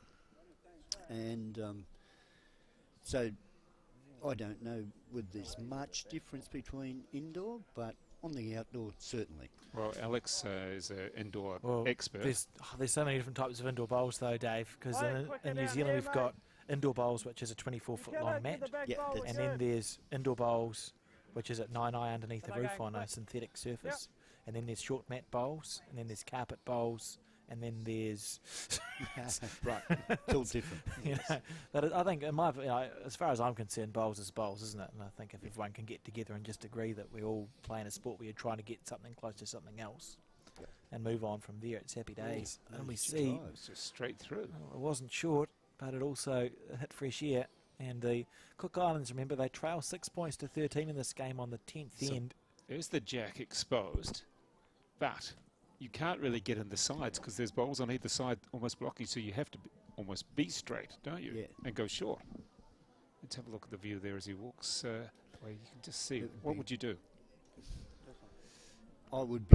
I'd be looking, because I think they're going to try and kill it, or put it. You wouldn't know where it's going to go. Yeah. So it really, you've got to be, you either kill it properly Yeah, or you have to be extremely accurate, don't you? yeah. Well, if he hits it hard enough, he should kill it from there, and then he's got two on the tee when it's replaced. Yeah, because we can see the jack has a bowl behind it at 12 o'clock from where we're looking. So Yep. the jack cannot go straight back. It'll either spring to the left or the right. Well, he's not killing it. No, he's This is, No, this is Tio. this is the Cook Islander holding one. So And Tio's he's going looking to draw this. This is sensational. Oh, Jeez. just about perfect. So New Zealand has second and third shot here. I like that call. I like the kilt. As it gets respotted on the 2 metre mark, the bowl will be gone by then. You'll hold 2. Well, we've been debating the kills because over the weekend in Wellington, we had 5 kills, and there was probably a couple more that were very close. And it started, I wouldn't say it dragged on, but it was certainly the weather was getting worse. And the players were probably getting a little grumpy. And in this tournament, though, we have a different version. It's not, you can't just kill it and replay. Replay as such. What have we got this tournament, Alex? Yeah, it's interesting. International competitions tend to respot on the 2 metre mark as we are here, but domestically, and a lot of member nations still do it, a kill is replayed. So our national events, a killed end is replayed and replayed and replayed. And there we go. Replayed. And that was the perfect kill. Oh, did he get it out? Yes. Brilliant. Absolutely brilliant there. Has he managed to not remove the back bowl? Yeah, he just. I'm not Get sure if we'll be able to get a No, I don't replay, think but we can get a replay. That's unbelievable. What are the chances? he just hit the jack and knocked it to the left, like way out, and that was it. That's all he knocked. How did you do that? But why did the back bowl not move? Nothing else moved. It came out through here. Yeah, came out to the left and just went bang on the angle, probably at 11 o'clock almost, and just missed everything else. That's unbelievable that he didn't manage to get the back bowl. Well, he did off. go for the kill, as you suggested. Yeah. That's so unlucky. I wouldn't be very pleased. But oh dear. do you prefer the kill replay, or in this option where you go to the 2 metre mark? That's debatable. As I get older, I'd rather come in, not be out there so long. But I remember the days where if it went out this side, it would Out to be the left, respotted there. Yeah. Okay. And if it went out that side, it'd be respotted there. So it made the game, in my opinion, a little bit loose because, like, I played against Kelvin Kirko one time, and he just bashed it. And he's so accurate. The thing was, if I had one nearer it, I didn't know which way, Which side to cover? yeah. And so you're basically only trying to score with 2 and cover with 2 others. Yeah. And so I was happy when they brought just the 1 in. Yeah, I think if you are going to respot it, just the 2 metre respot makes sense. I agree, Yep. Phil. Now, is he going to go for it again? Can he get unlucky twice? He's on the forehand side. He doesn't Tied like it. out of his hand. Maybe chip it out clean. Oh, he he got did. it out clean. He's done it in reverse. Well, what is going to happen there? What are we giving? Well, he's certainly 2. got 2. And a measure? 2.5. I mean, they deserve that result. And his teammates giving him the applause there. Deserved the result. He was unlucky not to kill it with his first bolt, so fair enough just to roll the shot bowl out with his last. I think a 2. Here's a replay. Let's watch this one. So he's managed to kill it. That was the He'd first. kill You see it. what I mean? On the Yeah. first, it just pinged it out to the left. Second one, Good shot. Nah, fair enough. Yeah, fair enough. That's 2 good bowls. but they were so accurate because they had so much power behind them. Yes, he was looking, of both times he would have been looking for the jack square because the jack square removes the back bowl and then it kills. Yeah. But he was within a bowl both times, so he got the result he was going for, and fair enough. Fair cool. And Phil Jones, this young man, teenager, made the semi-finals of the fours and in a team of more experienced bowlers. Hardly said a thing the whole time. And He he's says just, it with these bowls. yeah, it's just quite amazing, David Malter. We've been very impressed with him. Yep. Yeah, he just goes about his job, but he's just so consistent. I mean, this is probably the loosest bowl that he's delivered earlier on that first one there, Yeah. and that's the sort of thing we've been very impressed with him. And this is where an event like this gives an opportunity to him. He wouldn't, at this stage, make the New Zealand full team. No. However, right now, he's getting great opportunity. That's for a lot of the bowlers from a lot of the nations. Oh, for sure. And these kids Yeah. will just learn and grow and get better and better. Look at this for a bowl. It's a lovely bowl. He missed it tight first. And the second one is still sitting up. It's going to go either way. I think it's just going to stay upright. Oh, the wind's back up. Yeah, that's really back up. Welcome to New Zealand. Had a few issues this year, and Auckland gets windy, but not quite like this, not as over the last couple of days. It's quite a sheltered venue. Usually the wind actually comes from behind. However, this time it's coming in from the east, which is unusual. Aiden Zitterstein on the back end. Just putting up a little bit short there with the second bowl. So Cook Island's chasing 9 points in 4 ends. So they need something to happen. It's looking pretty good if you're a New Zealand under-26 supporter. Yeah, 9 points up with 4 ends to go. It's a nice position to be in a game of fours. Tom Tyro there on his Is he forehand happy? side. It's gone very wide. It is the swinging hand though, so it should come back. So It's coming for here. Yeah, reaching at that 6 o'clock mark, and that's a very good bowl. So that's a defensive bowl, isn't it? Because you're not trying to score lots of points. You're just saying, well, if we do drop a number, making sure we've covered a space. It's the bronze medal winner in the pairs here. Taiki on the back end. Little feather off that one. Yeah, good shot. Oh, Great result. Get the that's a Davey, you're bit mean close. almost. Davey, you're close for shot. They need to try and score some points, Dave. I don't think they'll be feeling very mean. Well, remember we're playing the 11th of 15. And Alex, can you take us through a couple of the singles winners that we've had already today? Who won the women's singles? Well, you should be asking Phil Jones that question because I think he knows the answer. Oh, it was a segue. Yeah. And take us through. Oh, look the, at this. Good, mate. Oh, that's a great shot there from Tom Tyra. well, I've seen a And couple. sitting down One up, take shot. for the shot. Yeah, Carmen Anderson won, beating the Tokelauian representative in the final. It was a great game, 21-19 or 21-18, I think it was. And we did watch Kaylin Hulia defeat Chris Smith of Tonga earlier on in this round.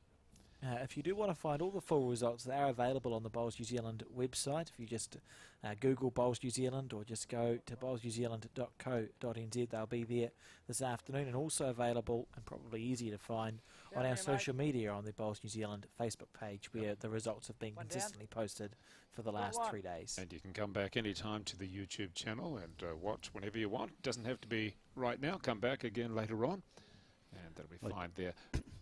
I think Carmen might be watching that. Should a be little rewatching. later. Yeah.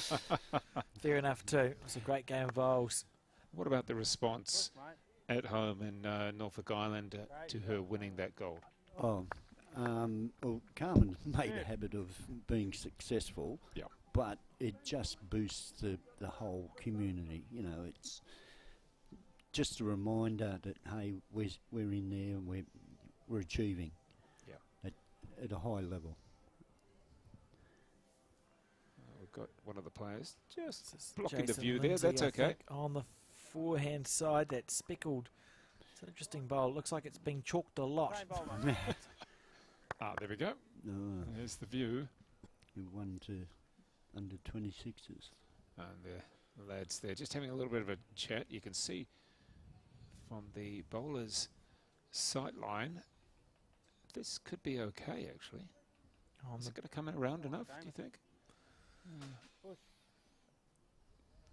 close if he's got the weight. He's got the clap from Oh, his wow. teammate. It's a That's toucher. a beautiful shot there. It's a toucher. And it's just they're looking hard to beat, aren't they, this under 26 team? This is big weight here from Jason Lindsay. And Ping's couple of bowls out the way. Went to the side. Yeah, I So- think he chipped off a short bowl. And it's looking just looking hard to beat this New Zealand team. Every time the Cook Islands play a good bowl and move the jack, the New Zealand team seems to have an answer to them. And that is why they're leading 15 points to 6 in this match. And Phil Jones, have you been impressed by the atmosphere here at the club? Oh. You know, you walk in and you're like, wow, this is great. Every time. I remember back in Samoa in 2017, was it? Yeah, we got rained off. Right. And so the guitars came out, the singing started, and it's all the same happy faces here. And it's wonderful atmosphere here. Absolutely. Yeah, it's great also to have in, mid-April. Hey, Penny. You know, I mean, it's breezy, but it hasn't been that bad. I think there was a little bit of rain on the first day, and that was around about it. Everybody's been able to enjoy it and see some very good bowls. It's great for the exposure of not just the people based out of New Zealand, but for a lot of people to actually come here from, Tokelau and Cook Islands, etc., Samoa, Norfolk as well, and a number of the other islands. And I believe this will inspire other nations in Oceania, other countries in Oceania, to really want to take part in the future. I mean, Australia probably send a junior team next time. If there's a next time, and I'm sure there will be, it may be next year or it may be in a couple of years, but I'm sure Australia will want to send a junior or development B team, whatever you call it. Yeah, well, the idea is we are hoping to have this biannually, Yes. and because Auckland is so central for all of us, it's a one flight. Yeah. And the Tokelau boys, I believe that they have to get onto a boat in some part of it. But Well, I don't. What was you saying, I Alex? wouldn't That mind losing the Tokelau bowls. doesn't, doesn't have a bowls club. There's a couple of the islands that don't have a bowling club, and they have their members are domiciled in other places. Like Auckland's got some very strong communities, and some of them play short mat bowls as well. I think that's one of the plans to have, and even ones that have like your short seasons, you may as well have some short mat bowls, as we see. That's too wide. Well, the New Zealand team here is holding 3 shots. They've got one at 12, one at 5, and then that shot of Tom Tyro's. Holding 3 there, 15-6 up. You feel like if the Cook Islands can't find a way to score on this end, it's hard to see a road back for them. And Teo looking to just dead draw on the forehand side. I think he's wide. He's going to get bogged on those 2 bowls, and that's a good end for the New Zealand team. And it's hard to see a road back for the Cook Islands here. 18 points to 6 they lead now. Maybe more, maybe 19 points to 6. Oh, we've got a measure. Seamus will just do a quick measure.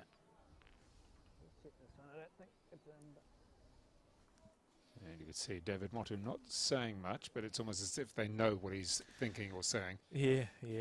It's a very good exhibition of bowls. Big touch.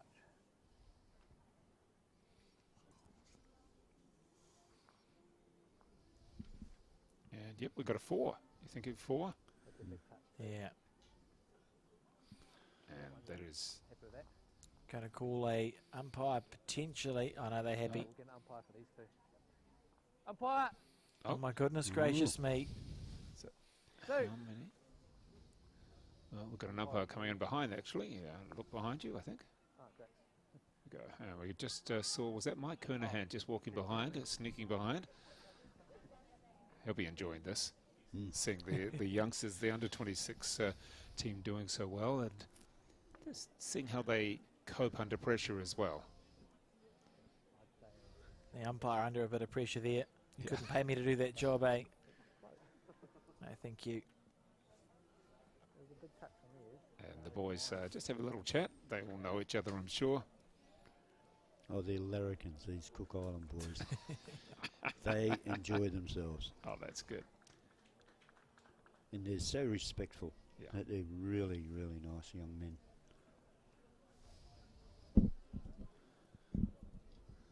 So the umpire now going to the Cook Island bowl. So 4 has already been conceded here.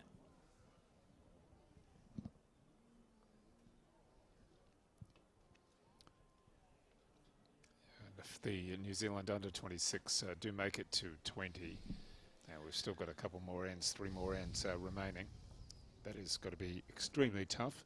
It can be, you can bring it back, but it's going to have to be, no, I mean, you're going to have to really get 5 an end or something like that. But these young New Zealand boys, they're not going to. Oi, yeah, 5. Where'd that come from? There we go. It is 5. Yeah, that's a big end. Oh, gee. That's the sort of your proverbial nail, isn't it? You know, it's 20 points to 6 now. Yeah, no, After that's, 10. That's tough. After 11 ends, sorry. So this is end 12. 3 ends to go. 14 points, the difference. It's hard to see a road back for the Cook Islanders, but they'll keep trying until it's mathematically impossible.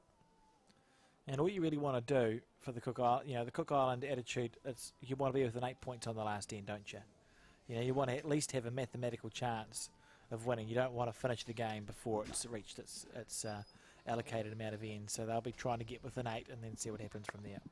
Going good, Davey. David Motu, this is a good bowl. Oh, gee, isn't that nice? You can't miss. He does it all day. That's just superb. It really is. Hayden Zitterstein on his forehand now.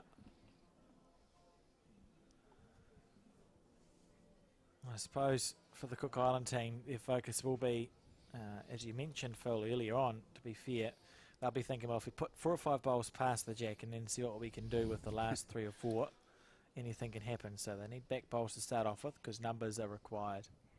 Well, it wasn't a bad first bowl for the Cook Islands there. You'd be very pleased with that on most other occasions.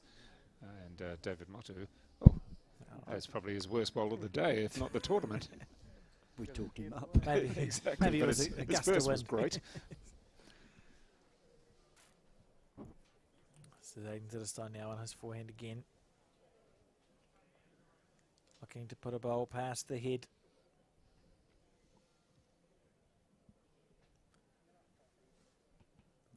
Not the end of the ball, but he will be a little disappointed with that. He would rather have been maybe a metre past, I think. Now, Phil, what sort of bowls do you use? Have you changed over the years? Oh yeah, I use Drake's Pride at the moment because I was fortunate enough to make friends with Leif Selby, and I was at Warilla one time, and I didn't have any bowls, and he said, "Oh, here, use mine," and I love them. So yeah, I just recently bought a set.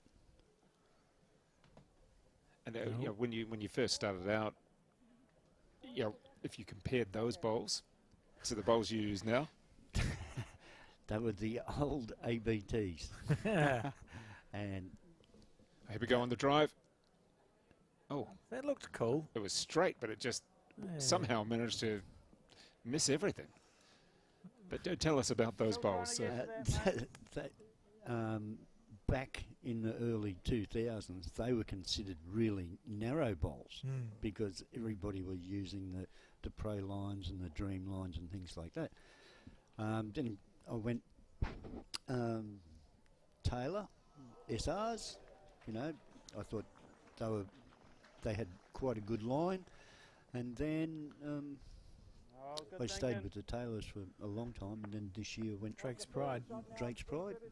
I just liked the finish, and yeah, they do hook a little bit for me. So, Alex, compared to you, your progression. Well, I've been Wait for this shot, actually. look for this bowl. That's a gee. good shot. I've only ever used Aero Optimas.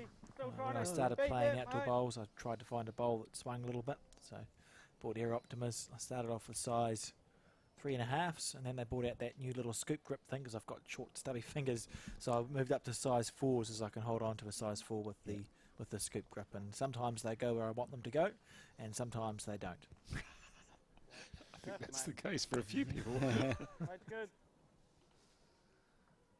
And Cook Island looking for a way to try and score some points here. That shot bowl is the New Zealand bowl, that blue bowl of Davey Motu, sitting at 2 o'clock to the jack, and then they've got second, third and fourth shot, I think. So if they could find a way to get rid of that blue, it's happy days. It's just figuring out how to do it. What do you think, Phil? maybe push through there. So they On push the left. the 2 bowls that sit at 10 and 11 o'clock up into the head. Try and cannon the blue bowl out. I tend to agree. Jason Lindsay here. Has he got his microphone on his cap? That's brilliant. Little feather first. Oh, that's a slice of misfortune. He was looking to cannon it through. And I think if we look at his cap, I'm pretty sure I'm sure that's a player mic on his cap. I could be going We haven't crazy. been hearing that much from any of them, actually. They've been relatively quiet. Yeah. And We didn't hear that much from Carmen no, Anderson. Carmen was noisy a little bit to start with and then quietened down. And then noisy at the end. Yeah, of course. Here we go. So let's watch this roll of Jason Lindsay's and just keep an eye on his cap. I'm sure to the right of his cap. Jace can normally pull these shots off. Yeah, very good bowler. There's Yeah. Mike there. He's got a mic on the right of his cap, I'm sure of it. Okay. Well, this is close here from Jason Lindsay. Get this bowl square, it's perfect. Oh, Gee. Well, when it doesn't work, it doesn't work, eh? Draw a shot. Beautiful effort. And Tio with his mic on his shirt. just on the collar there, bottom of the collar. There's his In the Finn meantime- Bart. Yep. We've got a few of them mic'd up. They just must be very quiet. Are you a talker or an encourager? I'm No, very quiet. you don't encourage with a wave or a push or with your not so much. Times. Okay. Because there are some people, as we know, who make a lot of noise and talk to the bowl as it goes down, encourage it, yell at it. And where's this one going? Doesn't seem too happy just yet. Finn Bart on the backhand side. It's just about, for the New Zealand team, it's just about ones and twos now. You can afford to Yeah. drop a Another ones, there, you know, mate. you're 14 Good. points up. Just about making sure you don't drop a number. Tio on his forehand.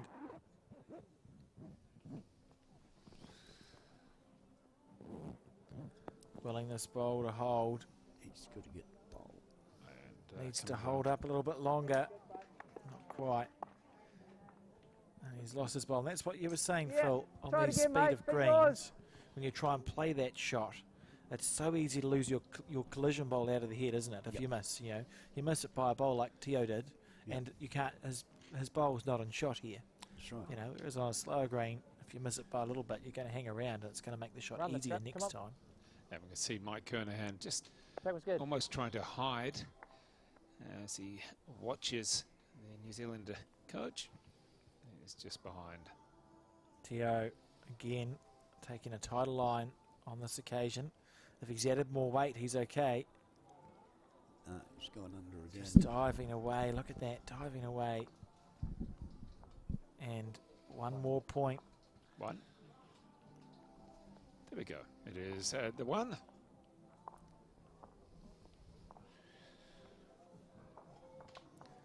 And Davey Motu back into his work. 21 points Doesn't muck to around, 6 does now. it? Doesn't muck around. Grabs the jack. I'm off No, again. no, there's no time wasted.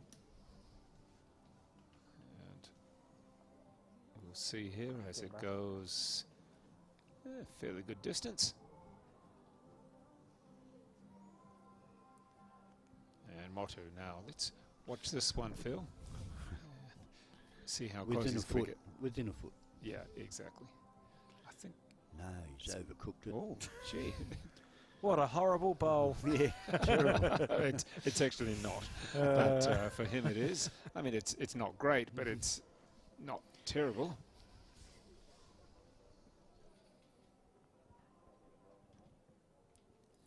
I mean, when you're up 21-6 and you've got 3 ends remaining, you can feel a little bit of confidence. Yep. We've talked numerous times, that's not a bad bowl, but we've talked numerous times about teams or individuals who have been up within a shot of winning and lost. And I think there was a explanation of one particular player in a New Zealand final who, Well played, mate. well, this one's coming better, there you go, this is more like That's it. a great bowl. Just kisses the jack, who lost from 20 to, I don't know, it was maybe about 9 up and lost. Yeah. And then walked off and never played again. What?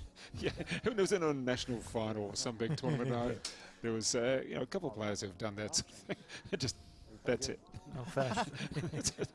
Packed up their bowls. In fact, I don't even know if they packed up their bowls. This is a kisser as well. Oh, good shot, and followed it, Aiden Zittestein. It was a few years ago, so Pretty was down it. there, mate. And stories grow with every Just been that retelling, ball. eh? Yeah, we're just extending it out. Maybe probably he make threw it his worse. bowls off the bridge. Exactly. 21 points to 6. Cook Islands desperately need to score.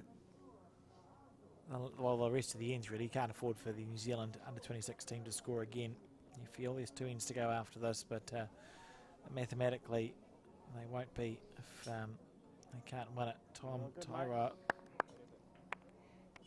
looking at it through, and the Cook Islands probably be called on the back end side now. Okay.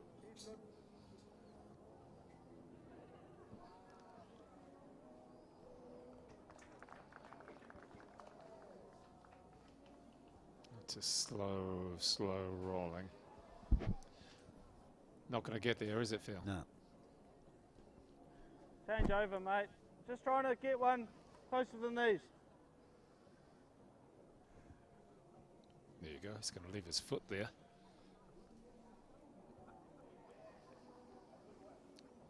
And so the New Zealand under 26, 21-6. Of course, we're going to try and complete, maybe, all 15 ends. And we're looking at the fours because the singles, well, that finished fairly quickly. And it was a pretty good win to Good Earlier. area, mate. in the end. Meeting his Tongan opponent. Oh, is this not going to help too much? Of course, this is the finals of the Oceania Challenge 2023 at the Blockhouse Bay Bowlings Club. We had about 8 nations, or 8 teams taking part, thereabouts. Shortly, I might get you to go through, Alex, all the teams that have competed. In the meantime, it gets a nice little bounce off. Oh, drawing, sits mate. nicely as well, doesn't it, Phil? He might be holding 2 there. But What's he I'm doing? expecting a fair bit of weight through that backhand. Right, They've got catches back here. so to the right, and then a big gap. He's gone very wide to the right, isn't he? He had the weight right. I think he just missed it wide out of his hand. And I can tell you that we had There we go, Alex. Let us know the teams that competed as we continue with this end. Yeah, What have we had? competitors from Fiji, Tonga, Norfolk Island, as they say, Cook Islands, Aotearoa Māori, New Zealand under-26 team, Niue, Tokelau, and Samoa. And there was a late pullout from Papua New Guinea, I believe, and a couple of other invitations. But what a wonderful start to this inaugural Oceania, or Digicel Oceania Challenge, and long may it continue. I'll wait until after this end, but I'd like to acknowledge some of the support and sponsors that we've had for this Digicel Oceania Challenge as well, because of course these events don't happen without people and businesses and organisations that step in and make it happen. And we see, interesting, an underplayed bowl there from Seamus Gooten. So Cook Islands holding 2, looking to make it 3. On the forehand side, Jason Lindsay.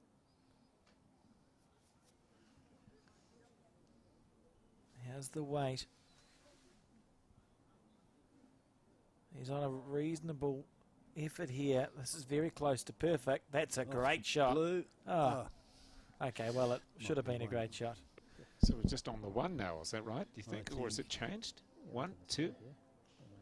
What do you think, He Phil? rolled it, so I'm guessing it's only the 1 now.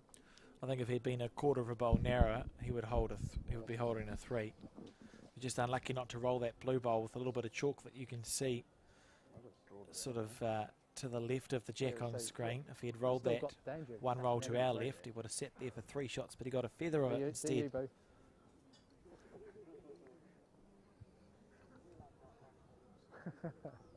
And a little bit of laughter there. All the competitors pretty much know each other. And Well, it's it been a is great the- atmosphere, isn't it? yeah, New Zealand under 26 just looking, well, I don't think, I guess by mathematics we could have a Cook Islands win. No, not even by mathematics. Come on. It might be Yeah, mathematical. but mathematically, but yeah. Realistically, though, yeah, it's gone. And this one coming around the right-hand side and going a bit too deep. And as Tio makes his way down, he's got to look for a way to score a multiple here.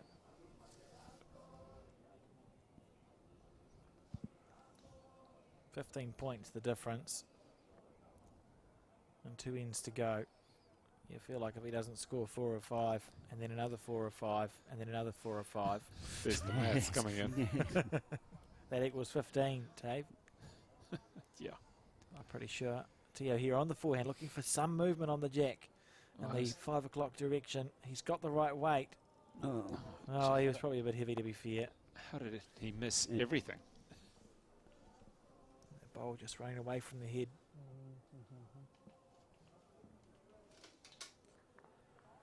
So what are you going to do if you're Finbar on this occasion? It's Finbar up for the New Zealanders? Yeah, it is. Yeah, 21-6 up. So I think it's just about, you're on your back end side through that blue bowl that you see sitting at 7 o'clock to the Up jack. you. Nothing We too got the tee. madness. Yeah, probably 2 and a measure on the tee for 4. Okay, it's going for a kill on the tee is what he's doing. Oh, let's watch it. I forgot there was a tee to be used, to be fair. On the forehand, Finbar, he's got it. No, it went the other way. So we're on. He doesn't got it. 1, 2. It's at least Two. a 2 to the Two. Cook Islands. 2. He was a centimetre wide. Mike Kernahan watching on with a wry smile on his face there. He's probably thinking, lads, you should have just be happy with one down. Here we go. Tio looking to try and make a bonus happen. Up, buddy. That's a very good bowl. Three. 3 there for the Three. Cook Islanders. 3. Yep. Up to 9 points now. Oh, it's not quite enough. We've got 2 ends. To 21-9. What's the gap there, Dave? Well, 2 ends. So what's the biggest they can get, Alex? Well, they can score an 8, can't they? One more. It's yeah, well. And it's 12 the difference. What do you think, Phil? That's not going to happen. Two sixes again. Pretty difficult. Yeah, so in the laws of the game now, if you mathematically cannot win the game in a post-section match, you stop playing. Is that in internationals or just in New Or Zealand? everything. And Okay. everything. So if they don't score enough to get within 8 here, which would be 4, Yeah. I think, then the game's over. They need to be 8 points, within 8 points or they're done. So that's the equation for the Cook Islanders here. And they'll want to play, you want to play the last end in a final. So they'll be trying to get to within 8 and then we'll see what happens. Well, let's see if David Motu's special. Because he's gone the opposite. Well, he's well, gone the other hand. yeah, Yeah. Push, Davey. that's interesting. Has Andy, he got mate. the late turn? Start, Davey. Well done. His weight's Yeah, good pretty bowl. good. Good bowl.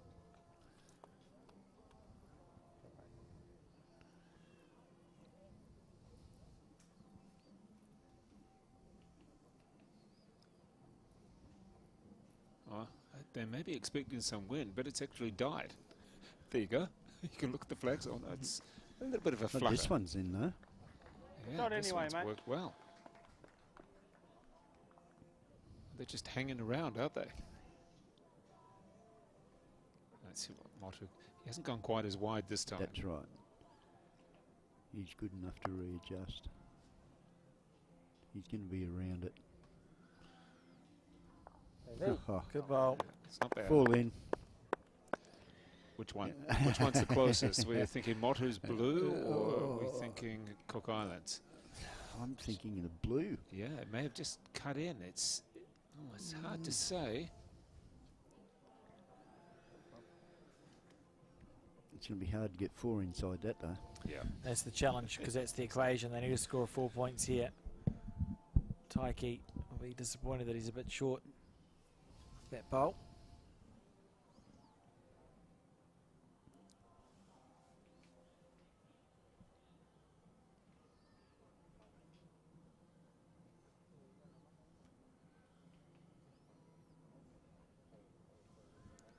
Tom Tyrara on the back end.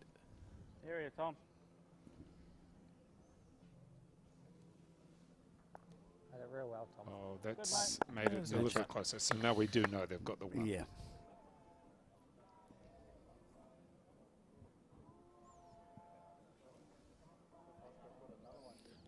And this one looks as though it's got some pretty good width. It should come around enough. It's got a big gap there to come into. He's got some edges there too to work off. Oh, he's trying to touch it. Very nice bowl.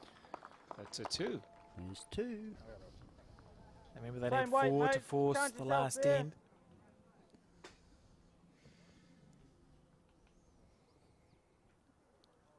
Tom Tyra on his back end.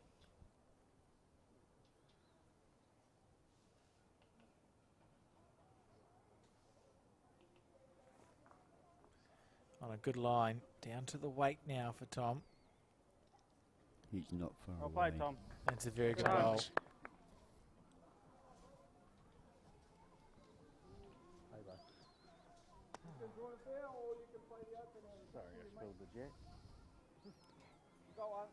Jason now on the forehand side.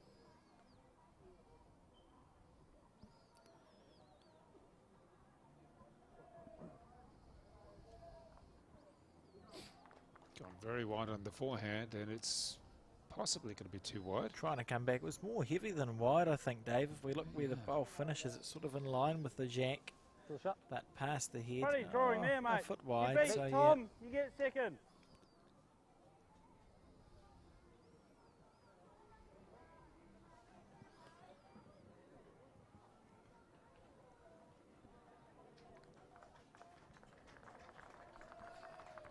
Seamus Curtin on his backhand. Remembering you can find all the results on the Bowls New Zealand Facebook page.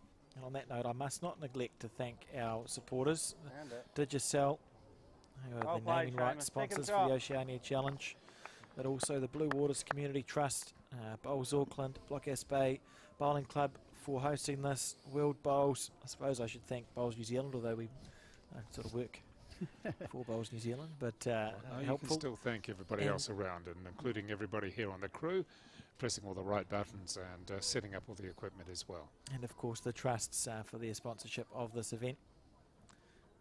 Now, we did have a bowl here, which is the white, To the tee, probably mate. about 4 o'clock, just drop in a little bit. That may have cut it from 1 to 2. What do you think? And is it cut down to 1, 2? I think the skip said it was second shot, the white one.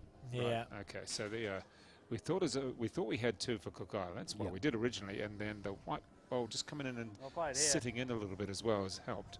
As we do approach, I think you feel like we're approaching the end of this game here, because if the Cook Islands don't score a 4, it's the last end. Very good. And to score a 4, Tio's going to have to play 2 very effective bowls and then cross his fingers that Finbar misses. So Yeah. you wonder if this game's got more than two or so minutes left in it. So as we come down to the last, potentially, the last couple of bowls each for Cook Islands and New Zealand under 26. And what is he going to do on this one? Here we go. Phil Jones, what are you going to do? He has to replace that white bowl, Yep. but stick around and so that he counts. Well, that sounded simple. He's going to come in here, To the just right. roll that a couple. He's on the line, but he might be. Oh, he's opted just to try. Well, he's drawn second shot. That's a very good bowl from He Tio. listened to you. And now I think Go draw him Finbar off, mate. on the forehand side. Bang. Yep. Yeah, there we go. On the forehand side, can he do it? He's only got to take out one. Oh, now he wants to draw. Maybe he's a bit gun shy after the previous end when he tried to kill the jack to go on the 2 metre mark. Give you a chance, Vinny. Oh, let's just draw it off then, Finbar on the forehand. Yeah, Tio has to do it this bowl. Oh, this looks pretty good, actually. It's Good just ball. What a drifted shot. behind. That's unbelievable stuff from Finbar McGuigan. We had a couple of legs in the way, and we couldn't quite see fully, but it's come round behind. There is no shot on for 4 here, Dave, so I think you should get ready to tell us who's about to win and finish it off. It won't go more than 20 seconds. You can't get a 4.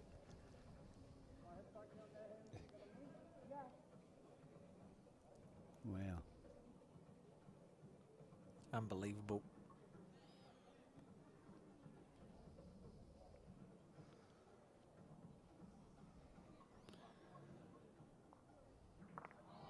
Oh, Well, I'm not sure if that's going to Oh, change one- anything. 1, 2, We've got a 3. handshake, folks. And it is a win, a gold medal there to the New Zealand under 26. Thank you very much to Phil Jones. Great to have you with us, and all of your experience as well. And that will wrap up things here with a victory to the New Zealand under 26 team.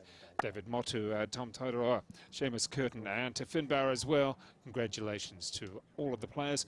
Also, congratulations to everybody for putting on this great event, the Oceania Challenge here at the Blockhouse Bay Bowling Club, and it's been a great response from all of the players from all of the nations as well. So congratulations to our winners and to all the competitors. And we're going to leave you with some highlights of this particular match. In fact, we're going to wrap it up there because you can see all the highlights. We've been, well, all the highlights can be seen on YouTube and, of course, on Facebook as well. Go to a Bowls New Zealand homepage and go from there. But once again, thank you very much from the Bowls New Zealand team and from everybody here at the Blockhouse Bay Club.